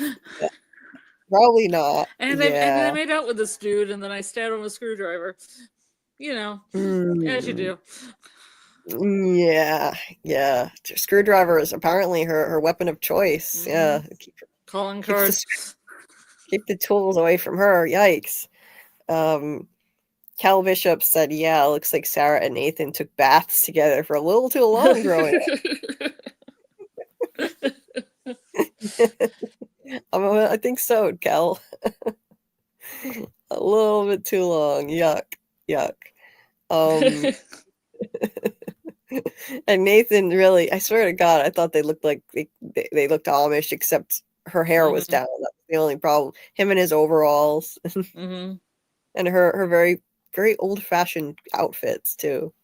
Yeah. But so Albert, okay, I've read that one. Alice said Decipher was talking to me because of my name here with Alice. Oh, cool. Yeah, see, I missed stuff. Alice in Wonderland is the reason for my screen name. Oh, cool, Alice. Okay. Yeah.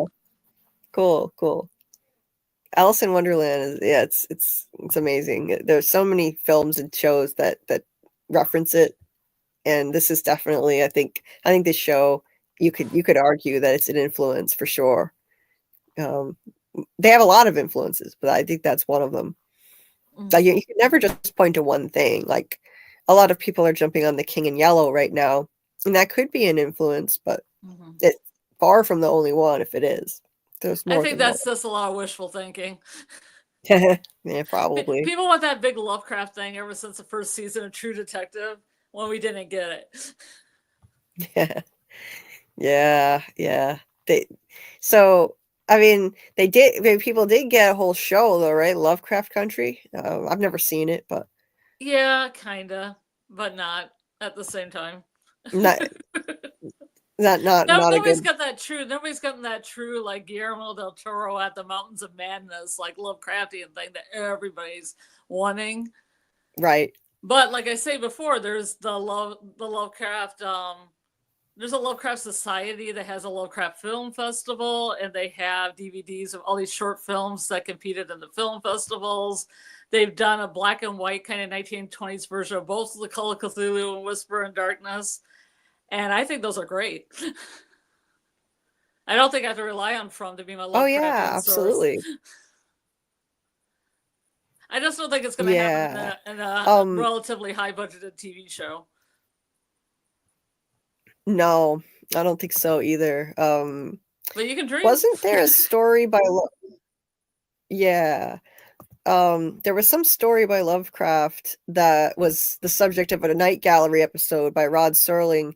What was it? It was Pickman. And he called it Pickman's Model. That was the episode title. Oh yeah, it's either Pickman's Muse or Pickman's Model, depending, because there's been 2 or 3 different versions of it.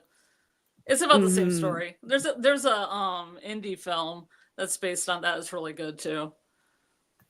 Yeah, that was really, I liked that. That was a really cool story. I'm not familiar with a lot of Lovecraft, but I liked that. And Muncher Luncher is here. Hey gang, I just joined. Where is Jim? Well, he's gonna be 6 feet under soon, unfortunately. He's in between life and death right now. Dieter had like the best comment, the best joke of the night here earlier when he said, "Your wife is digging your hole for you, Jim, or digging a hole for you, Jim." Yeah.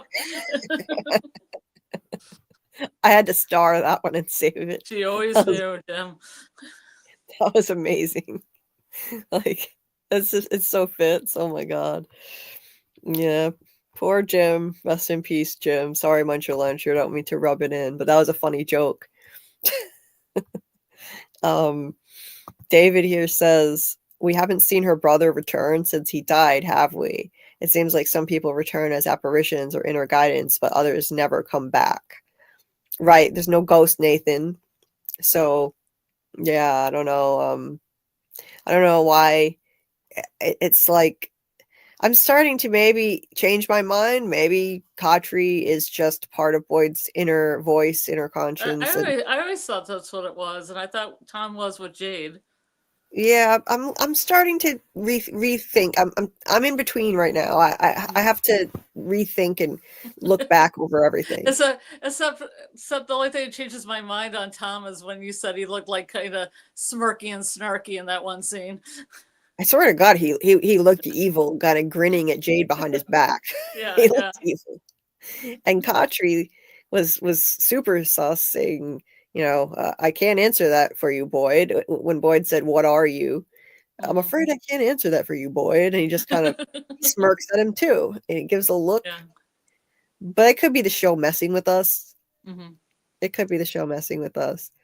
I'm trying not to talk too loud, but I live in such a small apartment that apparently I'm waking my mom up, even though she's in another room trying to sleep. Like, Jesus, I don't. I guess I'm gonna have to like, really try to lower my voice. That mic that you're being sent will help with that. Yeah, definitely. I don't know.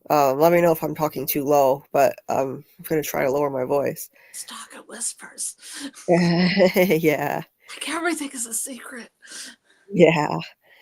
It's whisper. How's Dad doing? Okay. Are you okay? Oh, she's yelling for me to feed the cats because they're waking her up. In the middle of the night, every night in the middle of the night, they come and wake her up to be fed now. Yeah. They start knocking things over until she gets up or yells for me to do it. So would you mind if I just go feed them? I'll be right back in a minute. Sure. Let me try to think of something to talk about. So chat. I've been playing a game called Alan Wake 2. It's really kind of cool, and there's this like little bit of it called Night Springs that's kind of like Twilight Zone. And I was playing this game where there was this almost Twin Peaks like looking diner, and it looks almost exactly like the diner from Twin Peaks Fire Walk with Me. And you play a waitress, and you just go around doing waitressy things like talking to people, filling their coffee mugs with coffee, and picking up their empty cherry pie plates. And then all of a sudden you walk back to get some Alan Wake books, and you have a whole arsenal of weapons in a room. And your mission is to walk through town and try to save Alan Wake from his evil twin brother, apparently. And it's a really fun little piece of work. I mean, not to spoil anything, but I have to say this because there is actually a part where there's a motorcycle that is a werewolf. So there you go. And, it's a werewolf motorcycle. So, yeah, it is like, Justin, it is like Twin Peaks almost. I mean, it's very much like From 2 when you play it. It's like a book that's kind of writing itself, but there is kind of like there's a dark place that is kind of like a dream world, like a nightmare place, and then you have like a special light that you can see in between the two realms so you can get around, and basically there's kind of like a cult involved in it, and there's stuff that you have to find, and you have to write this kidnapped FBI agent out of the plot. It's very interesting, and highly recommended by me because I do like everything that's David Lynch, and I do like everything. I mean, it's just nice. It would be something great that I would recommend when From isn't going to be on until 2026 to play Alan Wake 2 or the first Alan Wake as well.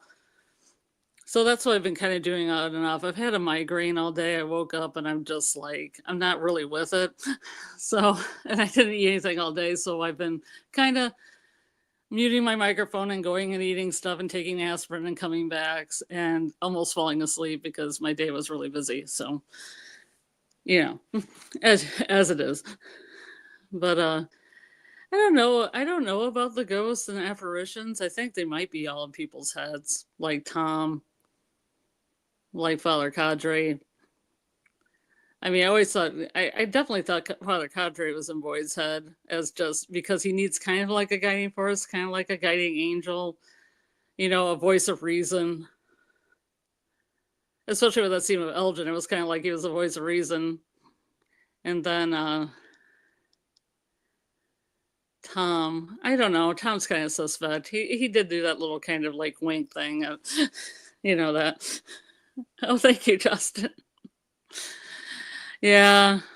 I mean, this is all gonna be just spitballing like surrealness coming out of my mouth at this point because it's early in the morning and I got like 2 hours of sleep last night and some during the day, but not really that much. So, and plus I gotta get up early tomorrow morning, so that'll be fun. So let's see here. Let's see about Sarah. Oh, Tom loves Jade. Maybe. Maybe. I don't know. There's theories that Jade is either gay or bi, and I mean, I can kind of get the evidence that Jade, I mean, with Trudy, but I mean, there's evidence that Trudy just came on to him really super strong and scared the crap out of him because, like, she probably scared the crap out of most straight guys. But then there's theories that Jade might and Toby might have been a thing. But that's really weird to me because Toby died, and then there's like one mention of Toby by Jade, and then there's no mentions of him, even though they were best friends since 4th grade. So that seems kind of weird.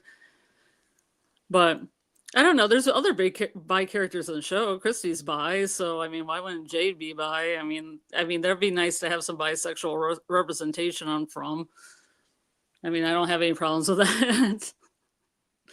But I don't know. Maybe Tom did have something for Jade.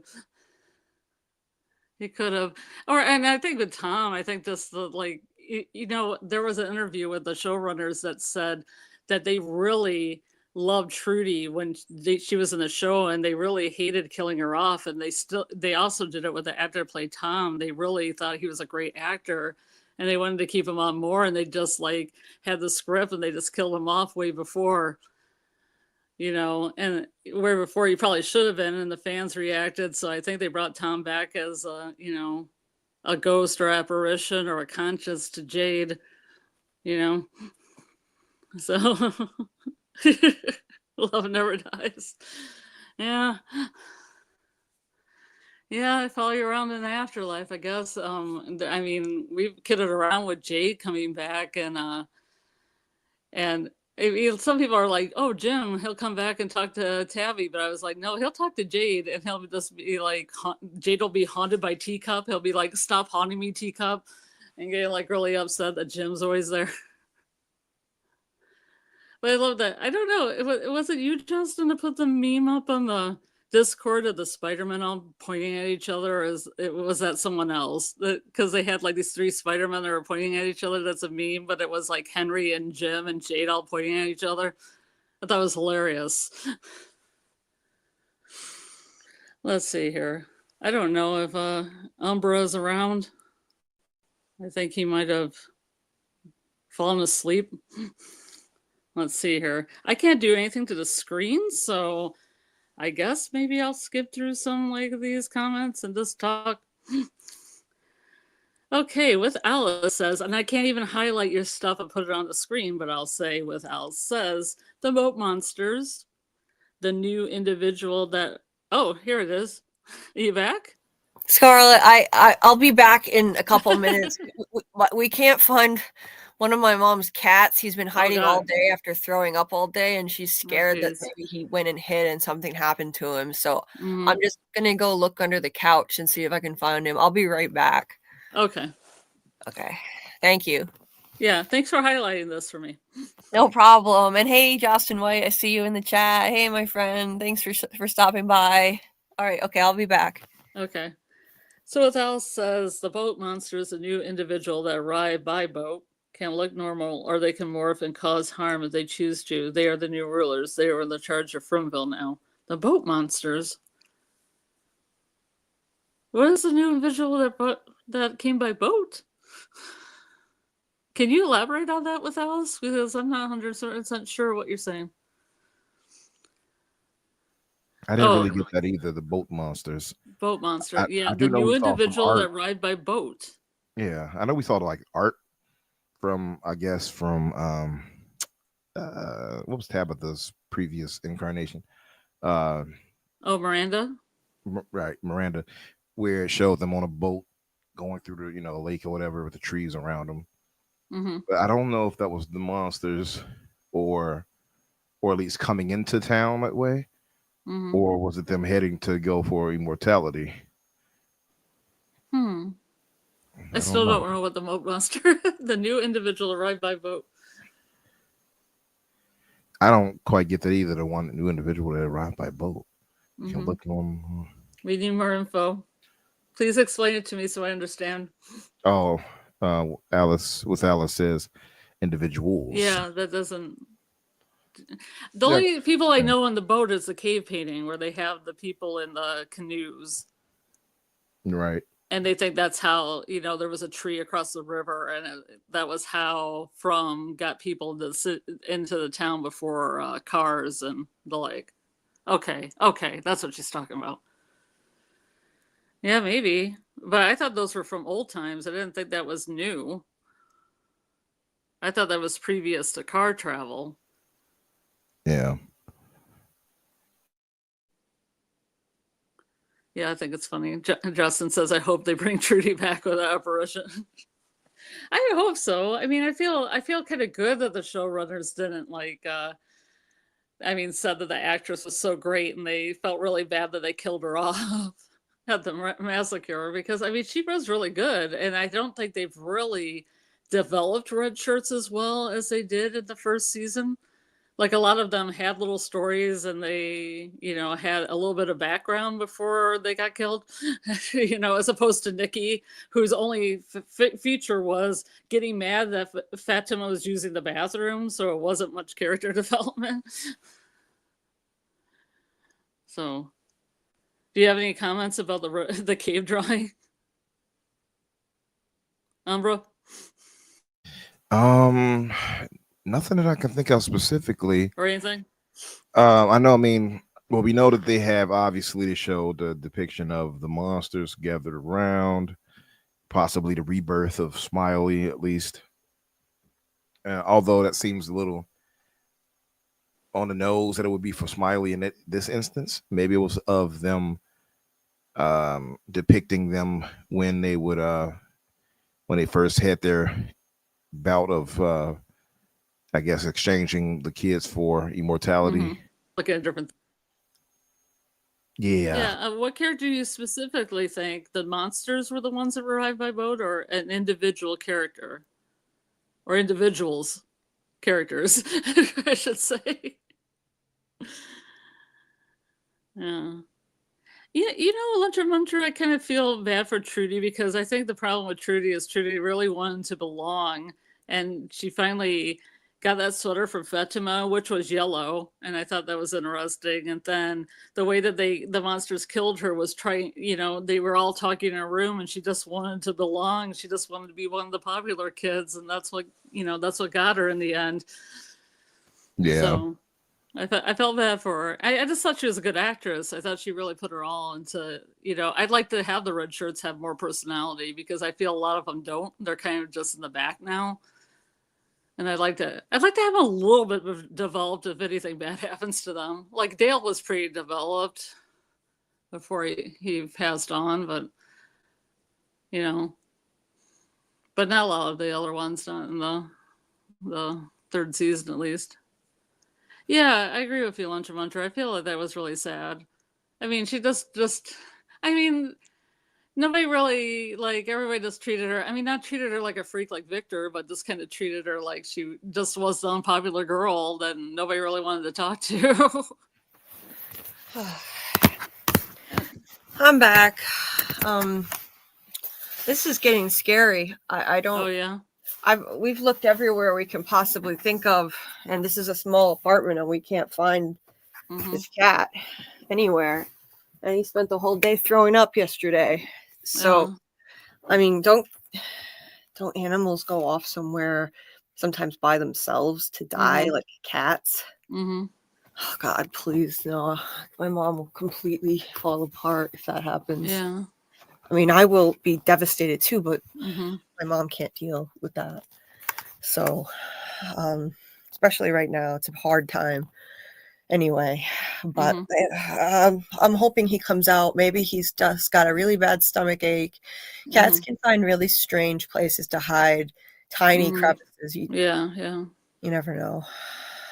I'm not physically able to crawl around that much and look, but I just did what I could, and even though it hurts. Anyway, thank you for holding it down for Oh me. yeah, I tried my best without being able to highlight anything, and we talked about Trudy and the individuals coming by boat and the mural drawing in the cave. Oh, yeah, yeah. Yeah, I didn't know what Alice meant by boat monsters. I'm not sure 100% still. Yeah, she was saying that earlier and I didn't know. Justin said kitty mission. Yep. Yeah. Justin said, I hope they bring Trudy back as an apparition. I would love that myself. I miss Trudy. She could haunt Jade, and then Jim could also haunt Jade. Yes. Oh, that would be great. Yeah, he's already got Tom. He could have a whole Then pack Tom of could ghosts. come back and haunt Jade. It's all He could just have- about haunting Jade. Let's all just pile on Tom, and Trudy and like Jim and Toby should be haunting him too. Yeah, but- Toby, obviously. I'm sorry. Toby obviously should be haunting him. Oh God, You're yeah. friends since 4th grade. That's Right. That's the choice. Except I was saying that like Jade said one thing about Toby that never talked about Toby again, even though he's his best friend since they were 12. But Mhm. whatever, whatevs. I know. Yeah. And then he's just never brought up Kind of again. Gina'd him. Gina'd him out. They Gina'd him. Yeah. 100% they did. Yeah.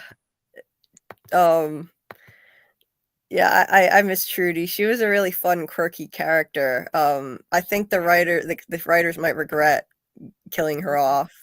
I think they were asked about that. That's what I was explaining when you were gone. That the showrunners had that actress, and they really liked her. They felt bad about killing her off because they really liked her. And I was saying also when you're gone, they don't really develop red shirts like they used to on the show, because she was very developed and kind of had, wants and desires and wanting to be popular and everything. You don't really, I guess you kind of see it with Kevin because he's kind of like a horn dog and he just wants to let Jasmine in through the window, but you don't see a lot of development anymore of the red shirts. Yeah. Like personality No, wise. you don't.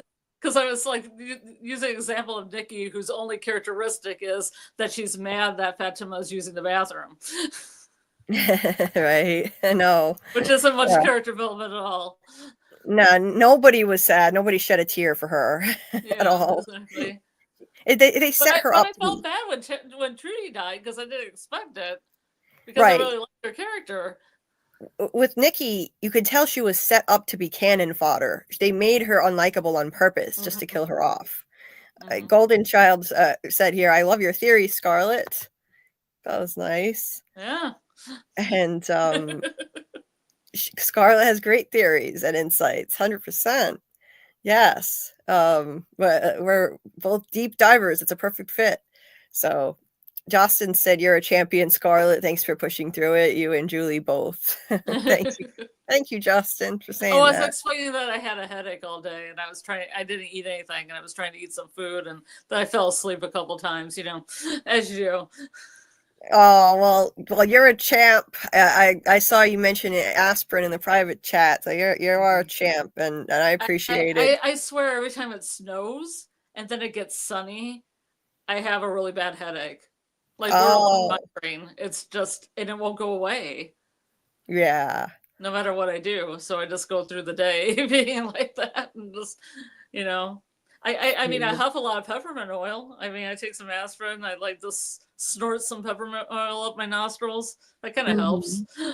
Yeah. Well, okay. Little home remedy.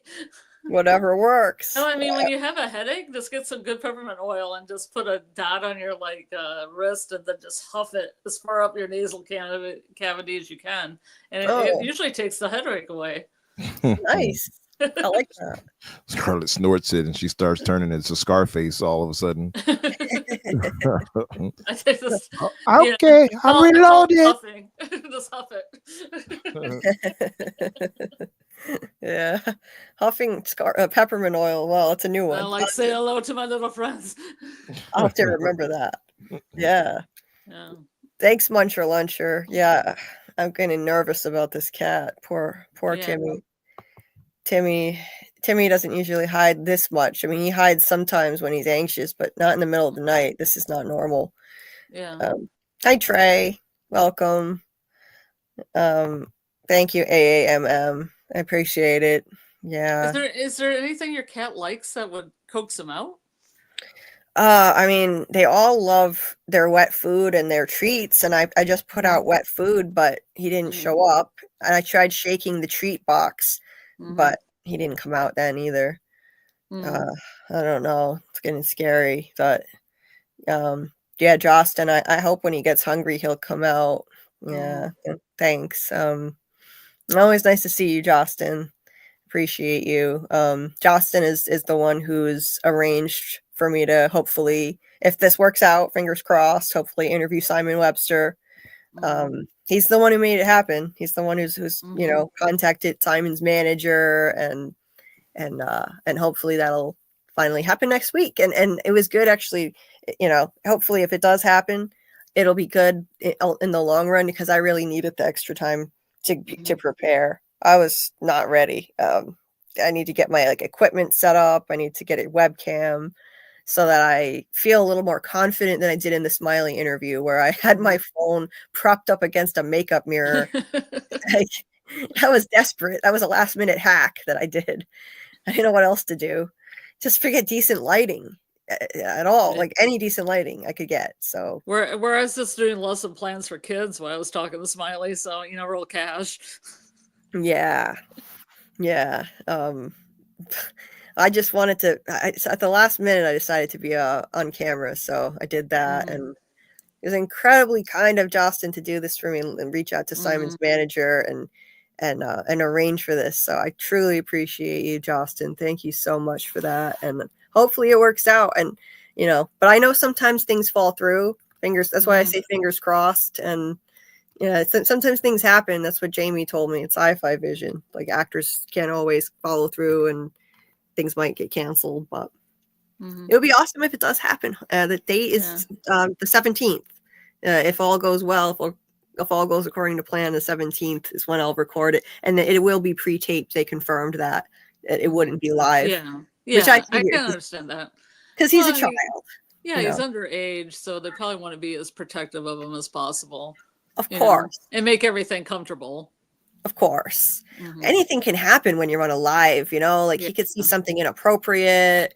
Like it needs to be controlled for a child. That would be you definitely don't have call-ins for a kid. God knows what would happen. Oh my Lord. Can you imagine what could happen? That would be terrible.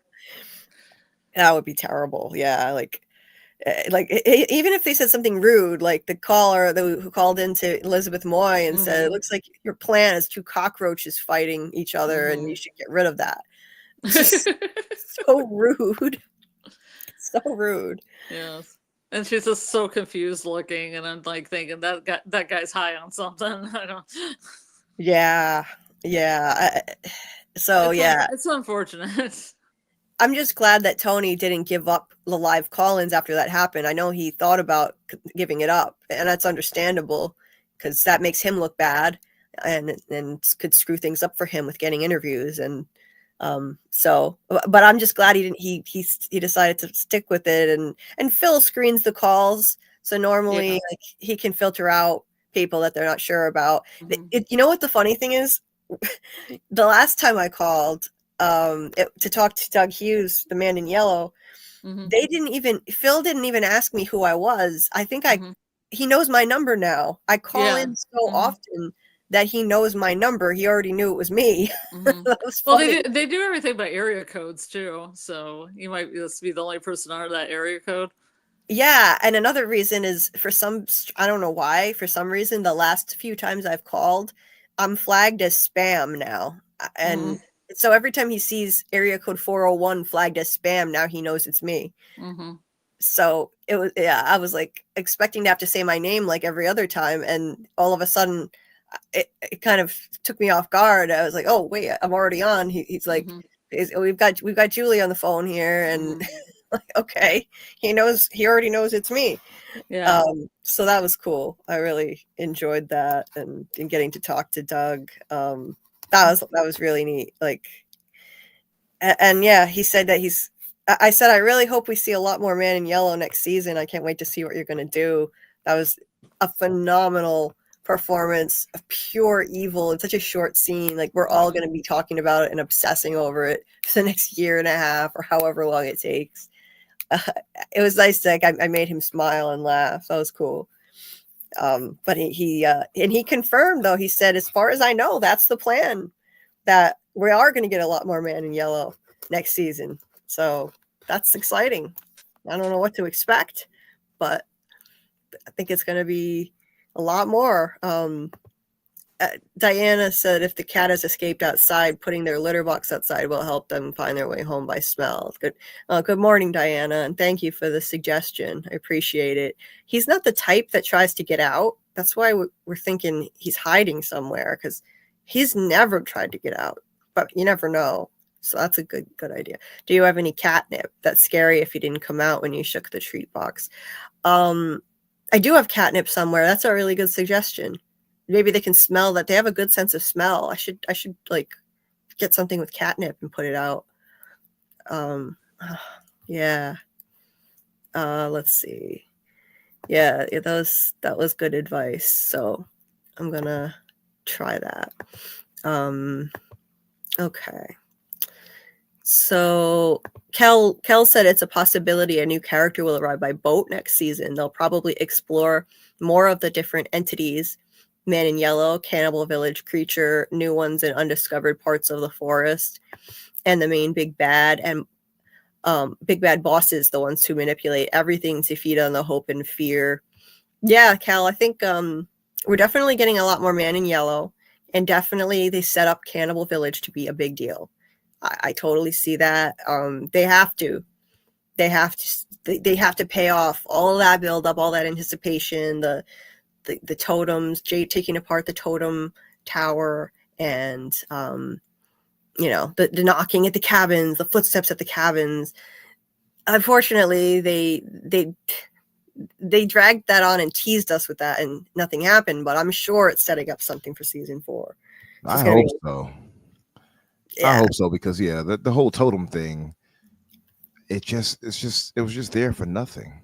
We don't know what that thing was with Tabitha when she looked back and this, as a child, and she ran away from it. None of that was explained or explored any further. Mm-hmm. I don't know. I'm just hoping they don't leave things like unanswered, because there are a lot of plot points that are still untouched. I know. Yeah. I made a list. I'm compiling a list of all the unanswered questions, and I keep finding more and hearing more and more to add to make a video. It's a lot. There are a lot of unanswered questions, and they set up new ones. I know people are frustrated because there are a lot of old ones that haven't been answered, and they set up new ones with the village. What did little Tabitha dream about that made her scream? There's a lot. What's knocking around at the cabins, and now we've got the Man in Yellow, which opens up a whole new can of worms. So many questions, but I'm okay with it right now because they delivered on what they promised. They gave us some answers, which we did not have before. They gave us the origin of the town, the monsters, how they became monsters. We don't have all the technical details, but we know it's because of child sacrifice. We know what the Ankui children are. So we know what the Ankui children are. We know they were sacrificed. We know Tabitha and Jade were reincarnated, and one of them was theirs. That's a lot. Those are some huge answers. So I'm hopeful about that, but we need to know what was little Tabitha screaming at. A lot of people thought maybe it was something flying because she's looking up. Flying spider. Yeah. Giant spider. It's going to be Storywalker Julie coming toward her. Yeah, I'm out of here. Right. Hey, I'm looking at those episodes as we watch, so they don't like CGI some kind of future Julie like in the woods or looking around the corner of the diner, or Yeah, sitting in the back of the church. All alone. Yeah. Seriously. Don't play any tricks now. We are eagle-eyed in this fandom, so Mhm. We know we're gonna know if they pull something on us, but Mhm. like yeah, but I'm really satisfied with a lot of the answers that we did get for now because they were big ones. If they had just given us the backstory of the truck and the pool, things like that, I'd be ticked off because nobody cares. So is that a rabbit or a goat? I think it's a goat based on the shape of the ears, Mhm. but they're so long. That's why I originally thought it was a rabbit. Mhm. Such long ears. Maybe it's just drawn weird. Well, I mean, because of the white rabbit from Alice in Wonderland, it might be a reference. Right. And the song. And the song. Right. Song That's too. why I thought it was a rabbit to begin with. Maybe Mhm. it is. The ears are long. Yeah, And it looks closer to a rabbit, if anything. I think so Mhm. too. I think so too. If it were a Mhm. goat, the way that they portray goats on the show, it's always a goat with horns. Mhm. What is that? A ram, I guess. Technically, yeah. No, that's a sheep. No, what I think well, A yeah, sheep would and that a be a sheep ram. with the ram? Yeah, because the sheep would be A what's they goat's call with a a female goat. version. Yes. Yeah. Yeah, No, it's a female. both female and male goats have horns. Okay. And this thing does not have horns. So it doesn't have horns. So it No. might be a rabbit. What am I Deductively. thinking of? Is it the goats or the what's that? It's one of them that doesn't have horns. The females doesn't have horns, but the males do. What is that? Is that That's probably sheep. is it the sheep?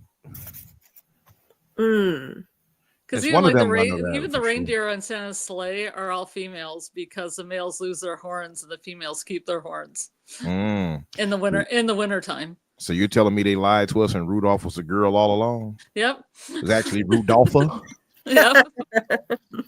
Rudolph Well, the Nixon was red-nosed correct, I reindeer. guess. Now it makes sense. Mm-hmm. Oh, Rudolpha. Yeah, I think it's what I originally believed, which is a rabbit. Now that we look at it again, yeah, there are no horns. This is what was on Julie's shirt in the first two episodes, which we've been going over, so it's relevant. And it's definitely a hint that was planted that's supposed to give us a clue as to what's going on in the show and the meaning behind it. I kind of thinking what Diana says here reminds me of a cat. This is kind of like an animal that's in between three different animals, like a rabbit, a goat, and a cat. Yeah. It doesn't look exactly like a rabbit because the rabbit's ears would be a little bit more on the top of the head. Mm-hmm. But it doesn't really look like goat ears either because a goat's ears would be a little bit more curved down to the bottom. I mean, I draw a lot of animals, so I know what they look like. And the eyes would be those weird goat eyes with a horizontal pupil. And Yes. this does not have the weird goat eyes that make them look like they're like made like robots with the horizontal Blade Runner eyes, pupils. Mm-hmm. If you know what I'm talking about, Chad. I know. Yes. I know exactly what you're talking about. Yeah, that's a good point, actually. Yeah, the eyes would be actually a little creepy, the goat eyes. So yeah, I see exactly. They are a little creepy, yes. They are. Yes. So it could be a rabbit. Could be a cat with long ears. I don't know. Could be a whole bunch of animals put together. Hey, LP Punk. LP Punk said lamb, maybe. It could be. Could be. Lamb to the slaughter. There's that that reference. That would be fitting. Justin had said, yeah, we still never found out what jumped down in front of young Tabby. Could have been what jumped down and dragged the tent. It could have been. Giant spider. Mm-hmm. In both cases. Also, too, you'll notice this rabbit or lamb, whatever it is, has the third eye in the middle of the head, of course. Mm-hmm. Oh yeah. So what do you think that could be? Well, I think it represents that the enlightenment, the opening of the third eye. That's what Tabitha and Jade needed to do. Remember their origins. Miranda did it through acid, opening her third eye and seeing all the visions of her past selves. I think that's what that represents. Mm-hmm. Yeah. And there's also like tenets in various religions that say life is illusion. Mm-hmm. You know, like the concept of Maya is that's Maya means illusion and everything, and this life is illusion. Interesting. Yeah. Well, I mean, the word illusions, that's huge in the show. Illusion, I mean, an illusion is something that is not as it seems. It's deceptive. There's so much that's not as it seems in this world. So you have to, there's something you have to keep in the back of your mind when you're watching it. Sometimes things are not as they seem at all, including the events that we're watching as we're watching them. Like the whole thing with Boyd and Julie throwing the rope, like it wasn't the way it seemed as it was presented to us at the time. It seemed like it was really happening, and then we find out later that it was kind of some kind of strange dream state that Boyd was in, which Randall, Marielle, and Julie wound up trapped in at the end. Their spirits were there, but their bodies were somewhere else. So yeah, like things are very deceptive on the show. Like there are a lot of illusions for the characters too. The monsters give the illusion of smiling, friendly people. Everything's deceptive. Yeah, it could be that they're saying the third eye, which is typically to see through, like it's to have intuition, right? To see deeper level of perception, to see through. Maybe it's to see through these illusions. Yes. So it's saying like she would perceive that and jump through those or dispel those illusions to get to what she needs to get to. Yeah. Absolutely. I think that's what it means. That's what they need to do. They need to become enlightened, open their third eye, be able to see through the illusions all around them in order to figure out the way out. So like nothing is as it seems on the surface. Obviously, like the little Ankui kids are no longer alive, and so they have to figure out like what all of it means. Nothing is straightforward here. And yeah, so I think that's the key, seeing through the illusions. You have to be able to perceive things beyond ordinary sight. So, Jade and Tabitha had to be able to see visions in order to eventually figure out now they're reincarnated. Tabitha had to become enlightened in that she saw her past life as Miranda. She saw through Miranda's eyes. Jade has had all different types of visions, and he's going to have to see like what they mean. Are they his past selves? Are they something else trying to send him a message or warn him? So that's going to be key too, seeing through that. But yeah, I love how they planted this. I think this is one of the things when they say that they planted major clues in the show. This is definitely one of in the first 3 episodes. This is definitely one of them. And they make I like that Chris Smalls has a comment that says it's a lamb. I Google illusion t-shirt with animal and it popped up. But did you keyword it with lamb too, or did it say it was a lamb?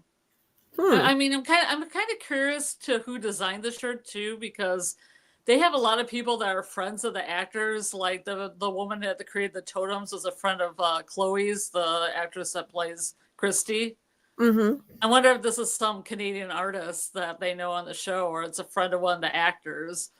I'd be curious to interview those people. Like the woman that made the totems, or the person who designed this, and see, what the process is. Yeah, I'd be interested to do that too. Yeah. I wonder how people reach these people. I would be curious to know that myself. Like somebody told me in another stream that this shirt is something that you can buy online. Well, you could probably buy it on Redbubble or something. Somebody's probably taken it and made their own. Right. That's the thing I was wondering. I thought that they designed it specifically for the show, but then someone said no, they didn't. I forget who it was, but it was a while ago. They were kind of rude about it, actually. They were like, saying it in a snide way that it's, this, you can literally buy this shirt. They didn't make it for the show. It was said in a rude way. And Well, I mean, I don't know how you'd even tell anymore unless it's like some artist on Etsy that has it as their own design, and it isn't somebody who just took this picture and went to Redbubble and now they're producing those shirts. exactly. Yeah. Someone could have easily made this, like, just like people 3D print the talismans. Mhm. So yeah, it doesn't mean that it existed before the show. So But it would be cool if I knew the name of the person who designed this graphic on the, this graphic right here. I would like to, yeah, same. I would like to know that, and finding out if it was designed for the show would really confirm how significant it is too, because it was so prominently featured. And if they designed it for the show, then that suggests it's got to be significant, or they wouldn't have designed it this way. So you think it's a Bender design then? Because didn't he do all the paintings? Yeah, it could be, since it's such an important, I think it's such an important clue. He probably did it himself. I wouldn't be surprised. I would not be surprised. They make a point of showing us a lot of shots of Julie with the shirt, facing the camera. Like, they want us to take notice of this. It's always right in shot. It's always right there. Mm-hmm. That's from episode 2. It's always prominently featured. Mm-hmm. And when she was tied up in the chair, she's sitting there, and it's like they want us to look at it. Like, look at this, look at this. Yeah, it's right there in our face. There's one even when she's lower in the shot, but the shirt is right there. Right, the graphic is right there. Exactly. Yeah, they want us to notice it. Chris Small said it says three-eyed lamb. Okay. Yeah. I mean, rabbit would kind of make more sense because Justin's saying this, the symbol of the rabbit. Right. And White Rabbit from Alice in Wonderland, because Alice chases the rabbit and all that. But lamb kind of makes sense too because of the, the innocence thing, like with Sarah. It could be like an innocence animal. Yes. That could work too. Yeah, it works either way. Justin said rabbit symbolizing dreams, fertility, innocence, agility, trickery, vulnerability, a messenger that something new is on its way. Interesting, Justin. I like that. Yeah, Justin has a lot of knowledge. It's always interesting to hear his takes too on the symbolism behind things in mythology and stuff like that. Mythology and religion. So it could work either way, a rabbit or a lamb for sure. Yeah, interesting stuff. Yeah, I love how they plant things for us to dissect, knowing that we're gonna do it. When they first made the show, I mean, they didn't know they'd have a rabid fan base dissecting it like crazy, but now they sure know. So, but either way, they put this in here for a reason. And look how she's leaning back. It's like, yeah, so you can really see the whole thing. Yeah, there you go, viewers. Look at this. Like, they might as well just shine a spotlight on it. I would say something about looking at Julie's chest, but no, let's not. No, let's not. She is 21. Let's not. Let's not. Just stare at her chest here. Right. Yeah. At least I'm glad that since they wanted this to be a focal point, they made it a nice modest t-shirt. It's not tight. Yeah. Mm-hmm. That's important. It's a low cut or anything. It's not low cut. It's not tight. So it's like, okay, we want you to look at this, but don't look too hard. Don't look too much. Like, she's supposed to be underage. The actress is not, but the character is. Yeah. So let's keep that in mind, people. But even this shot here from the side, they make sure you can still read illusions right there. Yeah. Yeah, it's there. I think even when they go to tie them up, you can still see it the way that she's angled, even though she's bent over. It's still the image is still there. It's pretty crazy. Yeah, it is. It is. So that jumped out at me before I even did this rewatch. Obviously, this was something I already had my eye on, but looking back at it, it's just even crazier how much they put it in our face. Well, plus in this scene, Fatima, I don't know. Fatima seemed kind of like snotty and condescending.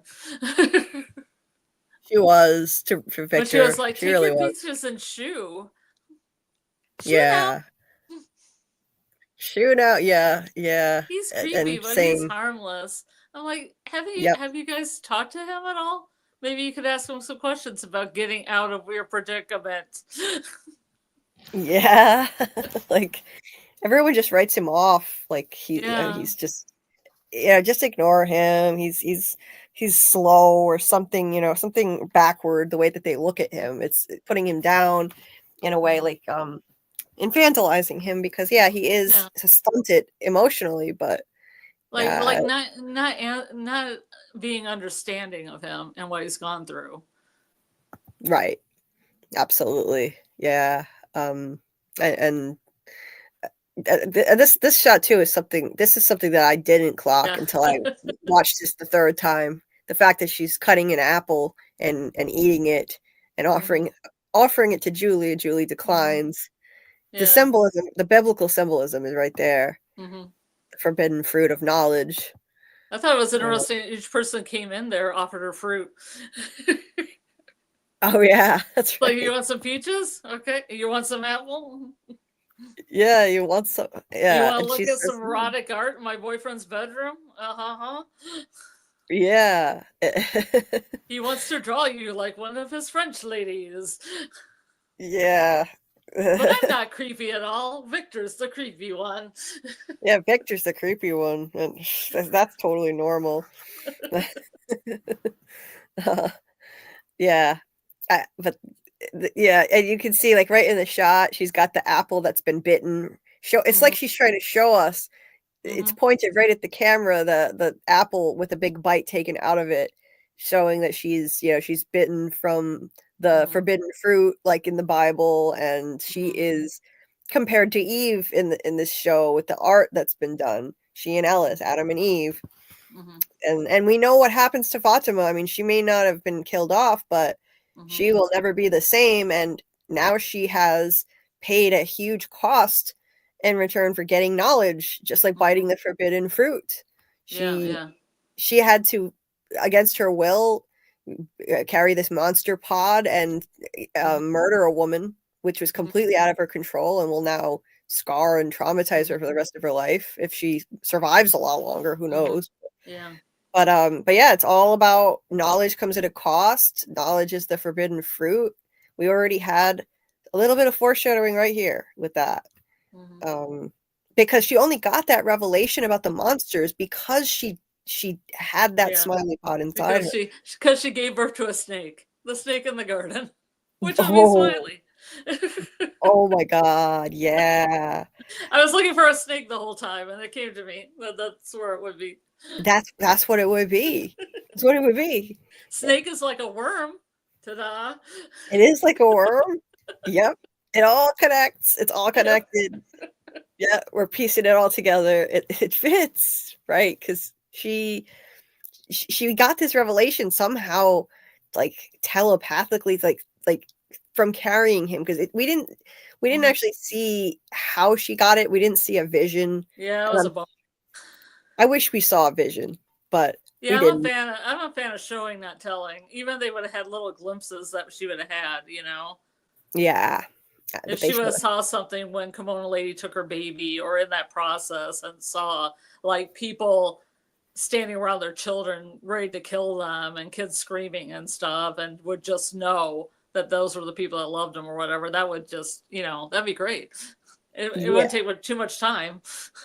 Yeah, give us just like a few moments. Like, I don't think it would totally give too much away because they were going to give us that exposition anyway. So just give us a glimpse into what happened. You don't have to even show us how they sacrificed the kids. Maybe they want to keep that a mystery. I don't know. Just have like Smiley and his wife hovering over the kid or something. Yeah. I know Smiley has a wife now. Was the librarian. Yes, Smiley the librarian. I'm matching up all these monsters as couples, and then I'll match up the Kui kid. Maybe I'll make a chart. I'll be like, this Kui kid belongs to these two monsters. Yeah. Yeah.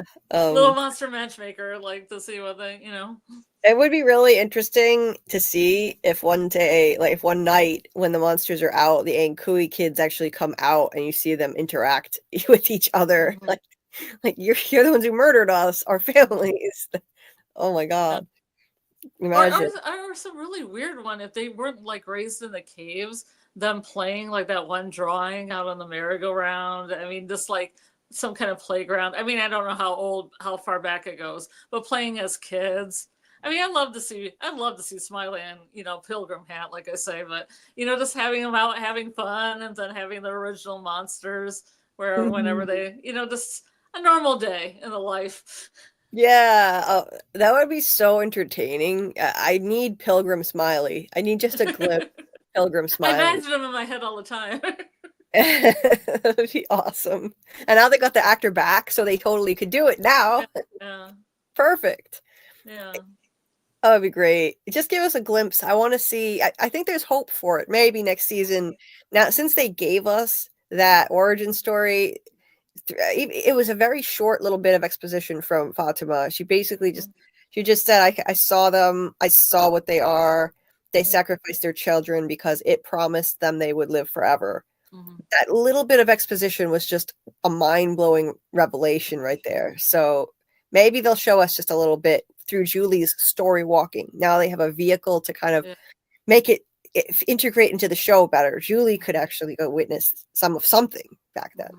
I feel it had to happen in that first cycle too, when they're like the cannibal village and the colonial people and everything, because Tabby saw herself in that as a kid. Yes. Like that's like Tabby Prime or Miranda Prime or Tabby Miranda Prime. Right. Like maybe Tabitha and Jade, the OG Tabitha and Jade Prime, maybe they grew up there. That maybe this is where they grew up and she was literally there as a child, but in all the the subsequent cycles, she gets there as an adult. I can totally see that. I don't think we're going to go any further back than Puritan times. I think we've seen the oldest that we're Well, it going would to see. make sense there was a child that grew up into a person, and Yes. then that soul would go into the next person outside of it, and And there that had she to be a start, a seed. Right. Yeah. Right. Like I was originally thinking like maybe she wasn't born there, the original one, but why not? She probably was born there and grew up there. And just before I forget, this shot right here, I just thought, like the stuff that you can analyze the hell out of when you look back, it's amazing. 2 fridges. Well, well, I don't know about that. I didn't notice. I mean, I did notice that, but yeah, why are there 2 fridges anyway? There's always a lot of bread. A lot of bread. I But noticed in the first episodes, and I'll probably see it in 3 or 4 too. There's just copious amounts of fresh bread at Colony House. I'm like, why would I want to live there? It was like in the early days when all you had to do is just dodge the monsters, and I was like, they always have so much food there. You're always eating fruit. There's always bowls of fruit. There's always fresh baked goods. And it was perennial, eternal. It was eternal summer. It was an eternal summer. So not perennial, eternal. It was kind of like living in the Garden of Eden if you just followed the rules. Yeah. Like if you think of it that way, yeah, this is a hellhole. Of course, it's Fromville, but if they just followed the rules, like in the Garden of Eden, there were rules. Oh my God, this fits so well. So this fits so well because in the Garden of Eden in the Bible, like, yeah, you couldn't bite from the forbidden fruit. That was the only thing. Like, you couldn't seek out that forbidden knowledge that you weren't supposed to have. And once Eve does that, paradise is lost. And so it's all about seeking that forbidden knowledge that you're not supposed to have. And then look what happened. As soon as people in this town started seeking answers, that as soon as that happened, as soon as Tabitha started digging that hole, Boyd and Sarah went out in the woods, they built the radio tower, everything went to hell. And it's like they were cast out of the Garden of Eden. It turned to winter. And look at this bowl of apples. Like it seems like the apples to me symbolize, other than the fact that, wow, not a bad place to live. I think it symbolizes all of the knowledge that was just waiting for all the revelations that were just waiting to be uncovered, the forbidden fruit because we know what huge revelations were yet to come when this aired, episode 2 of season 1. And like they put that right in front of the shot. It's like maybe that was unintentional, but it's the same thing as with literature. Not everything may have been intentional when the author wrote it, but we can analyze it and find meaning in it that might have just been a happy accident.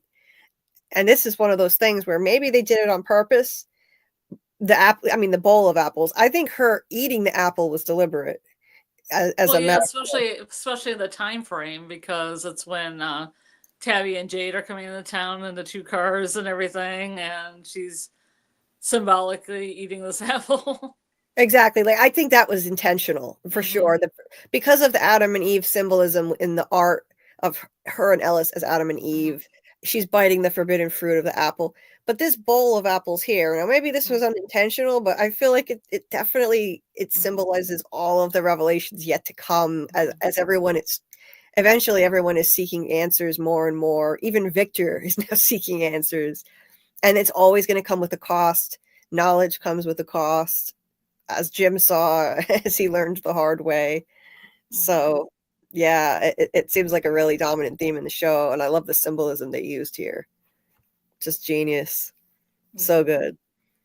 This I didn't think I could be any more obsessed or hyped up about this show until we started this rewatch. I swear to God. No, what you talked about earlier just kind of reminds me of David Lynch and his films. And he's always said that his films are up to the interpretation of the watcher. And I always feel a lot of things are up to the interpretation of the watcher. Mm-hmm. You know, you can have a lot of people figuring it out but really from to whatever I wanted to be from my perspective because of the watcher. Okay. You know, and maybe they didn't, mean like to put all these apples out and all that, but my interpretation is that is, a really good representation of knowledge. 100%. Especially knowing the giant revelations that were yet to come that their characters are going to dig up. It's a perfect metaphor. It's a perfect reference. Even if the bowl of apples wasn't intentional. Yeah. But in David Lynch movies, everybody's always trying to figure out the mystery. But, he never tells you what it is. So it's just up to your interpretation. Oh, you don't have a showrunner going, and Cooey's a made-up word, because David Lynch wouldn't tell you if it was or not. It would just be up to your interpretation forever. Oh, see, that would drive me absolutely insane. I don't think I would like David Lynch's stuff. You probably wouldn't like it just because of some of the themes, but I don't like. There's nothing I hate more than an open ending. I don't like that. I want to know. Tell me the answer by the end. I am gonna riot. Completely agreed. Completely agreed. I don't like that either. Yeah. Tell me what Mulholland Drive was about. Tell me what the blue box meant. Tell me what the mystery man is. Yeah. Never. That would drive me out of my mind. And I know that Jeremy Ice and Fire has talked about how apparently David Lynch originally never planned on revealing who killed Laura Palmer in Twin Peaks. He was going to leave that completely open, but he was pressured to reveal it. Because, much like the showrunners of this show, it's about the characters. It's not about the mystery. That's what they've said. I don't like that. I'm just going to pretend they never say that. But every time they say that in an interview, I'm like, I want to pretend that they didn't make up the word Ankui, and it's actually got an Inuit, heritage. But me too. Hey, Sarah, Sarah, as the song goes. Yeah. See, this is why I get nervous every time the showrunners are interviewed. It's cool and it's exciting, but I get nervous. I worry when they say things like that. It's not about the mystery. There isn't going to be a big reveal at the end. Those are not quotes that a rabid fan base want to hear when we're obsessed with the mystery. Jesus. Yeah. Oh, but it's okay. I don't care. I'm gonna analyze the hell out of it and deep dive into it. And if it turns out to be less complicated than it seems, then I enjoyed the journey, so that's okay. But honestly, what they just revealed, that's pretty damn complicated. So I think the mystery is important. Maybe it's just not their priority above everything else. Like that's not what they care about the most, I guess. But thank Well, you. I Dina. guess in Twin Peaks it wasn't so much Laura Palmer's death, but the way that the characters reacted to it, Gotcha. Okay. and how parts of her backstory were revealed by said characters. Okay. Yeah. And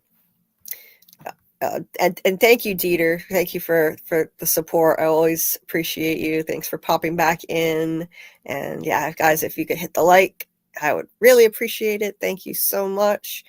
Kel Bishop said, I believe you are onto something with Garden of Eden theory. I believe From existed before the first settlers came and was probably akin to a paradise until yeah, maybe. Yeah. Maybe it Yeah, was. I think there's going to be some parallels to Noah too in the upcoming seasons because of those flood drawings. Yeah. Especially the one that looks like Donna and Boyd on a roof. Yes. There's two figures, and one looks like the way Donna dresses, and then there's a guy laying on the roof that looks like Boyd. There is a picture that almost looks like the ruins with water in them and a boat. Which is where I get my happy ending of Boyd on a pony on a boat sailing through these ruins back, to the real world. Yeah. But I feel there's going to be some kind of flood imagery going on. Like there's going to be a flood. Oh yeah, absolutely. Yeah, I think that's coming for sure. And I hope we still get an eclipse too. That would be cool. There were little hints in Victor's drawings that maybe an eclipse could happen. We thought maybe this season, but that didn't happen. But maybe so that would be a really smart device. And the flood could also be the Lake of Tears. No, Timmy. Hold on one second. I'm gonna mute myself for just a second. I have to tell my mom something. Okay, well, I'll talk for a little bit because I was also going to mute myself for a second because I thought my boyfriend was coming up the stairs. So everybody hit the like button and subscribe. We are having Severance watch parties on Thursday nights in Julie's Discord at 10 p.m. EST. We'll be watching episodes 3 and 4. So if you like From, you'll probably also like Severance. They're very thinky kind of shows, and Severance has a lot of dark humor. So if you want to join us with that, you can join the Discord, and we also have a lot of fun things in the Discord that you can do. And I'm also trying to get maybe Yellow Jackets in there. We do have a From book club that maybe we will do. I'm not 100% sure now that the showrunners have told us that half these books aren't really, super inspirational to the show. So, yeah, nice promo for okay, so that's the only thing I could do. That's good. I gotta mute myself now. Okay. No problem. So okay, this was the scene where Victor comes in and talks to Julie briefly, and I think the whole reason why he says this is about the two cars being special. It's Jade and Tabitha coming back.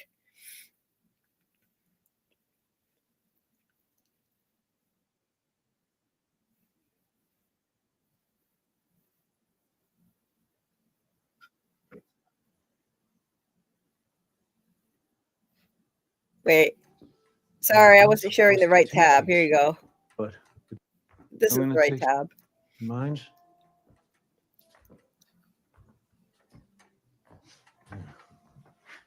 Julie looks terrified. This grown man with a lunchbox is bending over, getting a can of peaches. Donna, she looks super tense. We'll get a little wiggle room on one or two things. I was going to open them in my room, but I'll open them here if you want some. You're from one of those two cars, huh? That hasn't happened in a long, long time. It's special.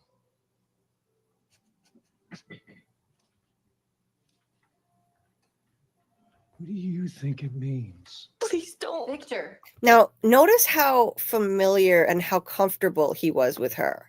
This is something I took notice of that I never noticed on the first two watches.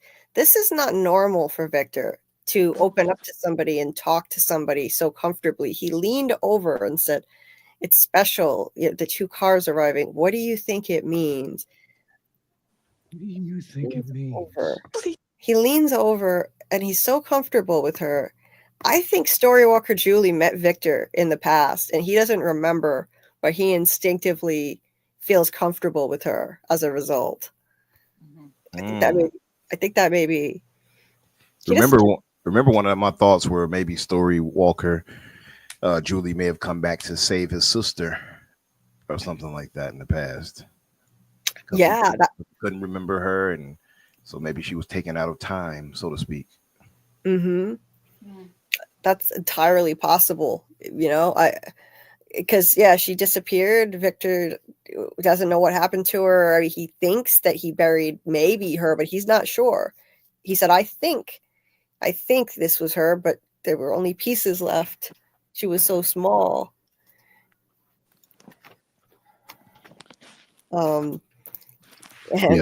They left themselves, I guess, either an open way to handle it.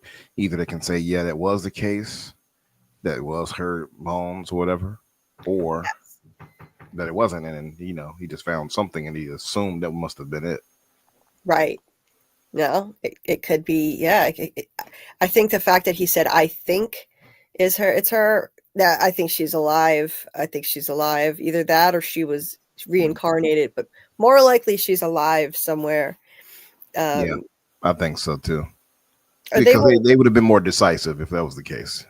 Yes. At this point, they've left that open for too long. They would have just closed the book on it right then and there. That was, if she was dead, that was the moment to do it. And they didn't make it decisive. They didn't make it clear. And that would have been the biggest nothing burger of them all. Right. They would have created that character and said, she's dead now. Yeah. Yeah.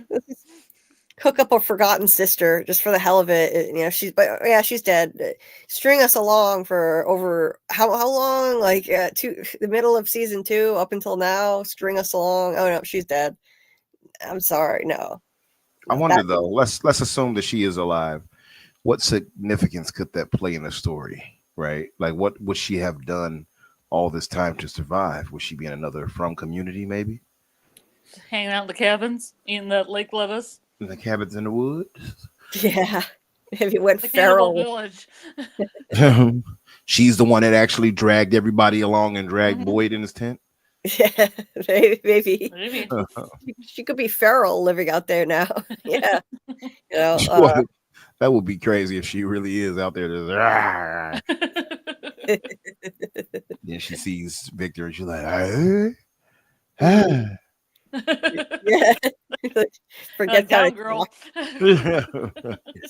Forgets how to talk. Yeah. By now maybe she forgets how to even talk like a normal person. Yeah, maybe she's a Wendigo. Maybe. I'm frustrated. It's interesting, but I really wanted the mystery of Eloise to be settled by now. I'm tired of the Eloise stuff. No, they strung us along for so long. It needs to have a major playback, major payout now because it's been so long. Exactly. I thought we were going to get that by the finale, and we didn't. Yeah. Frustrating. I was excited when I saw what looked like her grave because at least it would be closure, but nope. No such luck. Still, so the Eloise theories live on, but I'm just relieved. At least the showrunners confirmed. They said it in the show anyway, but they confirmed it in the interview that Tabitha is not Eloise. At least we can rule that out. So that's something. Gave us something. Can I ask you guys, why do they keep saying or at least theorizing that Donna is a mole? Yeah. Where's it coming from? I think it comes from Randall because nobody thought there was a mole until Randall said there was a mole. Oh, yeah, good point. Right, he did do that. That's right. I didn't read much about people thinking there was somebody watching or whatever. There was an idea of an entity, but there was nothing specifically saying mole until Randall was going off on it. Yeah, that's true. That's true. I heard about that. I wasn't in the community at the time, but I heard that's when it took off, when he started with that. And then people looked at Donna's conversation with Tabitha in this episode and they concluded, yeah, maybe Donna's a mole because her story was such a long exposition, and then that's very unusual. Why didn't they just show us a flashback? People thought like maybe she made it up, and she said that they ripped her sister's face off, but at the time we had never seen the monsters touch anyone's face, so they leave it intact. So that's another reason why people thought, Well, yeah. well, I also think that well, Epics at the time, that MGM didn't have enough money to do these flashbacks, and plus with the background of the showrunners being theater, they probably would love those monologues. Those are like award-winning monologues that both like Donna has one, Kenny has one, Sarah has one. That whole episode is full of those. Yep, absolutely. And it would be like they were taking place on stage. They're not taking, place with a lot of action. Right. Yeah. You could imagine just a stage show with Tabby and Donna sitting there on a stage by themselves in chairs talking. Right. Yeah. And I love those. I'm really in on those. That makes sense to me. That's good enough for me. Stood in front of the car. No, Wouldn't get out of the way. Just stood there, smiling. I thought my sister was gonna run this son of a bitch over. She never did have much patience for assholes. Instead, she grabbed her shotgun and got out of the car and started screaming at it, making all sorts of threats. But it just stood there, smiling. I'll never forget how it stood there. So still. And then it ripped her face off. Right in front of me. Ripped it clean off. yeah. I believe her. I believe her. Skinning her with his hands in the street. Just like we used to skin those deer. And that's ironic too. That sounds like something they would do. They used to skin the deer when they hunted, and then they skinned her like they skinned the deer. I just feel bad that Liz Saunders doesn't get this much to chew on in like season 3. She's underused. I mean, this is a great scene and great acting. Right. Oh, absolutely. I wish they just had more of these. She's a phenomenal actress. I just love her work. Absolutely. And I meant to say this. I highlighted this a while ago. Chris Smalls said I took notice of that. I also pay attention to all Victor's dialogue with Julie and Ethan. Yes, me too. Always. I mean, I always pay attention to Victor in general, but if he's talking to Julie or Ethan, absolutely. Yeah, 100%. Yeah. Yeah, Justin, we have our Severance watch parties every week. If you want to join sometime, Thursday nights, 10 p.m. Chris Smalls thinks Donna is a mole, aka Eloise. Think about it, Donna and Victor are super content with being in Fromville. That's true that they are. That's true, and she always supplied Victor with his peaches, too. I would think that would be an awesome twist if she's... I don't necessarily think she's a mole. I don't think she's a mole, but if she were Eloise, I would be on board with it. I would like that. That would be a cool twist. I don't know if we're going to get it, but Chris Wells said, I was thinking Donna was a mole since season 1 before Randall arrived. Okay. Chris Small says he thought it before everybody thought it was cool. Yeah. Before it was cool. Yeah. She's too comfortable. She had Victor in check for years with just peaches. She doesn't like when Jim was trying to figure things out. And when her and him heard the voice on the radio, she tried to keep it quiet. Yeah. That's but true. she's also been there for 3 years, 6 months, and 17 days. Yeah. Yeah, she counted. You're gonna get comfortable eventually. I mean, you're gonna fall into a pattern, you know? You might be scared for the monsters for a while, but then boy finds the talismans, and you're like, oh, this is like New Eden. Right. That's true, you know?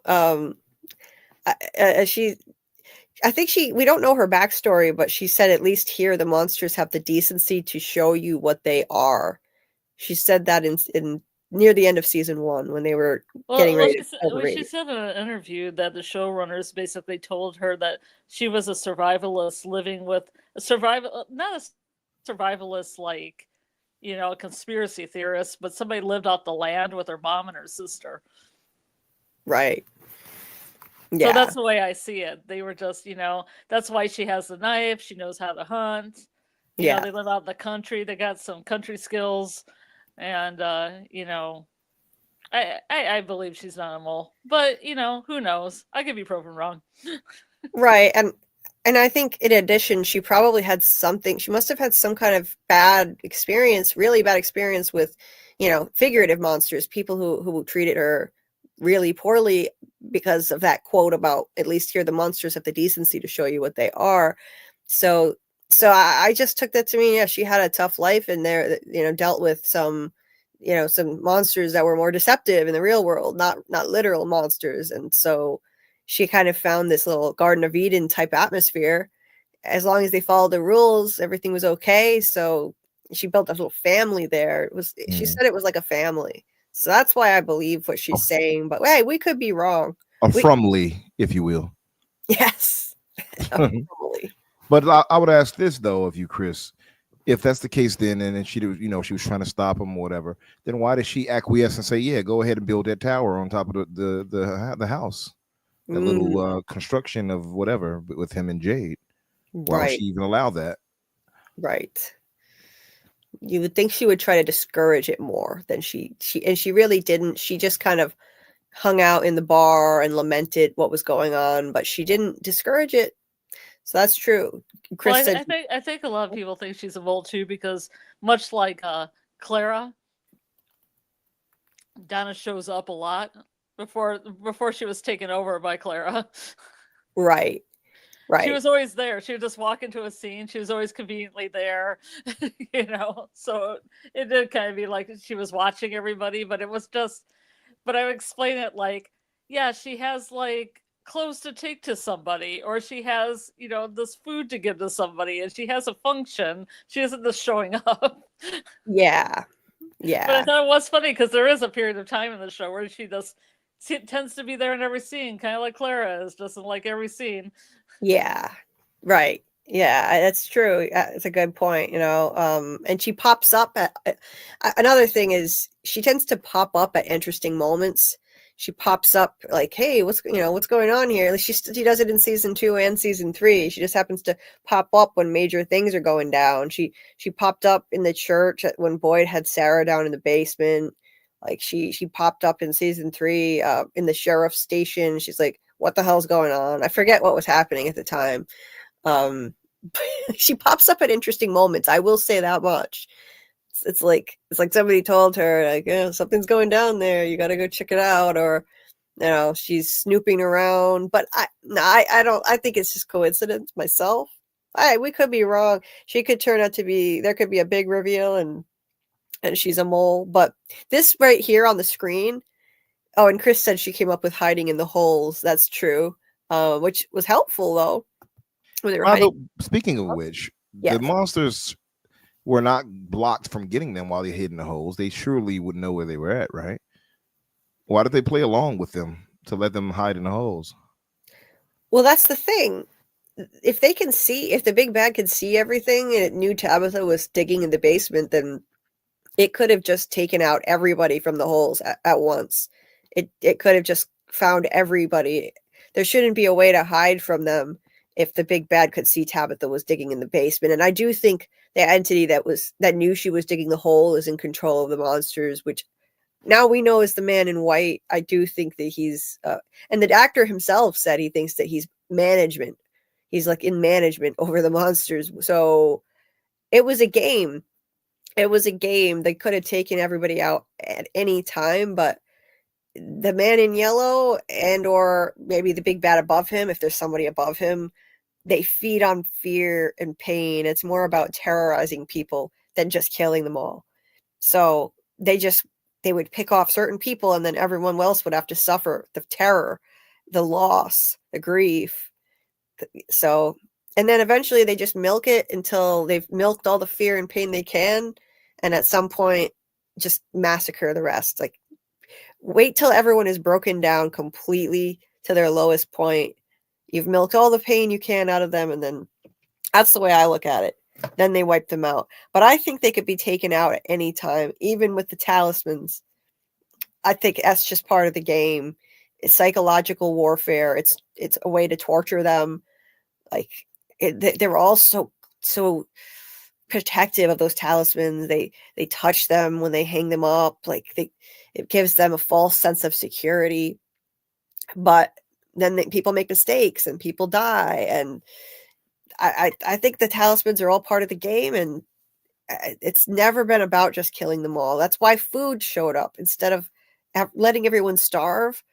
Food just randomly appeared, and it's just because it's not about killing everybody. It's that's not the only goal. It's milking their suffering for all it's worth first. It's feeding off of it.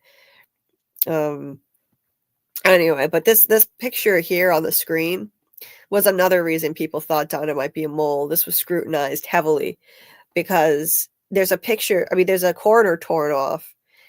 For one thing, that's part of it. There's a corner torn off in the top right corner, and people were suspicious that what's missing from the photo? Why is that torn? And why does she have a picture with her when she was on a hunting trip when she arrived there, according to her story? And there's a frame, but she could have found the frame in town somewhere. So people thought that was sus. I don't know. I don't really think that's really suspicious, to be honest, but you never know. Maybe she just happened to have that picture in the RV. They travel a lot. Maybe she just carried it with her. So I don't think it's that sus, but who knows, Teflon thinks she's the mole. Yeah, Tony Teflon thinks Donna's a mole for sure. I know he does.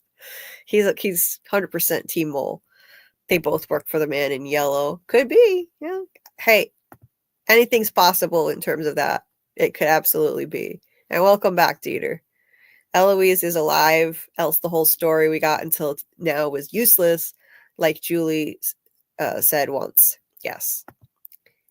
Like I said, me. Okay, yeah. For a second, I thought you were talking about Julie on the show. I get confused sometimes. That's what I was saying. The whole story we got about a forgotten sister would be useless if Eloise is just dead. The only way that would make sense is if they told us at that time when he remembered her, I had a sister and I found her body. Then it would be, I could understand it for the emotional impact, but for him to remember it and then just never say what happened to her and drag it out like this, nah. She had to have a purpose. She was a Chekhov's gun in a way, because she was introduced for a purpose, like a Chekhov's gun. So I still believe that. AAMM said Donna probably didn't think Jim was smart enough to make the radio tower work. That's probably why she agreed after saying no. Could be, yeah. Yeah, maybe she knew it wouldn't work anyway. I don't know, but she seemed like she thought it might. She was upset at the bar, but who knows? Chris says Donna is sus straight up. Only Randall's smart enough to dig it. It's a game. No, I'm not gonna lie. I see the evidence. I see the argument for why she could be a mole, or if she's a mole, it would have to be in some kind of a supernatural way. I don't think the big bad at Fromville needs a mole to go report to them because it can see and hear everything. But it could be that she's just there to kind of keep control over things. She does control Colony House, so you never know. You never know. That's why Abby went against the grain. She popped in her game genie, and they made Boyd take her out. Yeah, I think it's funny. Her game genie. Her game genie. Yeah. Good one, Chris. That's good. Yeah, I see the argument for it for sure. But incidentally, that her sister really does look a lot like Swing Coat Lady. That looks a lot like Swing Coat Monster Lady.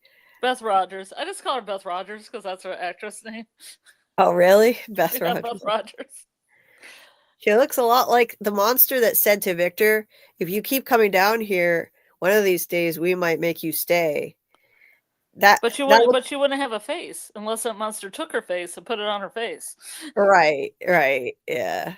It's a fun theory, though. They could be connected somehow, but I don't think so. I think it's a coincidence. But yeah, I enjoy this stuff though. It's fun. The connections people make, the stuff people notice. It's neat. It was interesting though. Donna said that my sister, she was a real character. Yeah, I don't know. You could argue that maybe that's evidence that she was not. This is all made up. But no, I think that she's legit personally. I do. Let me see. Yeah, I feel like it's a Eugene O'Neill monologue because I see that kind of. I feel like it's kind of like a Streetcar Named Desire kind of monologue, Cat on a Hot Tin Roof kind of deal. Even though those aren't Eugene O'Neill plays, it's early. I'm getting all my plays mixed up, but it feels like that. It has that feel. Right. And honestly, what we saw in season 3 lends credence to her story because she said this. Mm-hmm. They like to hunt. They like to play. So they were making it last. Mm-hmm. And I just left her there. Yeah, and she said, they were torturing her. She said this, yeah, they weren't just killing her, they were torturing her. There I was, crouching in those bushes. And when the blood stopped pounding in my head, I realized I could still hear my sister screaming. They weren't just killing her. They were torturing her. Yeah. Because that ties into Kenny's mom. Exactly. They were torturing her. So we see now that they do this kind of thing, and they ripped a piece of Tan Shin's scalp off. Yeah. So it is very similar. Yeah, that's why I think her story checks. I think it checks. Yeah. This hero is like one of the most important scenes, I think, in this show, and still up for debate as to what it means. I saw the Lake of Tears. It was a drawing on the wall. There were so many drawings on the wall. Like when I used to draw with crayons. And you'd put it on the fridge.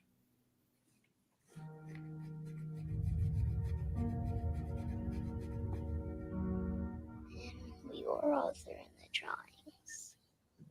You and me, and Mom, and Julie.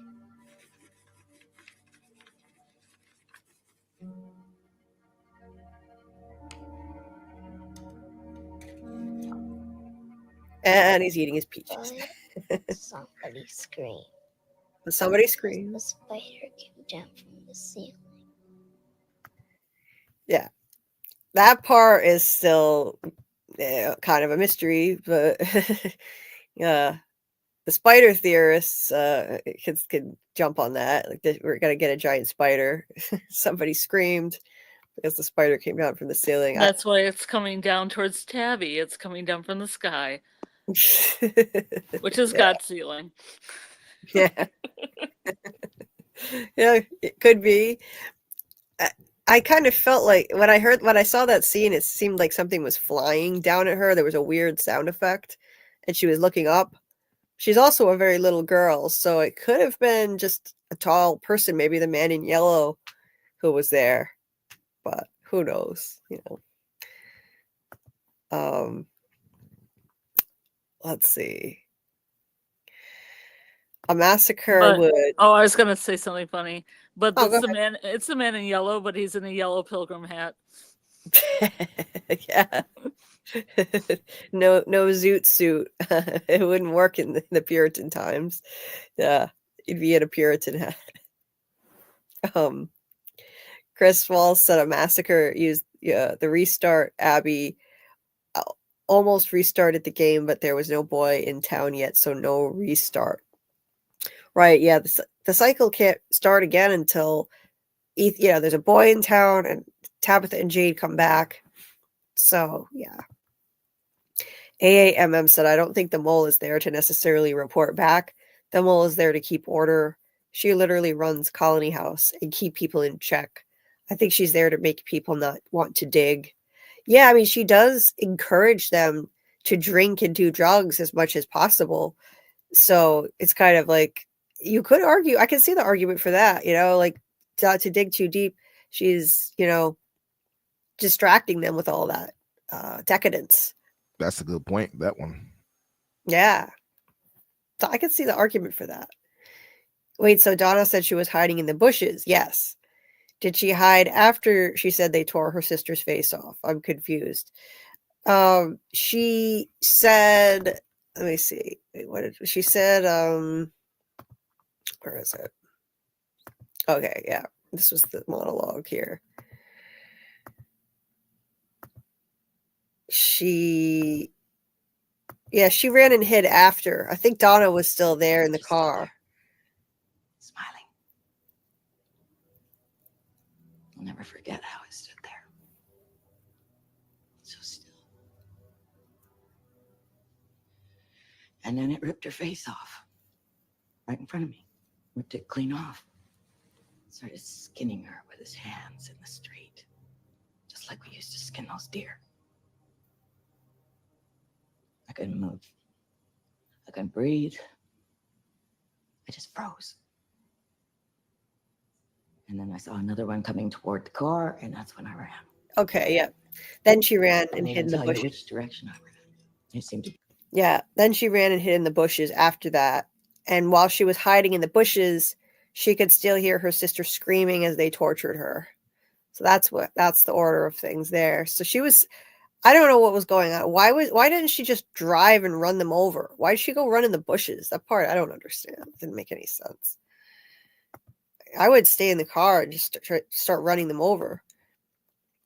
Cal said, I don't think the mole theories are likely, mainly because the writers haven't used a character doing mole-ish things off screen. We've seen the people who collude with an entity. We have seen people who are deliberately, like, who are manipulated right in front of us by an entity, like Sarah and Elgin. That's true. Good point, Cal. Yep, a plant. Yeah. Yeah. It's such a great episode. It's just so much that they set up in terms of foreshadowing and setting up the mysteries, putting clues in that more and more of them are going to jump out. Maybe we'll see even more with season 4. When we get season 4, like with every season we get, as we do rewatches, this becomes more and more meaningful. And maybe what Ethan said will make more sense once we get season 4. Who knows if he was story walking when he said, I saw the Lake of Tears, and he saw Victor drawing all of them. He had a seizure. Maybe he was story walking too, but it could have just been a vision in his head, like a dream. I think it's more likely that it was a dream. A dream that was a vision of Victor drawing the whole family. And the whole thing with the spider, well, I don't know. It could end up being symbolism. Because I don't personally think we're getting a giant spider, but you never know. You never know. Yeah, just so many iconic scenes. I think these were this was the first. I mean, I think the best introduction to a series ever that I've seen. These first 2 episodes, they kind of go hand in hand. So I'm glad we get to dive really deep into them like this and just explore it, because there's so much there.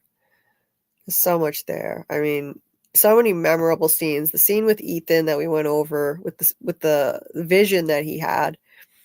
The scene with Victor and Julie, the scene with Donna and Tabitha, and of course, I mean, this iconic All the scene. windows covered at night. It's harder for them to trick you if you can't see them. Who? Those things out there. They whisper, try to get in your head. It said your name, right? Sometimes they convince people to let them in, and well, here, come here.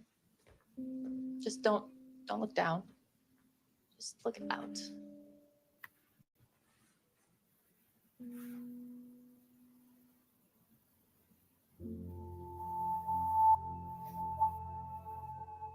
Why did you bring me here? Because I wanted you to see that if you climb high enough, even a nightmare can look like a dream.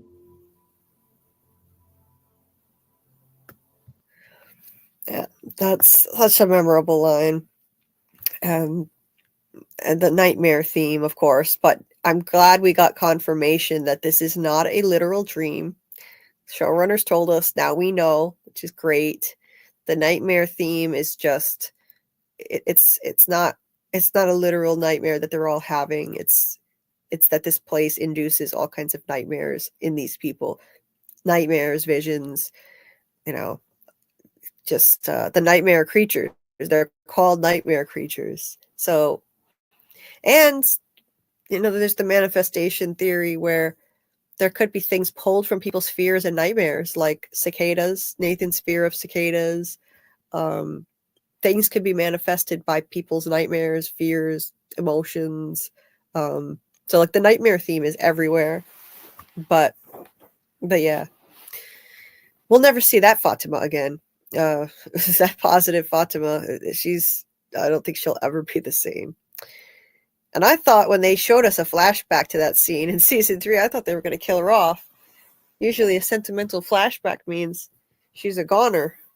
But no, she made it. She survived, but Randall has said there are things worse than death here, and what happened to her, I don't know what she's going to do. She killed somebody, and she's not going to be able to deal with the guilt. She couldn't help it, but she's going to suffer because of it. I don't know how she's going to deal with that. But Justin, hey Justin again. Justin says, not that she's a mole, but Donna and Dale definitely could have met the man in yellow before, hence why she knew who was on the radio. Donna also warned Jim about asking questions. True. Like Donna and Dale seemed like they had a little connection going on. Like they had some kind of knowledge that other people didn't have. I got that sense too. So yeah, like not that they're literal moles, but it's possible. That's a great point, Justin. That maybe they met the man in yellow before, or they got some kind of knowledge about what's going on here, and they're just keeping it to themselves. She's trying to protect people, not ask too many questions. Just don't rock the boat, because asking too many questions, trying to seek knowledge, that's what costs you here. You push hard, this place pushes back, knowledge comes at a cost. So yeah, I think that makes total sense. Maybe she has some knowledge of it. I could see that. I could totally see that. And like the reason people connect her with Dale too is they were both there like around the same time. They were there the longest after Victor, of course. And there was a scene where they were talking about the radio tower. She said, these people need something to hope for, or something like that. And he said, well, oh, sure, let's play make-believe. I'm game. It seemed like they were kind of looking at each other, in such a way that it made you wonder, do they know something? Like, they know that this is nonsense and that radio tower is not going to do anything. When Donna was in the bar too, she was lamenting that they were doing this. And she actually said to Tom, the bartender, that she was so worried about what was going to happen when they fail. She didn't say if, she said when they fail. She said, what is this going to do to these people? That they wouldn't be able to handle the disappointment. They're getting their hopes up. She said, what happens when it fails? She knew it was going to fail. So, I don't know. I don't think there's a literal mole, but maybe she might have some kind of information that other people don't have, and she's keeping it to herself. I could see the argument for that.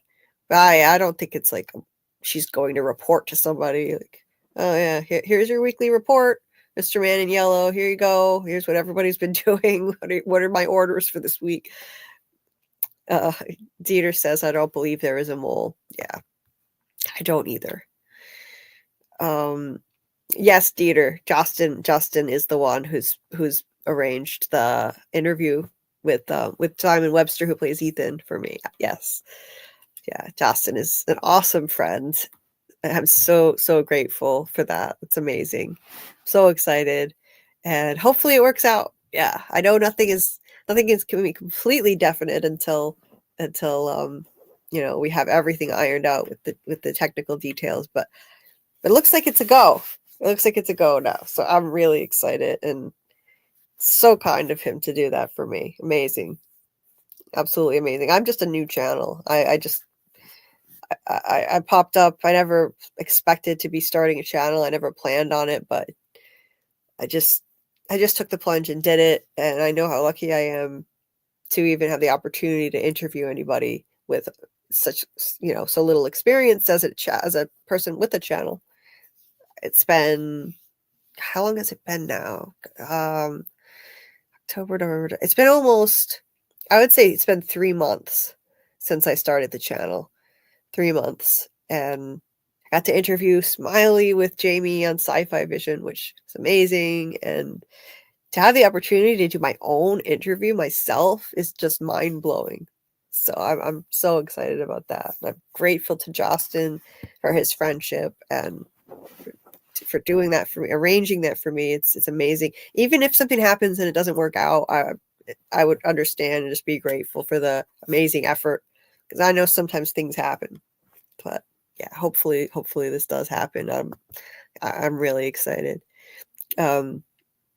Chris Small said, has anyone ever checked out The Myth of the Lake of Tears? It's a quick Google search if you're interested. I know Scarlett dropped off, but Scarlett she found a children's book called The Lake of Tears. So a children's book called The Lake of Tears. So yeah, I wanna check out. So there's a myth too. I wonder if that's a different thing.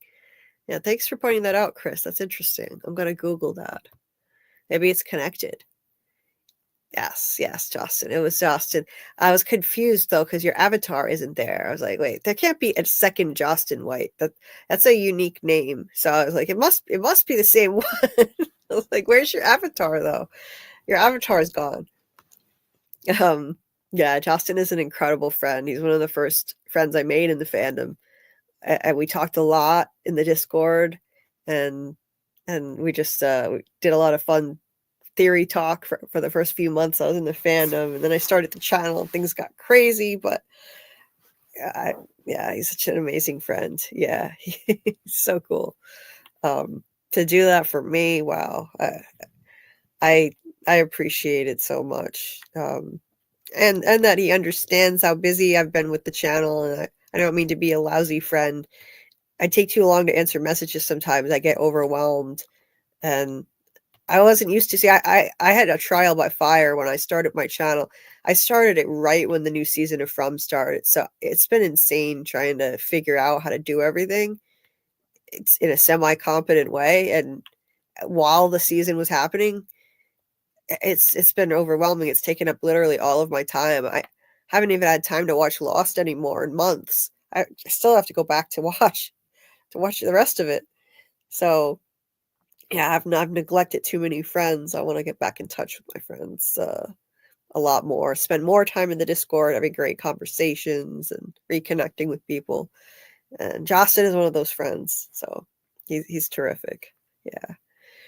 Justin and Dieter, Dieter, you are the GOAT too, man. You are amazing. I appreciate you so much. Like, mind blowing. The amazing friends I've made in this fandom. It's just, I've never expected that. Never expected that. Who would think a TV show could introduce you to so many kind people? And I'm hearing my mom walking around. I wonder if she found. I'm so worried about Timmy. I hope he's okay. He is a hider. If he's not feeling well, he's probably hiding because of that. But we took this suggestion, and my mom is putting catnip around, so hopefully that works. But yeah, I gotta look up the Lake of Tears. That's really interesting. I'm curious. Scarlett was looking up the Lake of Tears book too. Like there is a children's book called The Lake of Tears. So there's that too. No. Yeah, so I think we've dissected the hell out of this over the last 2 lives. But this was one thing I wanted to play. I'm gonna wrap up soon because I probably should get off. But this was a clip I wanted to play because it's something that I noticed on the second watch that, I mean, this third watch through. It's the third time I've watched, and I never picked up on it before. But Mr. Lou definitely is hearing voices in this scene. Like Sarah heard voices.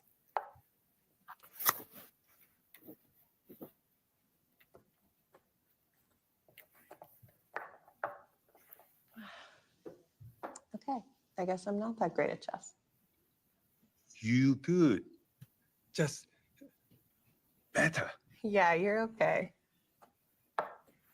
When I come America, I not speak English, but I play this people speak same. Like a universal language. And you taught Kenny. That's nice. Fuhan. Notice the graves behind Mr. Lou, foreshadowing very sadly that he would be a casualty at the end of this episode. Amazing foreshadowing. He said Kenny changed his name because he said he wanted to be America. Oh, that didn't work out so well for him. By being in America, he winds up getting pulled into Fromville. But anyway, then he starts talking to the voices.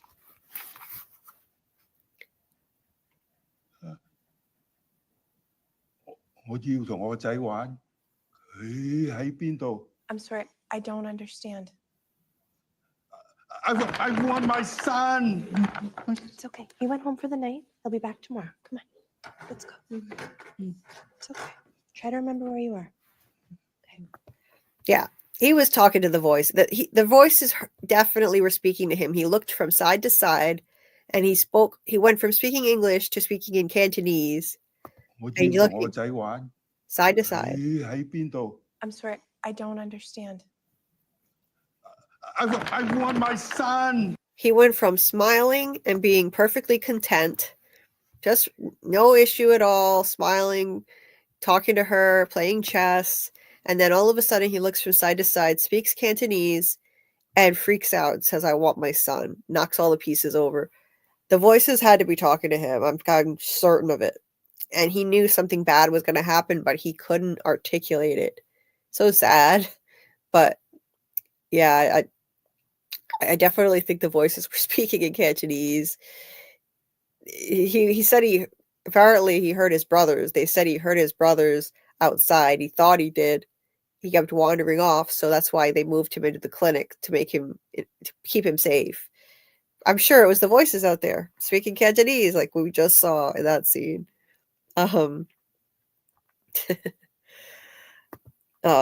Justin said, "Thanks, Dieter. You guys are incredible. I love you so much here. You are the best. You're incredible, Justin. You are too, Dieter. You're both incredible friends. This community is the best. I appreciate you guys so much. I really do. I can't thank you enough, both of you, Justin, Dieter, and everybody else who's supported my channel and befriended me or followed my content or anything. You know, I just appreciate every one of you so much." Let me see. Justin said, "Has anyone seen Tony eat the hot chip yet?" Is alien theory basically out the window? Yeah. I think the alien theory is done. I think Tony has some really good theories currently, but they don't really line up with the alien theory. I like his Jinn theory. There's a Jinn that promised eternal life. And I like that. But a Jinn, I don't know if you could really call a Jinn an alien. Maybe. He's saying it is. It could be. Could be. I don't know. But Yeah, I don't know. I don't know. I hope he doesn't go ahead and eat the hot chip if he's wrong. Don't do that. You can actually hurt yourself. Don't do that. But we'll see. Right? You never know. Maybe the man in yellow is an alien. Anything's possible, I guess. Tony will not be eating that chip. I think he's right, said Chris Smalls. Okay. Okay. That's very interesting. You still think he's right. Yes, Justin. I do. Okay. A djinn is an alien. All right. I mean, maybe it is an alien. It could be considered an alien. Yeah, it's like he never did say it's like little green men, literal little green men. So who knows? You could say that. Justin said Kenny's dad for sure. Yeah. Yeah, he was hearing voices talking to him for sure. Hey, Fletch. Aliens. Snuggy's alien theory. He likes his aliens. Chris said Fatima saw it, not him, not her.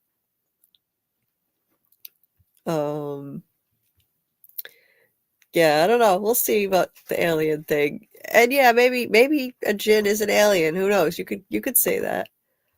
You could say that. He did say that he thought that the humans had the aliens captured and were undergoing an experiment on them, undertaking an experiment. So I don't know about that. I don't know if he still believes that part, but if there's any kind of alien, I guess that's good enough, and he shouldn't eat the chip. He shouldn't eat the chip anyway. I hope he, even if he's wrong, I hope he doesn't do it. Justin said, I thought about Jin was a demon or spirit, but that's cool to know. Yeah, demon or spirit. Yeah, I don't know enough about these things. You guys are so knowledgeable about, in this community, there's so many knowledgeable people about mythology, religion, philosophy. I mean, I know about certain things, but not stuff like that. I don't know anything about jinns. All I know is about like all I know about genies or jinns is from Aladdin, and I know that's not accurate. Like, what is a jinn? I'm curious. I'm Googling it.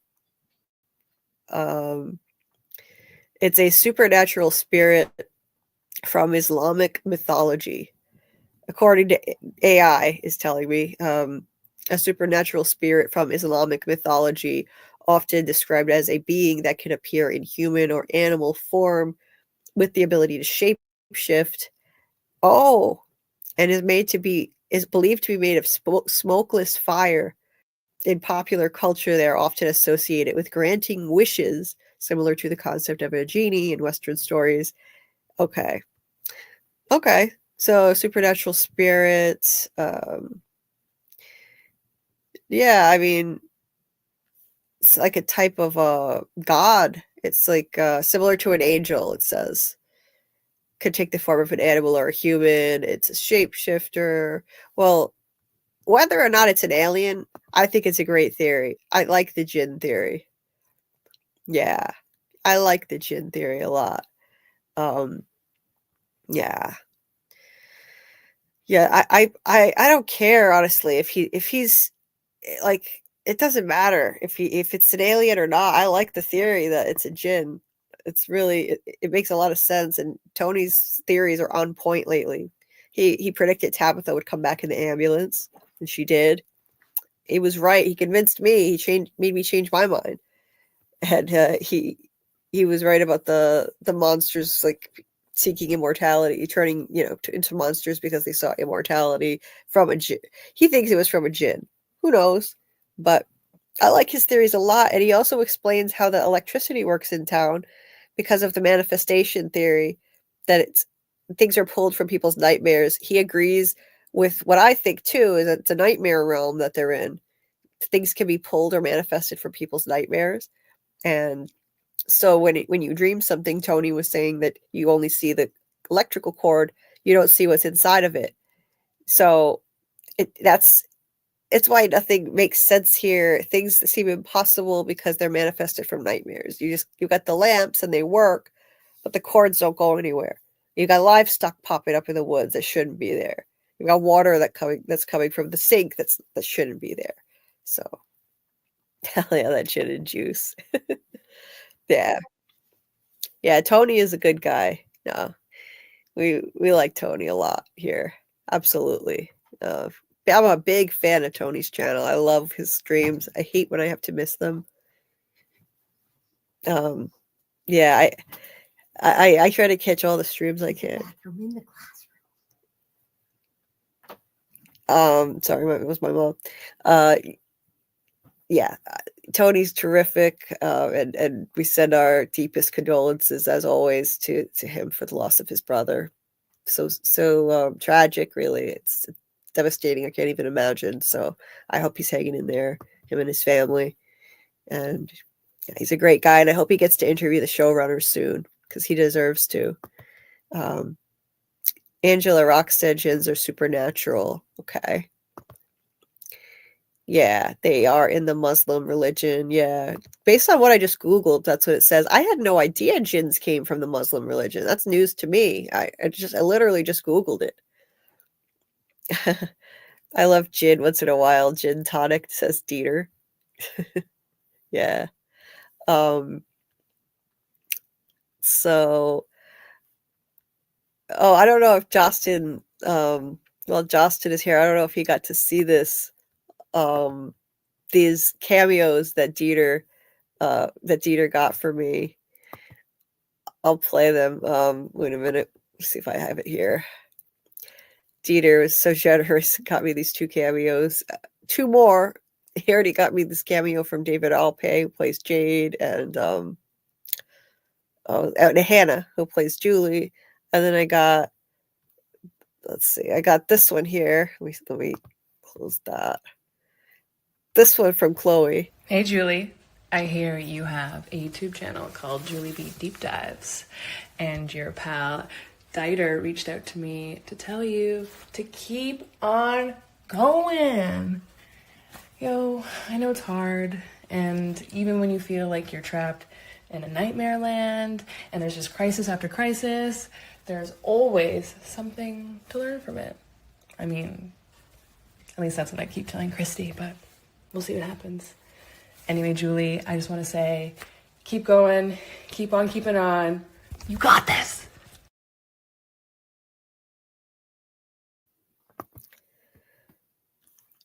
Yeah, so that was amazing. So thank you again, Dieter, for doing that for me. And she got your name wrong. She got your name wrong, but it is Dieter, not Dieter.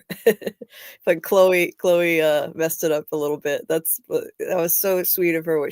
I loved her message. I don't know why she said it in such a sexy way, but I wouldn't be mad if she said my name like that. I'll just say that.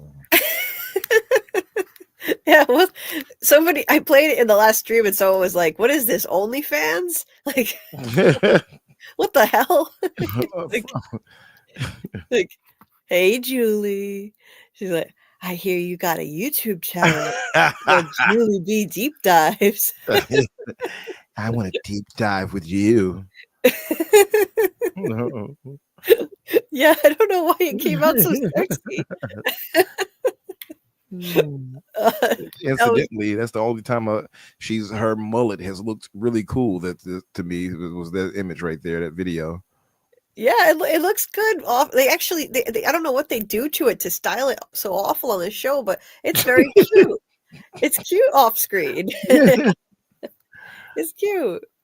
I've seen her in interviews and it looks cute there too. So it's like they're deliberately trying to butcher it for the show. I don't know why. Right. Yeah. It was oddly sensual the way she delivered that message. Very sweet of her. Let me see. Yeah, it's the Dieter. She said Dieter. And she has Belgium roots. Oh, I didn't know that, Dieter. I didn't know that. I'm gonna die because of her. Yeah, she just is sexy. I don't know why. She always talks like that. Julie's voice, OnlyFans. Yeah. Only froms. Yeah. Only froms, yes. Yeah. Um, yeah, that one was like, yeah, I thought that on the first watch. I'm like, wow. I'm not into women, but wow, that was a sexy delivery, gotta say. It's not my thing, but yeah. And then this one from Avery was more in a normal tone. This was Avery's cameo. Hi, Julie B. Deep Dives. It is Avery who plays Sarah on From. I just want to say thank you so much for watching and supporting the show. And I also want to give a shout out to your co-host, Scarlett of Many Names. Congratulations to you guys on all your success of your YouTube channel, and I'm wishing you all the best in 2025. Well, that was sweet. That was sweet. That was a normal one. It was Yeah. not being all seductive. Like I guess Chloe's just naturally seductive, apparently. Nothing she can do. It's the power of the mullet. It's the power of the mullet. Yeah. It compels her to speak sexy. Yes. Seriously. Dustin said, oh, you're talking about me? She does have a phenomenal voice for sure. You should have seen Tony melt in his seat. She could do ASMR. Justin, you're making me blush over here. Jeez. Well, thank you, Justin. I didn't even like the sound of my own voice until people started saying these things. I was like, what? I didn't like my own voice. I honestly didn't. So it's been very surprising, to be honest. I used to, back when we had answering machines, which I'm dating myself. Those are so old now.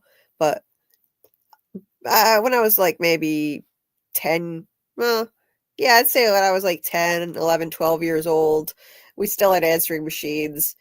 I hated the sound of my own voice on the answering machine. I hated it. I don't know why. I hated my voice. And for years, I hated my voice on a recording. So why people like it, I don't know, but I appreciate the kind words. Thank you. I always got compliment from my voice, like from the ladies. Oh, you got a nice voice. Yeah. Thank you. Man, I always got compliments, so I was always kind of full of myself. I was like, yeah, I got it. I got the magic. You vocal magic. You do. You do. Your voice is so smooth. Oh my God. Yeah. Yeah. Thank you.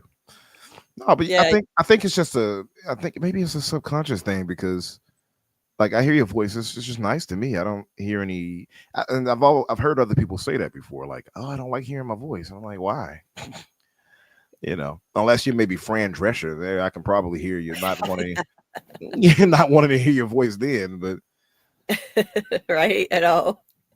That, yeah, the nasally tone, right. Then her laugh. Oh my God, it's awful. Right. We're here to talk about from season 1. I'm like, oh no, you might be here to talk about it, but I am not here to listen. Right. Yeah, it's making your ears bleed. It's so bad. Right. Oh, yeah. I don't know. I guess I just had insecurities, but I've gotten over them a lot. People have been really kind, so it helps. Hearing kind words has helped a lot. So I feel a lot more confident now. But yeah, now you have a voice like you should be doing voiceover work. You should be doing like audiobooks. Like you have the magic voice for sure. Funny enough, I want to get into both of those for sure. Yeah. No kidding. Oh, do it. Do Yeah. it. Yeah, you need to. I got to put together a demo reel, and you know how people put like little demo reels when they do commercials or something like I don't know, like try TGIF Fridays, blah blah blah, stuff like that, different scenarios, and so I have to put together like a minute or whatever have demo reel, and I might get a professional one done by using like Fiverr, the app Fiverr. Mm-hmm. And having someone professionally mix it and put little music, whatever, with it, and I might do that. Oh, you got to do that. You got to do that. Yeah, like you would, like anybody would jump on that. Like you could totally make a lot of money doing that. I'm sure of it. Like people would love to hear your voice. So you should absolutely do that.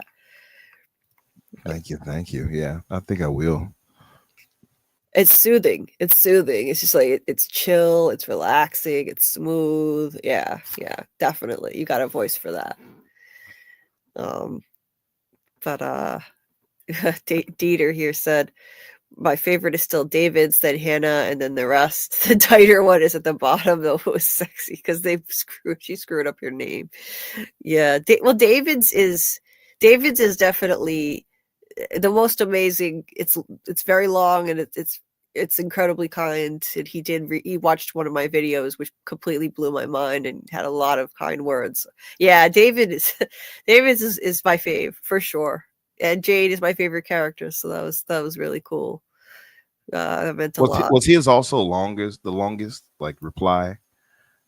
Yes, it seemed like it, right? From what I remember. Yeah. Jade's was the longest one. It's like 2 minutes and change. Nice. Yeah. It was very encouraging too. Like you could tell he wasn't just like, let me just get your money and just say whatever, right? Like he, was really trying to hype you up. He was. That was the most amazing thing about it. Yeah. He actually took the time to watch one of my videos and was talking to me. It wasn't like he was reading a script. He really meant what he was saying. It was genuine. Yeah. That meant the world to me. That's absolutely dope. Like I will treasure that forever. That really is dope. Yeah, like I'm glad that you got that to have that experience. And I could tell it meant a lot to you too, just but that's dope. I mean, hell, if you gave me like, I don't know, Beyonce or somebody saying something nice to me, I'd be like, hey, you can't tell me anything anymore. I'm good. I don't know. Yeah. Yeah. So, and especially for a series where you're pouring your heart into, and really covering as the way you do, to have somebody from the show respect you enough to check out your work and then say something like that. Oh yeah, it's got to be good. Got to feel good, I would imagine. It's amazing. It's an amazing feeling, and especially since I went into this with a lot of deep insecurities, and I did have some very negative experiences with some really nasty comments and attacks directed at me and accusations that were not true.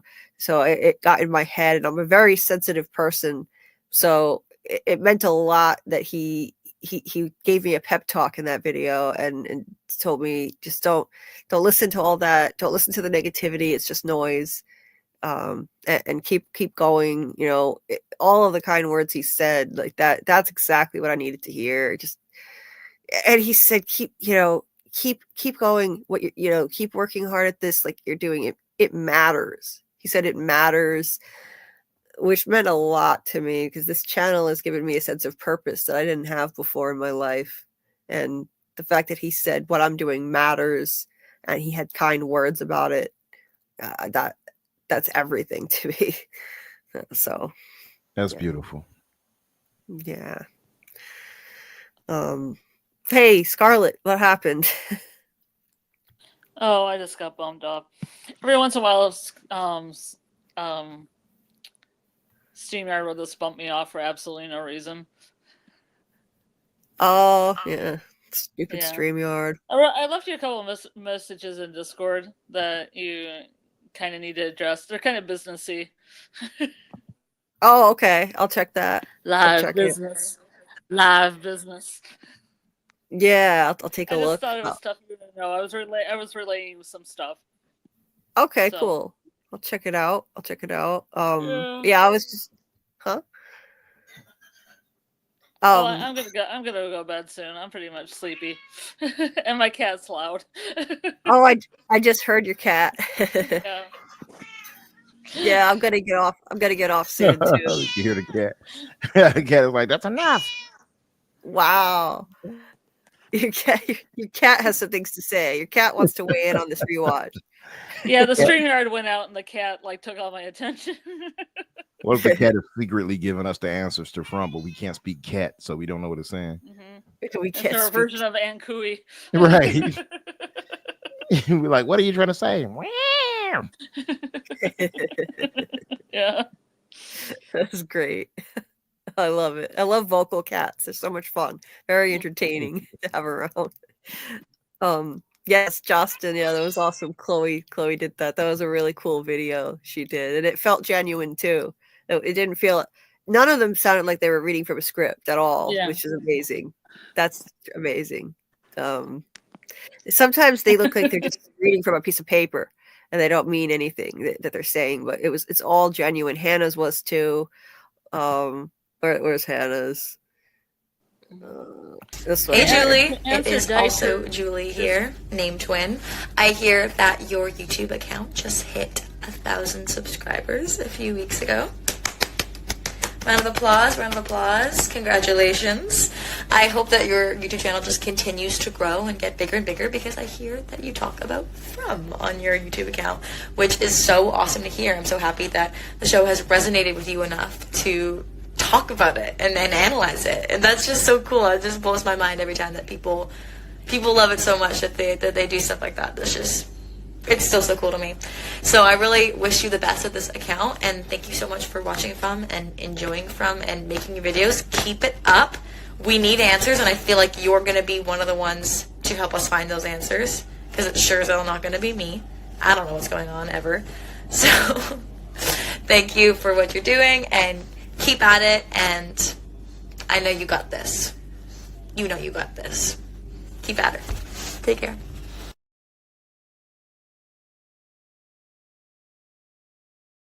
Sorry, Scarlett. I didn't mean to cut you off. I didn't know you were about to say something. I was gonna say something to the guy named Dieter. Is Oh. that how you pronounce your name? Dieter? Dieter. Yeah. No, he left me a message. Where is his message? Oh, Scarlett, is this your final name? No, it is not. No, it is not, Dieter. It is not my final name. Oh. I was waiting for somebody to see if I would change my name, and that didn't happen, but I may just change my name anyway. It was going to be like a surprise reveal, but now it's not happening, so it might just be a regular reveal. Like your actual name? A version of my name integrated it with Scarlett, perhaps in the future, but not just right now. Oh, intriguing. I'm intrigued. Oh, yeah. What's the cat think? Justin Tucker. Oh my god. Wow. What do you think? Your cat is very chatty right now. Oh yeah. Justin thought that was funny. Scarlet of many names. I think it's great. That was great. Yeah. Dieter said, I heard it and thought, damn, on other YouTube did that too in the past. And I looked up a website where you can enter words and how to pronounce them. He never said it like that again. Yeah, I thought it was fitting not to laugh about Scarlet. It is what it is. It's just what it is. If I pick a name that she doesn't like anymore, that would suck more. Yeah. Oh, you really think I can do stuff with my voice? Like, I mean, sexual stuff. Not sexual stuff. Yeah, thanks for clarifying that. I don't know. I think you could, Julie. If you really wanted to. I'm sorry, it's early. Yeah, we're not talking sexual stuff. Okay, good. Yeah, I would feel awkward as This hell. week on From. Yeah. This Oh. week on From.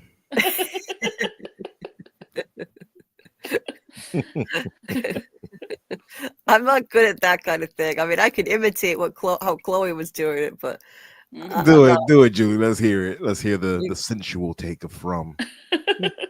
Well, I mean, the way she said it, it was like, "Hey, Julie, I hear you got a YouTube channel called Julie B Deep Dives." That's what I said. It was flirtatious. Like when you showed me on Wednesday before I had to leave, I was like, "That's flirty." It was flirty. I don't know why she did it like that, but it's funny though. I think it's just her personality. I think she's just she's got a flirty personality. That could be it. Yeah, She's some also a people are film like that. director. I got her like YouTube channel up, and she's done a couple short films and stuff. Mm-hmm. Yeah. They look really cool. Oh, interesting. Oh, I didn't know that. Yeah, it's Cool. under her name. It's right on YouTube, so I subscribed to her. Oh, okay. Yeah, I'm gonna have to check it out. Cool. Yeah, I really like her a lot. Yeah, I think it's just her natural thing. I've seen her on interviews, and she's always kind of sensual the way that she talks, and her facial expressions and the way she leans into the camera and looks into it. It's just kind of her natural state. She's a very sensual person. So, yeah. Oh, sorry. Belated goodbye, Fletch. I'm sure you might hear this later because you're gonna watch the replay. So, have a good day to you too, Fletch. Thanks for stopping in always. Dieter says gonna try and make a video from the cameos where every time they say Julie after each other and ending with their goodbyes. That would actually be really cool to use for the channel. That would be cool. Like them saying my channel name and stuff. Yeah, that would be awesome, Dieter. If we could figure that out. Yeah, nice little outro for you, right? Yeah. And I don't have an outro, so that would be perfect. Yeah, we got to figure that out. Would love that. For sure. You know, Jeremy got somebody sent him a cameo to Jeremy Ice and Fire saying it was David Alpe saying something about, you know, you better watch Jeremy Ice and Fire or you're going to the box. So like, yeah, so he uses that. I don't think he uses it a lot, but yeah, we could totally splice something together with them saying my channel name and stuff. That would be fun. For sure. Yeah, Hannah is super sweet. Justin was happy to see you're back. say Scarlett is back. That is I Scarlett. had to look up some stuff online too, and like if I didn't want to get kicked out of StreamYard a second time because I'm on an iPad, so if I go out of StreamYard, it sometimes kicks me off, and I have to get up early. So I was looking at like where I would needed to go and the weather and everything. So. Wait, you have to get up early today? I'm gonna get up in like, what's it, 5? I'm gonna get up around 11 and do some stuff. Oh, okay. You gotta get some sleep. Jeez. Yeah. Yes, I do. Yeah. Justin said, wait, what? Sorry. I'm sorry. I'm just thinking funny things about the never mind the sexual stuff. Peter's always joking about how I should have like I have an OnlyFans voice or something, but he doesn't mean it in a sexual way. Sure, he doesn't. No, he doesn't. He doesn't. It's like he's thinking like ASMR kind of thing. Yeah, I understand what you're saying. Like I should do ASMR stuff, but I don't know what the hell I would say. I guess you get a microphone and you like talk into it. Sometimes people whisper into a microphone. It's interesting. There's a whole ASMR trend on YouTube that's fascinating to me, and I like some of it. It's very soothing to the ears. I don't know. Maybe I could try it. You know, I'll have a microphone. I don't know what the hell I would say though. I'm awkward, so I don't know. But maybe if I had like a script of something people would say normally when they're doing that, I don't know. Maybe I'll try it. I'd feel it. I don't know. I would feel weird doing it, but well, you could do audiobooks. Yeah, people have suggested that to me. The only thing is, well, I guess you have to make sure you stay hydrated and take breaks and then edit it together. You're not going to sit there and read the whole thing. Yeah. I have a video I have to read the script for. It's going to be my longest one yet. I think I might have to break it in two. I can't do the whole thing at once. Man in Yellow versus Boy in White. This thing is going to be like Ultimate Smackdown. Yeah. It's who would I put my money on? I'm not sure. I don't know. Yeah. Your thumbnail's just like the boy in white with boxing gloves and the man in yellow with boxing gloves. You can, yeah. I can picture that. Yeah. I'm picturing them as like the robot, those like Rock'em Sock'em robot Yeah. things. Yeah, I mean, Man in Yellow has the power, but the boy in white is sly, so it's hard to choose. Indeed. This video is just it's wearing me out making this thing, getting ready to make this thing. I'm hoping I can at least finish it by later today. I already gave away a bunch of stuff I'm going to say in it during these lives, but that's okay. But yeah, it's going to be I think I'm going to have almost 200 images in it. So and it's long. I don't know how I'm going to do this. People have said sometimes they can hear me drinking a sip of water in the video. That doesn't sound good. No, Like, we need to get you some editing stuff. I need to learn how to edit stat. Seriously, this is not good. I can't keep. I mean, it's probably not too hard. It's probably just an app for Chromebook. This gives you the most basic stuff. I mean, you don't have to do some Final Cut Pro action here. You're not dealing with the tints and stuff like that. So all you need is something to be able to clip things out and edit them together. I need put to things together. Yeah, because I need to be able to stop and take drinks of water, and if I make a mistake, cut it out instead of having to leave in mistakes. I have to learn how. Sitting there reading, you have no idea what a pain it is to sit there for my longest video was like 46 minutes long. And I had to sit there and read the whole thing without stopping and try not to screw up. I've gotten better at not screwing up. I will say that. I've gotten a lot better. I have less screw ups, but it's really annoying and taxing and I get dehydrated. I can't win. Somebody complained when I sounded like my voice was too dry. They didn't like the dry mouth noises. And then I tried taking a sip of water really quick in between sentences, and someone said they could hear me swallowing a sip of water. So I can't win no matter what I do with this until I learn to edit. Yeah, it's annoying. So I got to figure it out. And here I was thinking, oh, sure, when season 3 ends, everything's going to slow down. I'll have plenty of time to learn how to edit videos. I dove headfirst into this rewatch instead, and now we're doing Severance rewatch and covering it. So nothing is slowed down at all. Nothing's ever going to slow down.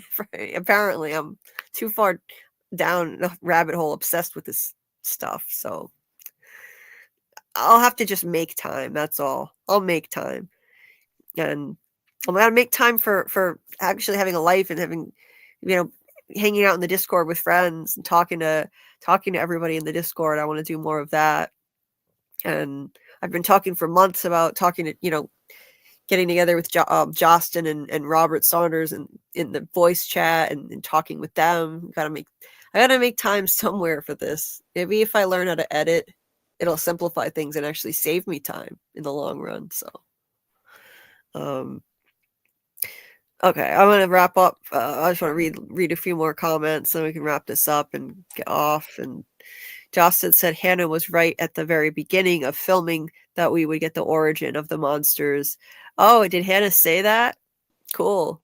Yeah, she was right. I never would have thought we'd get that in season 3. That was a big answer. That's awesome. That would be awesome. Her actual name said Justin. I think he's talking about like if Dieter, if we figure out how to edit together those clips with my name. Justin said those late night, early morning 1-800 numbers on From. like those dirty phone lines that people used to call for phone sex. I could work for one of those then, maybe. Yeah, like Sarah, she's like, I got my screwdriver. That's fantastic. Oh my god. I forgot about that. People do you remember there used to be commercials on TV? I don't think they are anymore. Yeah. It would be commercials like late at night you would see it, and it would be for phone sex lines. Yeah. Call 1-800 from and we can both make you. I'm not going to finish the rest of that sentence. Oh my god. I can stare at you across the room holding a screwdriver. All I know is I can also make you ngooey. Oh my god. Have you ever been jabbed by a screwdriver? Oh, it's fantastic. request Sarah. Oh, that's amazing. Oh man. Yeah, I don't know how people do that. Like they even put that in a cartoon when I was a kid. It went over my head at the time, but it was in Rocco's Modern Life. Oh, yeah. He got a job as a phone sex person. Like Rocco's or something else. Cartoons back then had they applied to like kids, but also to adults who knew better, right? So we would see some of those things later on in life. We like, oh, that's what they were saying. Okay. Yep. That's funny. It's crazy. I watch it as an adult, and there's so many things that went over my head. So many adult jokes. I can't believe they got away with putting that in a children's show. That's crazy. Yeah. Look at Ren and Stimpy, or look at The Simpsons did it sometimes, but like look at Ren and Stimpy and things like that, or Beavis and Butthead. They had all those crazy, innuendos that people didn't quite catch. Right? Yeah. They had a lot of that. Ren and Stimpy definitely did too. Mm-hmm. I don't know how they got away with this. How did the network sign off on this? Like, sure, this is okay to put in a children's show. Right. Heck, even some of the Disney movies, if you look at them, like there are people that broke down where they put like secret messages of sex and things like that into the movies that I never noticed until I saw the steal. I just saw a video about that. Mm-hmm. I could probably actually look it up on my YouTube. Yeah. Yeah. It's crazy. It's crazy. Yeah. Yeah. They inserted stuff in trying to debunk the theory in the 90s and then the ones they inserted stuff, Julie. As soon as I said that, I was like, wait a minute, pause. It's not too late to call 1-800-FROM. They inserted. I'm Donna. You want to come to my sex parties? We have great sex parties at Colony House. I'll be watching in the corner. They'll also be watching. Oh God, Tilly be watching. Yeah. But they, no pun intended, they inserted stuff into Disney movies that they shouldn't have. That's what I'm saying. There's a video essay on it. I should look it up and send you the link. This guy send did it to me. Yeah, I could do it right now. I don't know if I'll follow StreamYard, but I can do it. Yeah, well, no, you don't have to. Yeah, I don't have to do it now, but yeah, I want to see that. I know certain things like Well, I'm doing it now. One of the most famous ones is the Lion King, when a bunch of leaves fly up in the sky, and you can see they form the word sex right there in the sky. And then I think the most egregious one, and the one that's completely undeniable, is in, I believe it's The Rescuers. There's like these two little cartoon characters driving a car down a hill, and they literally pass by a building, and in the window for about 1 or 2 frames of the cartoon, it's very quick. You wouldn't, unless you pause it at exactly the right instant, you wouldn't see it. But there is literally a live action naked topless woman in the window. Oh wow. No kidding. Yeah. That's intentional, because good artists do that. Apparently, watch this video. I'll send you this video. It's Fredster 2000. It's got 35K views. The 90s subliminal scandal that shook Disney.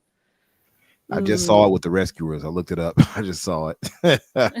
Yes, it's real. Yeah. Isn't that crazy? Oh my God. And I heard that the reason for it is because the animator that did it knew he was getting fired. So it was a disgruntled employee. Oh wow. He's like, hey, I'm getting out of here. So take this. Yeah, let's put this explicit material in a children's movie. The hell? So screwed up. Oh my god. I couldn't believe it when I saw that. And it's real. And eventually Disney caught it, and I don't think it's in the DVD versions of it, but it kicked her off. I knew it was going to kick her off if she looked up that video. Yeah. But Javon Keys, hey, what's up? He said the Little Mermaid had inappropriate things. The original VHS poster, the poster for the original Little Mermaid, it did have what looked like a phallic symbol in the castle. A lot of people thought of that. It looked like a phallic shape, let's just say that, as part of the castle. And Javon Keys said the priest in Little Mermaid had a boner. It looked like he did. It looked like he did. I've seen that too. Yeah. Scarlett, I knew it was going to kick you off. Oh, I just put the link in there in case. Thank you. Well, I gave it to you in Discord, but I didn't know if Infinite Umbra wanted to see it. So the link's in there. It's a video essay. It was pretty good. 35K views. Wow. No, about the scandal, about the 90s Disney scandal. Oh, interesting. Is this new? I'll have to check it out. Yeah, I mean, it was some kind of like tricks and stuff that like cartoonists used to do before people had VHS and DVD and they could pause every frame. Right. Yeah. And now it's like you can find these things. So you wouldn't have ever seen that if you were just watching The Rescuers. It was only like one frame of a cartoon. So you're not going to see it. But now they can find these things easily. So yeah, you can play things in slow motion until you find that exact frame. Yeah, Mackie said, it did say the word sex. I swear to God, it looked like the word sex in the sky on Lion King. And by the way, when did this turn into the from live stream after dark? Now we're doing an after dark. Yeah, that's what you should call it from now on. From After Dark. Tony has his after dark streams, and like apparently now we're doing our own from after dark stream. It's from themed though. I don't know how we got here, but it's fun anyway. Justin's Donna will be watching with Dale and Tilly in the corner. Yeah, like Scarlett said. Yeah, sex parties with an audience. Kenny's gonna fit right in there. Not, he so does not belong there. So much 18 plus stuff. Where are the mods? From Morningwood. Oh my god. It technically is morning, but it's still dark because it's winter. It's dark where I am anyway. Oh, she posted the link in the chat. Yeah, the link is there if people want to check out that essay. It has nothing to do with From. I don't know how we got on this, but it's fun to go on tangents sometimes, off on tangents. That's awesome. I need to go back and watch The Rescuers, Justin said. Yes. Yeah.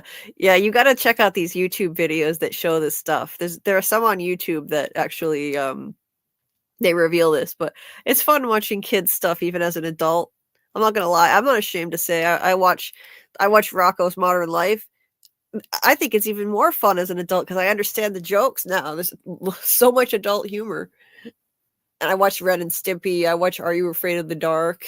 I still indulge in some of that sometimes. Yeah, it's classics.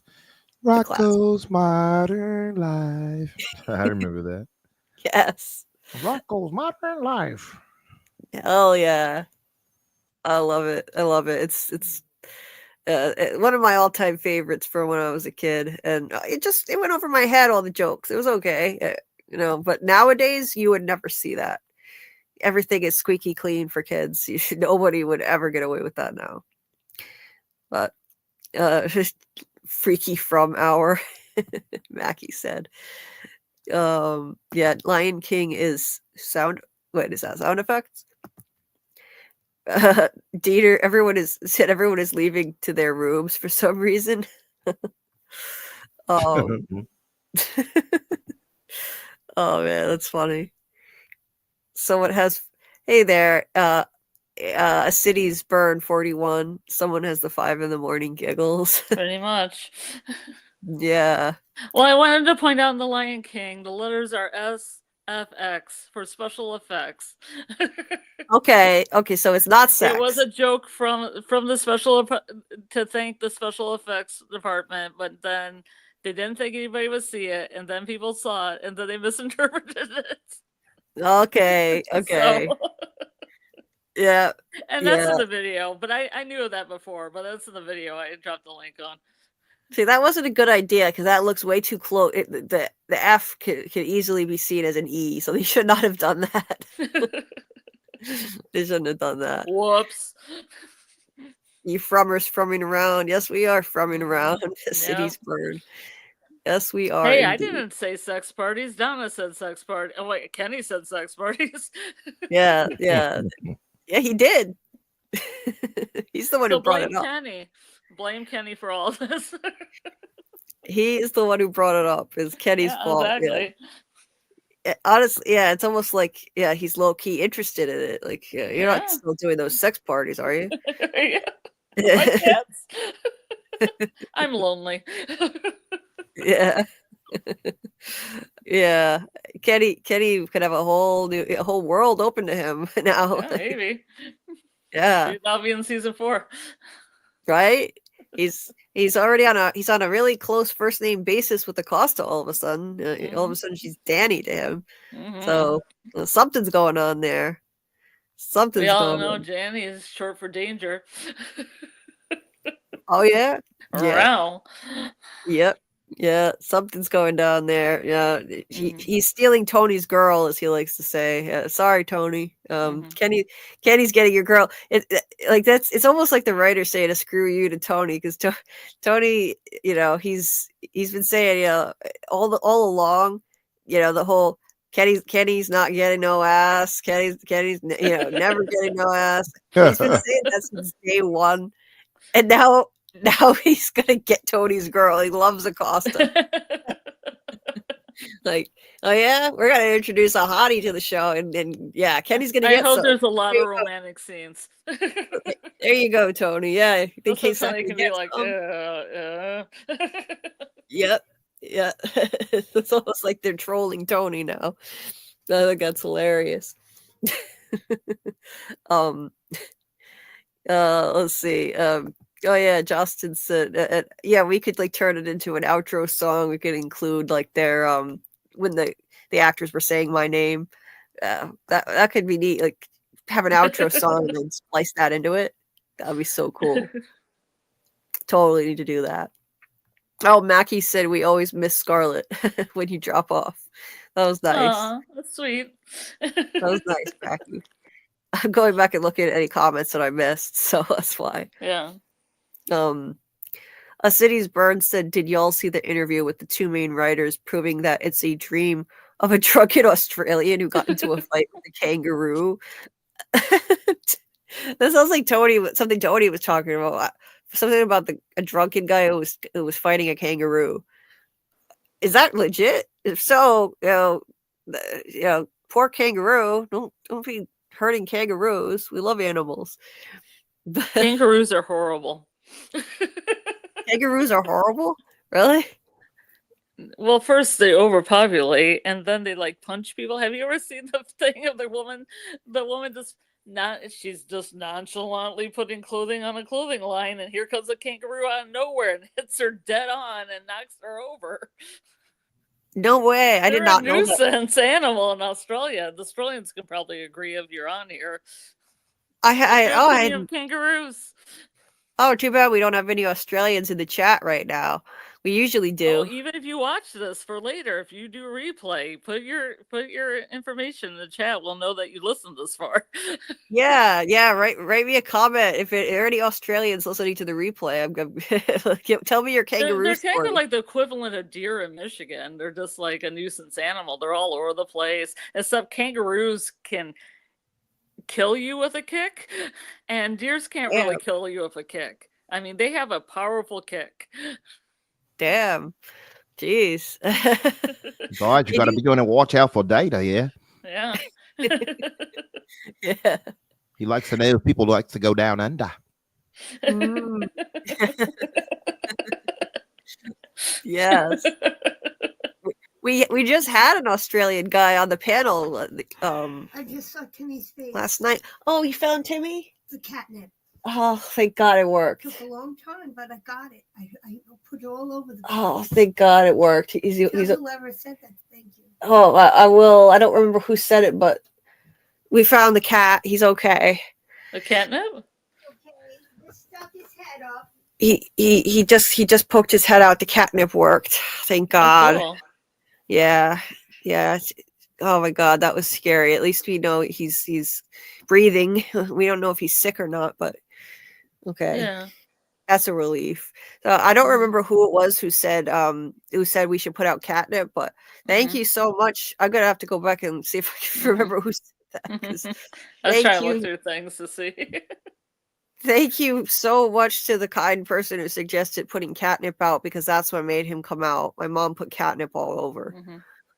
Well, see, this community is amazing. This is why we're It's from a Friday the 13th miracle. Well, it's Saturday the 14th miracle. Yes. Saturday the 14th miracle. Yes. So this is what makes us frumily because we're there for each other. It's not just about a TV show. You know, if someone has It's a about problem, subliminal Disney 90s stuff.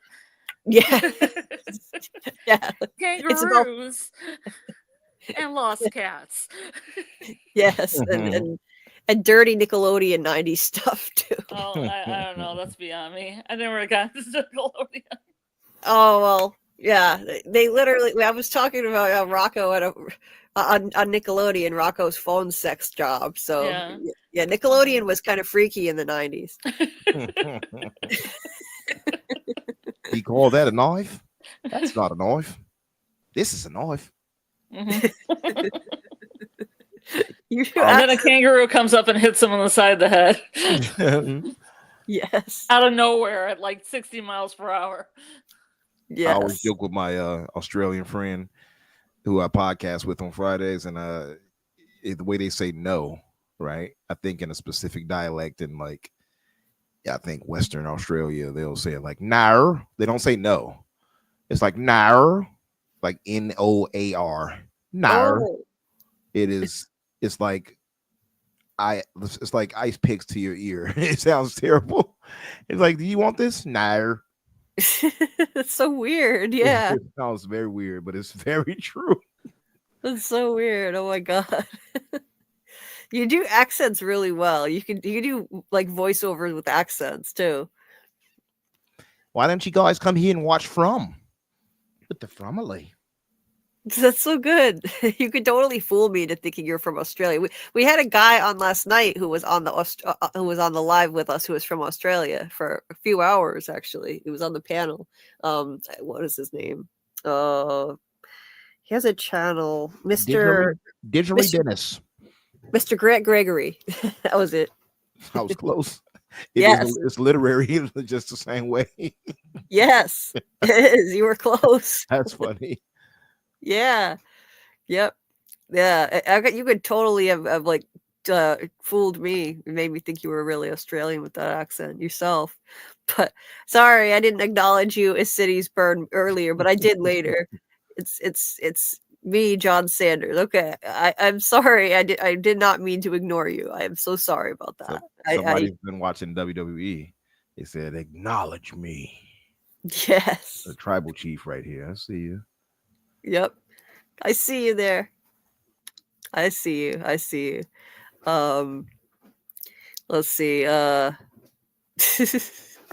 Sex sells. People watch a lot of nature movies. I think a lot of different fans are going to join this stream. Yeah, I don't know. We went down a strange road with this. I don't know how we got there, but it's fun to go off on tangents sometimes. I enjoy it. I think everybody does. Like I don't know. There's no need for lives to be so strictly formal and structured. I like kind of free flowing and going off on tangents and stuff. It's fun. Why the hell not? I agree. Yeah. So we're here to have fun. Sick minds. Yeah. Back to From. Who? When is Kenny gonna have intercourse and with who? Right after he said sick minds. That's great, Dieter. I think Oh Acosta man. might be the one, by the way, that Kenny, goes and finally gets some from, and it might cause that rift that you were talking about earlier. That she might cause him to choose between her and backing Boyd. Yep. I think so too. Yep. I think he might. Yeah. You could. That could really rock his world. change his his whole his whole worldview. It's gonna open up a whole world to him. Right. He'll see everything differently. Yeah. He's gonna reassess his loyalty after that one. Yeah, Kenny nonchalantly asked about sex parties as if he wasn't interested. Cut the crap, Kenny. Right, Javon? Yeah. I think somebody protests too much. For sure. Kenny just wants to use those handcuffs, Justin said. Oh, yes. Oh, my God. That's perfect. She still got the handcuffs right there. So, hey, yeah. Why not? What's your Kenny and Acosta? What's your theory on this, Tony? Right? I did not know about this, Justin, about kangaroos. I had no idea. That's crazy. I've got to look up videos now. I'm really curious. Yeah, Justin said, "Wow, that was really good. I thought you had a fourth person on the panel with the accent. It was really good." Yes.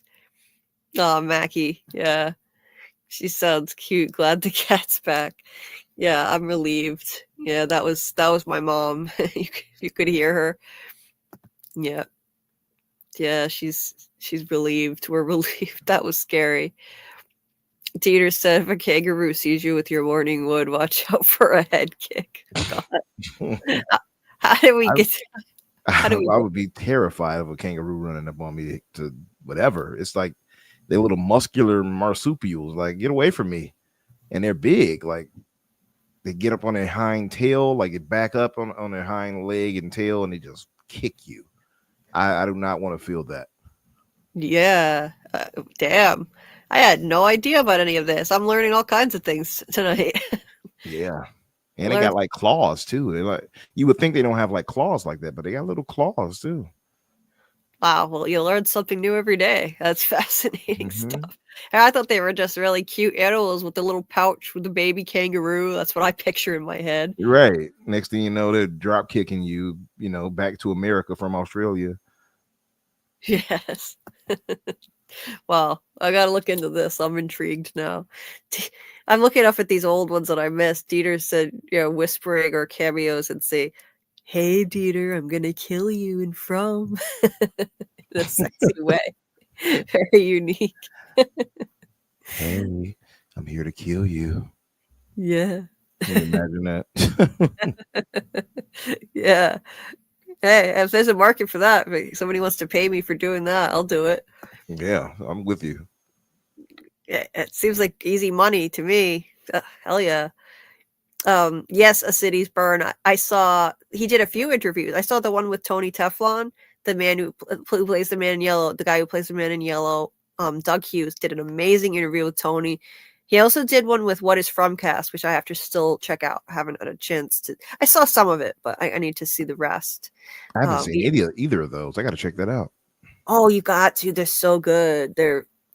This guy is brilliant. He's so smart, and he has a lot of interesting ideas. And he gives away some stuff about how the man in yellow is going to be an important role. He's going to have an important role next season.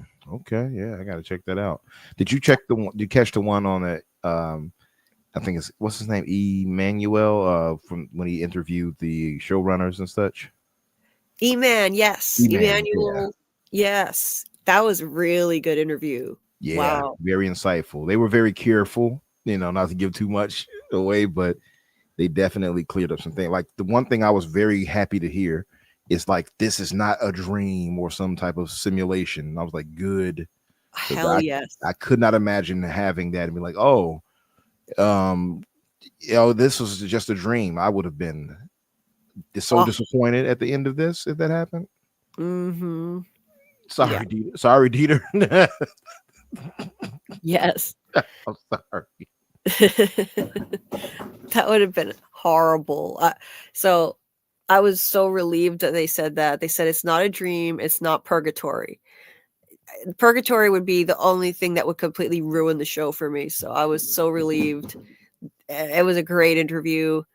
And yeah, the stuff that Doug Hughes revealed, really interesting stuff, that he thinks the Man in Yellow is management over the monsters, and he's going to have an important role next season. That's why they made him audition in person. So, and he read a really interesting quote by Shelley, who wrote Frankenstein, all about how villains are not born that way, that they're created through circumstances and the world turning its back on them. And it's I heard you mentioning that earlier. That's what you were speaking about. Okay.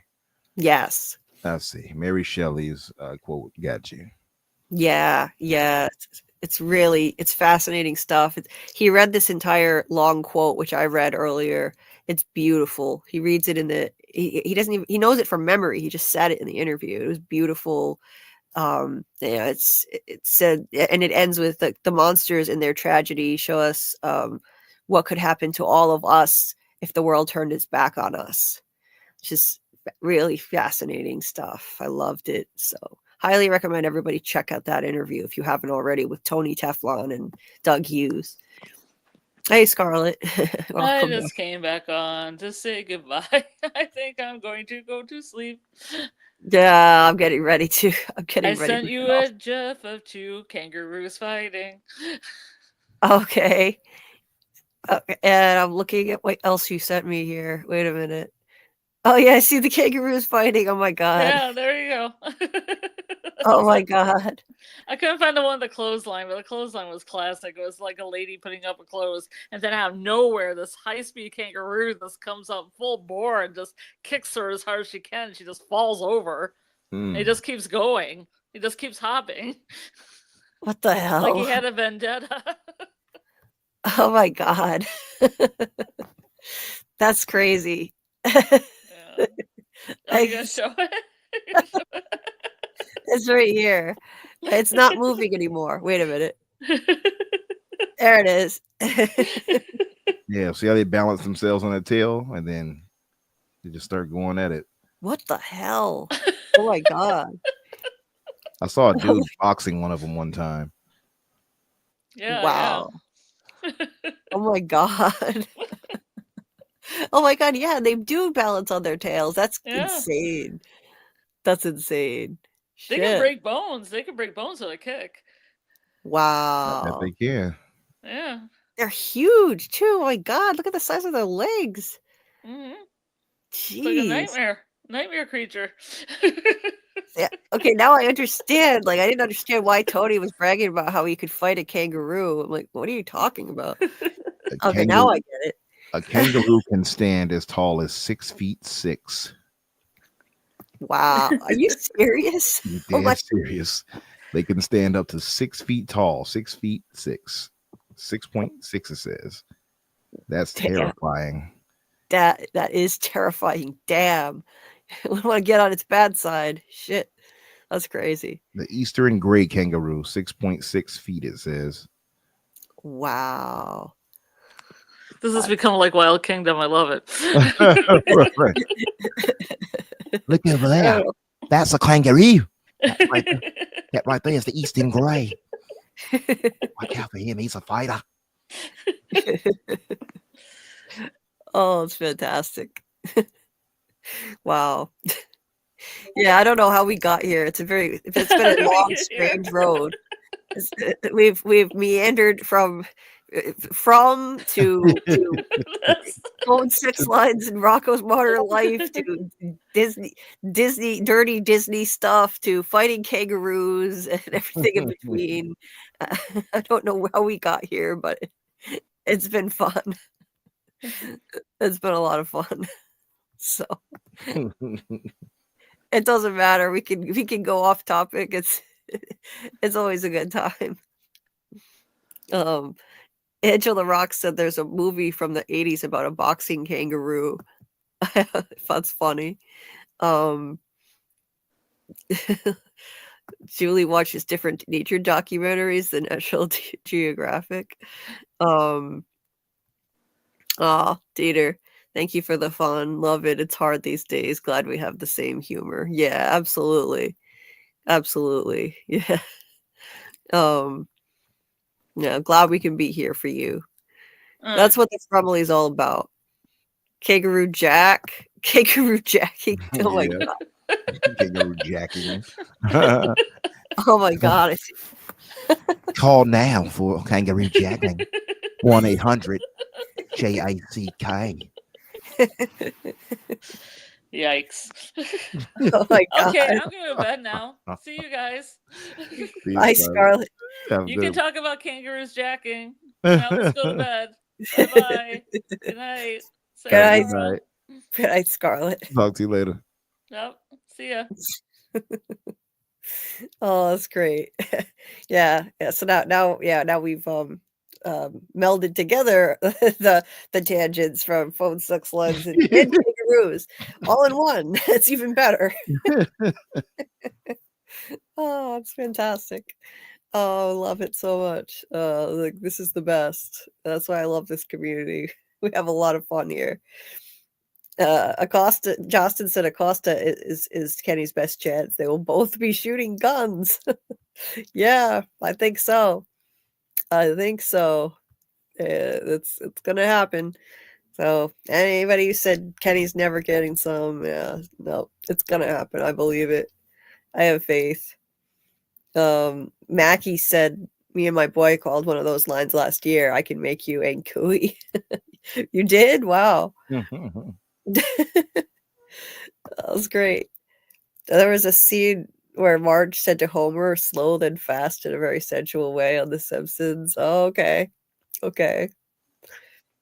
At least that's not made for kids. Jeez.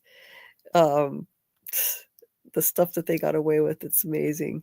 But it's the best. Even SpongeBob. SpongeBob had inappropriate jokes too, just not quite as bad. But let's see. I just want to hit all these comments before I sign off. Kangaroos can whoop people's asses and fight. Yeah, that's. I'm gonna be looking up more of those videos because that's very entertaining. Timmy went on an adventure with his fairy cat parrots. Yeah, yeah, Timmy, our cat Timmy, like just like the Fairly Odd Parents. Yes. He went on an adventure. Now he's back. Thankfully, that was scary. So thank you to the Frumley for being so supportive and kind. We couldn't find him and helping out. The catnip did the trick. So appreciate all the kindness. You guys are the best. You really are. The best community. I don't know what I would do without you guys. It is like a family here. And I just never want us to break up. Even From is over, we got to find some other show to come together around. So we never break up this family because it's just the best community I've ever been a part of online. Like hands down, I've never seen anything like it. Oh, I missed this one from Justin. I wonder why the man in yellow shakes his head no almost constantly while he's talking. Jim barely even knew if he could take the guy serious. I didn't catch that. That's interesting, Justin. I'm going to have to take another look at that. I didn't notice that either. That's really interesting. I was talking to a buddy of mine who is, what do they call it? He is Sikh, I guess, Sikh. And he told me that, I don't know if it's, I guess Indians. And not Native American Indians, but Indian Indians from overseas, they actually shake their head when they talk to you. And I was like, what? He's like, look, he said, look up some videos, you'll see it. I never did look that up, but that's funny to me to think of this when he's saying that. Yeah. Interesting. Yeah, I'm gonna have to take another look at that scene. I never caught that. Yeah, I will definitely take a look at that, Justin. That's an NBA kangaroo. Yeah. Javon said this is perfect for my wake and bake. Nice. Enjoy. Enjoy. These two kangaroos going at it like fighting like they in Walmart, Justin. Yeah, that was crazy. I've never seen anything like that. I learned some new stuff tonight / morning. Now it's morning. Yeah. Scarlett is awesome. She's the best. So I'm lucky to have her as my co-host. I really am. Yeah. And thanks, Justin. Yeah, I think it's been a really fun one. I've really enjoyed this. Mackie said we'll find a show even if we have to make it ourselves. Yes. And indeed. And in fact, Justin and I have talked about that, Justin and I have talked about like what if we just create our own show? He does screenwriting and stuff. So like we could create the show, all the kind of gripes that we have with the shows we watch. Sometimes I think really hardcore theory crafting fans could just put their energy into making our own show. So hey, who knows? Maybe we could. That would be cool. Even if we have to make a show ourselves, we got to stay together as a community. 100%. It's put our heads together and do a think tank, make our own damn show if we have to. We can't ever break this up. Dieter said, with this context in mind, Julie, can you open this GIF? It's not nasty, but you do wonder what SpongeBob is doing. Okay. I trust you, Dieter. Good night, AAMM. See you later. Thank you for being here. Okay, I gotta and I gotta, before I sign off, I gotta remember to promote a few things. Scarlett sent me a few things. Hold on a minute. I'm gonna open Dieter's GIF. I trust him. I know he's not gonna he's not sending me something dirty to show, so no worries. Hold on, this is really slow. Okay.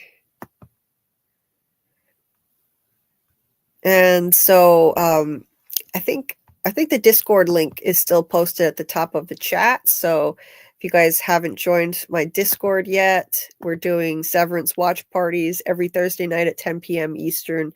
Next week we'll do episodes 3 and 4. And I'll either go live right after that, like I did this week, and we'll discuss it right then and there with a call-in panel. Either that or I'll do it Friday night. I haven't decided yet, but definitely going to do another live for Severance to discuss episodes 3 and 4. And so that'll be Thursdays at 10 p.m. Eastern in my Discord. The link for that is at the top of the chat right now. And it's a good place to have great conversations. We're getting more and more people as time goes by. It's still new, but we're going to have lots more watch parties. And I'm going to stream Severance Season 2 in there when the episodes drop. So when they drop, I'm going to stream it right then for people who want to watch in January when it starts, January 17th, Severance Season 2. Nice. I missed you guys episode 1 and 2 watch that this week. Oh, yeah. To join you. What I'll do is I'll watch the first 2 episodes and then I can try to join you all for 3 and 4. Oh, cool. That would be great. Yeah, that would be awesome if you want to join. Yeah, we would love to have you. So, yeah, and anybody else that missed episodes 1 and 2, if you want to join my Discord and you don't have a way to watch episodes 1 and 2, I can direct you in my Discord to a place where you can watch it. So if you want to do that, if you don't have access to it, just join my Discord, and I'll put the information in there. I thought I pinned my Discord link. I guess I never did. Like, what the heck? Wait a minute. Where is this? Okay. Is this okay? Yeah, this is the right one. Here's the Discord link. I don't know why I thought I pinned it, but I didn't. Here it is. So if anybody's not in there, there is for you. And Sunday night, I'll be on Sci-Fi Visions live again with Scarlett. Also talking about From Season 1, Episode 2.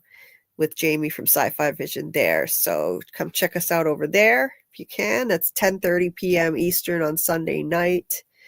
And then I'll be live again next Wednesday night at 10:30 p.m. Eastern, as usual. And we'll be diving into episode 3 of season 1 of From, or Rewatch. So that'll be then. And then tomorrow, hopefully, well, not tomorrow, later today, I'm hoping I can finally drop my video on the Man in Yellow and the Boy in White, all my theories and thoughts on that. Okay, I finally found the link, Dieter. Let me see. Okay, wait. Yeah, it's okay, yeah, I can. That's funny. It's SpongeBob. I'll share what he sent and what he put in the chat. And then I'm gonna finally wrap up and get off of here and get some rest. If I can. Okay, wait. No, this is it. Yeah. Yeah. I love SpongeBob. Old school SpongeBob is the best. But yeah. The older. Yeah. I love it. Yeah. And yeah, there's some racy stuff, like some jokes that are kind of a little bit inappropriate on SpongeBob, but not as much as Rocco and Ren and Stimpy though. It's starting to get more tame. Nice, Dieter. You know another one that does that? Yeah. King of the Hill. Oh, really? Damn it, Bobby. They do a lot of that too. Where they do. Oh, yeah. Yep. Yes. Dieter said, "Great sound effect. Did I do that before?" Yeah. Many times, Dieter. Yes. Many times. Oh man. It sounded like it. Yeah, apparently you're good at sound effects too. Yeah, you can make money off of this stuff. Scarlett had said before, I guess kangaroo attacks are rare, just don't go into their territory. Well, I've learned all kinds of stuff. It's fascinating. I missed this one. Kenny gonna get some and turn into Asian Aladdin, a whole new world. That's great. Yes. She's gonna open up a whole new world for him. Yep. It's happening. I can see it coming. 100%. Oh man. Oh god, there was a video of a kangaroo trying to drown a dog. Oh, I'm glad the dog survived. Oh, Jesus. wow. Jesus Christ. I do remember a guy fighting a kangaroo to save his dog one time. Like he literally started like boxing him. Yeah. Oh my god, that's crazy. That's news to me. Wow, I had never heard anything about this before. Wow. Yeah, Scarlett said I would just fear the ones in the wild if I got in their territory. And with this, I slumber. Good night, everyone. I'm sorry, I didn't mean to overlook your kangaroo comments. I'm sorry about that. Wasn't ignoring you. Justin says Indian people don't shake their head. Do they? He meant do. He meant they do. Yeah. Yeah. Oh, yeah. do. Yeah. Okay. Interesting. Oh, I like this, Javon. How about someone create a show about a group of fans' lives becoming consumed by a TV series that drives them mad, trying to uncover deeper mysteries of the show? Yeah, that would hit home. We're living it now. We're living that right now. Yes. Yeah, we're all completely down the rabbit hole. I'm proudly saying I'm one of the crazies when it comes to this show. I'm not ashamed of it. Okay, yeah, you gotta stop talking kangaroo and sleep, Scarlett. Definitely. Good night, Scarlett. Thank you so much for sacrificing your sleep again to be here. Yeah, I'm gonna be hopefully getting out that video by the end of the day or the evening at least. Didn't go to bed in time. That will haunt my nightmares. Dog nightmare creature. Yeah, it was a little disturbing for sure. That gif was a little bit disturbing. Justin says Infinite Umbra is awesome. Please be back. You're incredible and hilarious. Yes, I second that. 100%. Thank you both. Thank you both. Yes. You are welcome anytime you want to be here. You are terrific. You're so much fun to have here. You're so insightful and you're entertaining and hilarious too. So you're making me blush. well, I mean it. I mean it. You know, it's great. You know, like you're the whole package. You know, you got the deep insights and you got the humor. So yeah, anytime you want to come on, you are always welcome. Thank you. I appreciate it. No, not. It's the truth. I just I mean it. And cities burn from frummers frumming around this morning, frumming until the sun comes up. Yes. Sun's probably gonna come up soon here. Yeah. I gotta get out of here before that happens. It has been 7 hours and 13 minutes. Oh my god. Is all this kangaroo talk from what I said? I don't know where it started. I don't even know. We went down a complete rabbit hole with it. I have no idea. I don't know. I love random tangents, so I don't even know where it started. Scarlett says, must detach myself from technology. It hurts. I must be part cyborg. You and me both. I'm surgically attached to my Chromebook and phone. They don't go anywhere away from me. Like, it's a sickness. Yeah. It's really difficult. Like, look at me. I'm still on here when I should be getting something to eat and going to sleep. I've eaten next to nothing in the last day, and I'm like depriving myself of food, water, and sleep so I can be on here. It's really bad. But I will get off and take care of myself now. So yes, good night, Scarlett. I know you were just kidding. I know your humor by now. People that go to sleep now and wake up later think this stream was a dream. Yeah, Dieter. This was an interesting one. Yeah, we went down some interesting, unexpected paths, and yeah, I'm gonna. I hope to God that YouTube doesn't pull this stream for copyright, because I hope not. I just played very, very brief little things, and maybe I'll put a fair use disclaimer in the description or something just in case. This is a fun one. I want this replay to stay. I don't want this going anywhere. Yeah. So, yeah, you need to sleep, Scarlett. Yes, must sleep. All sleep and no play makes Scarlett angry. Yes. Go to sleep now. Good night. Good night, Scarlett. Justin said Ed, Ed, and Eddie was another one with jokes for adults that went over our heads. That one I never watched. I was never really a Cartoon Network kid, although I did love Cow and Chicken and Two Stupid Dogs for a little while. Cow and Chicken was basically a ripoff of Ren and Stimpy, completely. Like, I'm not completely, but Cow was Stimpy and Chicken was Ren. You had one like really fat cartoon character animal and another really skinny one. Skinny one was a bully. The fat one was, of course, stupid, and this is, of course, terrible to teach kids, like fat shaming and all of this stuff. Terrible. It shouldn't be in kids shows, but they got away with it back then. And yeah, but I liked it. It also was really messed up. Cow and Chicken had like the devil as a character, and they just called him the red guy. He was, and you could see like his naked butt from the back too. Like, what the hell? This is a show made for kids? Very strange. Yeah, we grew up in the best time, honestly. Like, you could never get away with this stuff now. Justin, now I want to go back and watch Ed, Ed, and Eddie, because I never really did as a kid, and I'm curious. Because there are shows that you can watch now that you can still appreciate that were made in the 90s for kids because of all this adult humor. I'm going to watch it now. Dieter said, do I need to create an 18 plus tab in Discord? Yeah, maybe.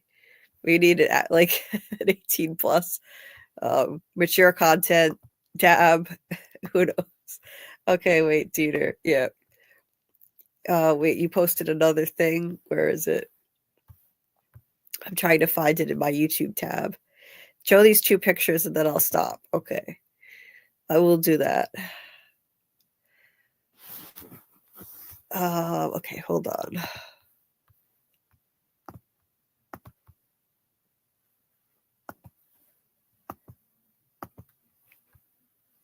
Okay, let me see. What is this? And the racket on your, let me see if I can make this bigger. When the racket on your tennis trophy breaks, and now it looks like you, oh my God, Dieter. Oh my God, Jesus Christ.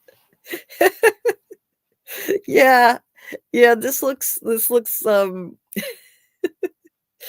like something that's very wrong that it's not. Apparently that was a tennis trophy and the tennis racket broke. Oh my God, Dieter. You want to go upstairs? Sure. You got protection? Why? What's up there? Nice, Dieter. Yeah. Yeah, we ventured into some strange territory in this stream, but I'm here for it.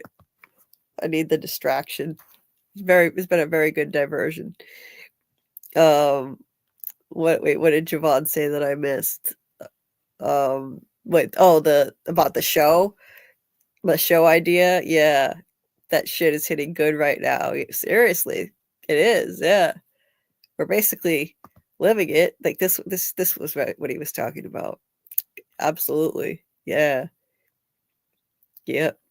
We're already living it, so yeah, we could traumatize it into a series. Glad I'm not at work now, Dieter says. Oh man. Yeah, Justin knows what he's talking about too. He knows a good idea when he hears one. He does screenwriting. So, you know, he knows what he's talking about. We gotta make our own show. He's lucky when I blush I turn purple and look like I'm holding my breath. Wait, oh really? Jeez. I don't blush. I'm really pale, so it would be very noticeable if I did, and I don't know how to blush. My face will get hot if I'm embarrassed, but I don't blush. And Cooey can be used for a lot now. Yeah, Dieter. Right? Those Cartoon Network shows were crazy back then. Yeah, Javon. What the hell? Yeah, I went back and looked at a compilation of some stuff from Cow and Chicken with the red guy, aka the devil. I can't even believe this was a kid's show. Wow. Wow. And it was just so obviously inappropriate. Just the fact that he was even in the show at all, it was super inappropriate. Teeter says, no, I can't. Your rules say no porn. I don't know. I took that one out actually because I thought it sounded silly. Like, why would anybody post porn? Unless someone actually goes ahead and does it, then I'll put the rule back in there. And I was like, I trust people. I don't think people are going to post porn in my Discord.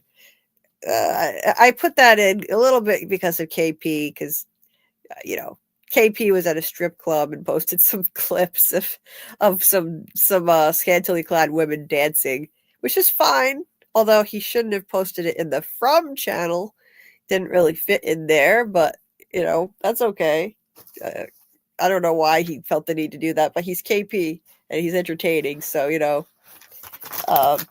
it's just another day in the life with KP. I knew when he joined my Discord that it was going to be an interesting ride. You never know what he's going to say or post.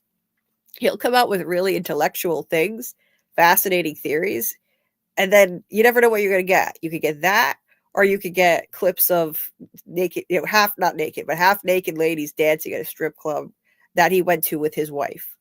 So, yeah, he's a wild card. You never know what you're going to get with KP. But Justin, oh man, you guys make it so hard to sign off. Damn.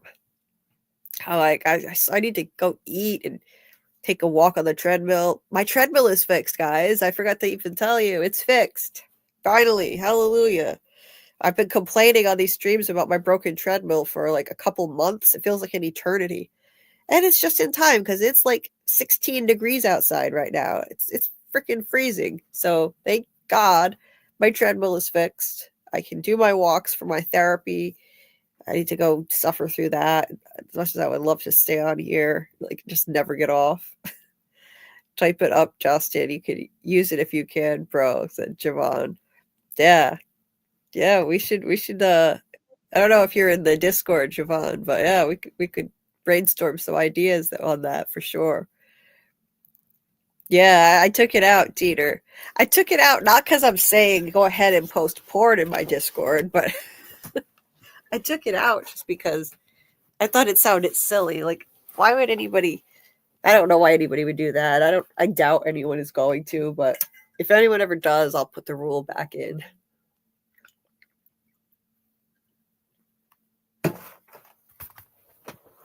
Okay. I don't drink enough on these lives because I don't like to pause and have dead air, but now I'm dehydrated. So going incognito now.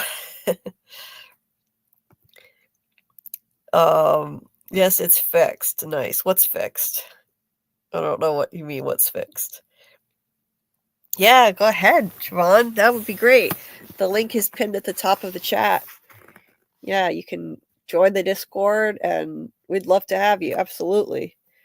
And I don't know if you've ever seen Severance, but you can join our watch parties if you want to. It's anybody that wants to watch it. If you've never seen Severance, or if you want to rewatch with us, then every Thursday night at 10 p.m. Eastern, we're going to be streaming it. I'll stream it for everybody in the Discord like I did last night, and then do a live out here on YouTube and talk about it. And then I'll stream the brand new episodes when they drop at midnight. January 17th will be the first one. That's going to be fun. And I'm not going to stop covering From. I'll still do a weekly From live every week. We'll do the rewatch. Every week we'll do a new episode for that. And it's been a lot of fun so far. I'm so glad there are still people who still want to show up. So thank you guys. Thank you guys so much for still wanting to come out and talk some From, talk some other random wild shit at 6 a.m. Eastern time about boxing kangaroos, cartoon characters on phone sex lines, like Disney dirty shit, dirty Disney. Yeah, I'd appreciate all of you guys for still wanting to hang out, even though the From season is over.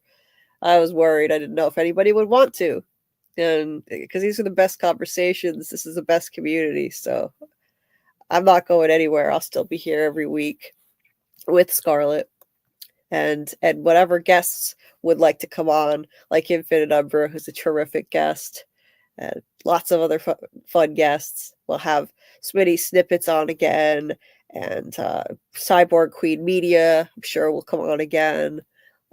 Anybody else is always welcome here. Any other channels that want to collaborate, always welcome. I love collaborating with people. So yeah, we're not going anywhere. So thank you guys for still coming out, hanging out with us, being in the chat, or even just, the people that are just listening. I appreciate all of you. If you're listening, lurking, thank you so much. People on the replay, thank you. And if you're on the replay, my Discord link is in the chat. If you haven't joined, it's in there.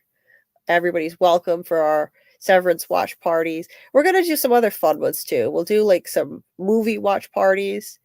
Maybe we'll try to like watch that. I got to watch that Dr. Maboose movie. I keep hearing so much about it, how it could be an influence on From. Maybe I'll see if I can dig it up and we'll watch it in the Discord. That would be fun. Like anything else we could think of that like the From fans might like to watch, we'll stream in the Discord. Maybe some movie nights, some similar shows that send me the ASMR videos first for approval. Yeah, Dieter, yeah, you can edit. You can be like my editor, and you'll get the first listen. Yes, the treadmill, Justin, the famous treadmill. I was always in people's live chats on the treadmill, trying not to fall off and drop the Chromebook off the thing, which happened a lot. And then it broke. It broke on me, and somebody told me that I could stream on the treadmill and get some software that can edit out the noise, which is amazing. If I could do that, I'd be in less pain when I'm doing these long streams. So I'm going to look into that. That might just work. Yes, hallelujah. My treadmill is fixed. It's a miracle. It's an early Christmas miracle. It really feels like it because the guy said he did not think that he could find a part that could replace it. They don't make these treadmills anymore. So I was thinking it's hopeless and I need this thing really bad, but he found it. So it's a Christmas miracle. Yes, KP is a character indeed. And he's is a really fun guy. He's been on my panel before. He's a riot. I really like KP. He's the best. Lurking. Hey, Jehovah Sins. Yeah, I appreciate you too. All of you lurkers, anybody that's not in the chat, nothing wrong with lurking. If you just listen, thank you so much for listening. You're part of the, you still count. You're part of the numbers, of people that are watching and supporting, and I really appreciate it, truly. Dieter says, had a lot of fun, looking forward to the video, and I know we are your therapy, and it's hard to sign off, but eat and drink something and sleep. Yeah, it's hard when I got such awesome friends in the chat too. I don't want to get off of here. I don't want to leave my friends. It's too much fun. But I know I need to take care of myself. But I appreciate you guys. Thank you for still being here. I didn't know if people would still want to come, like I said. So, I know a lot of people only show up to lives when a show is airing and from ended. So, but a lot of people still turn out. That means the world to me. This is my therapy. This is my escape, my connection with kind people that I really needed in my life. So I appreciate you guys. Scarlett just can't sleep and needs to. I'm just seeing that now from 20 minutes ago. Oh, I didn't even see this one from Mackie. The Bubble Bowl episode of SpongeBob is the best. Yeah. That's a classic. That's a classic. They should have played it like when the creator of SpongeBob, when he passed away, everybody heard there was going to be a tribute at the Super Bowl, including that, but they hardly showed any of it. It was kind of a letdown. They should have shown the whole SpongeBob clip where he's playing at the Bubble Bowl. But Mackie said, "I'm glad you don't got to go in the cold or walk in the house." Thank you. I appreciate that you guys care. I was out walking in the cold and in the dark every night, which is really not smart. I had mace in my pocket, but it's not a smart idea. Alone, female, out in the dark. It's not like I live in a bad area, but it's not like the best. There's some sketchy people sometimes. So I was going out in the middle of the night walking for therapy because it's the only thing that can lower my pain a little bit. It's not easy. I have to push through it. It's really hard, but now I don't have to go out in the dark anymore and in the freezing cold or pace back and forth in the house, which really sucked. Try walking back and forth in a small kitchen for an hour. It's not good. But yeah, thankfully I don't have to. So thank you guys for being here. I am going to get ready to, oh my goodness. See, this is what makes it hard to get off. Hey, Jay Sleek. I was just about to say goodbye, but hey, just woke up and saw the live is still going. Always nice to see you, Jay Sleek. Thank you for popping in. I appreciate you. Thank you so much. Yeah, I've been going for a pretty good marathon length this time. Now I need to get off and eat something and get some sleep. But thank you guys so much again, and maybe I will sign off with one of the cameos since I don't have a sign off again, but anymore, or yet. I can't even come up with the right words. I'm so tired. I don't have a sign off yet. Took me 3 tries. So thank you to Infinite Umbra for being an awesome panel guest yet again. Appreciate you. And yeah, it's what makes it so hard to get off of here is people keep popping in and I want to keep talking to you guys. I feel like you're my extended family now. So sucks having to sign off. I don't want to. Like, we got Justin in the chat, we got Mackie in the chat, Dieter, Jay Sleek, all of you awesome people. I appreciate all of you so much. This has been my lifeline this year. You have no idea. This has been the worst year of my life. So, like, this channel has been the only bright spot in my entire life. The only thing that's brought me any happiness or joy is this community of people. Not just this channel, but the community of people when I'm hanging out with you guys on other channels too. So it means the world that you guys actually want to show up for my stuff too and support what I'm doing. It's given me purpose again. It's given me purpose, and it's given me a source of joy and laughter that I didn't have for years. Literally. I'm serious. So yeah. This community is the best. Let's never ever break up this community. We stay together. The Frumleys got to stay together, even after the show ends. We stick together. Yeah, night Mackie. See you soon. Thank you for being here. You've been here quite a while. Yeah. Oh, thanks, Jay Sleek. Thank you so much. Okay, well. I am going to sign off with one of my cameos. I think I'll play. I think I'll sign off with the one I haven't played in this stream yet, which is from the one and only Jade, David Alpay, of course. And thank you again for being here. And until next time, keep on deep diving. Let's see what we can uncover together. Have a great day or night, everybody. Thank you again, Infinite Umbra. You're welcome here anytime. Thank you. And yeah, I appreciate you. You're an awesome guest as always. And you guys have a great day or night, whatever time it is for you. I'll see you next time. Julie, hi. It's me.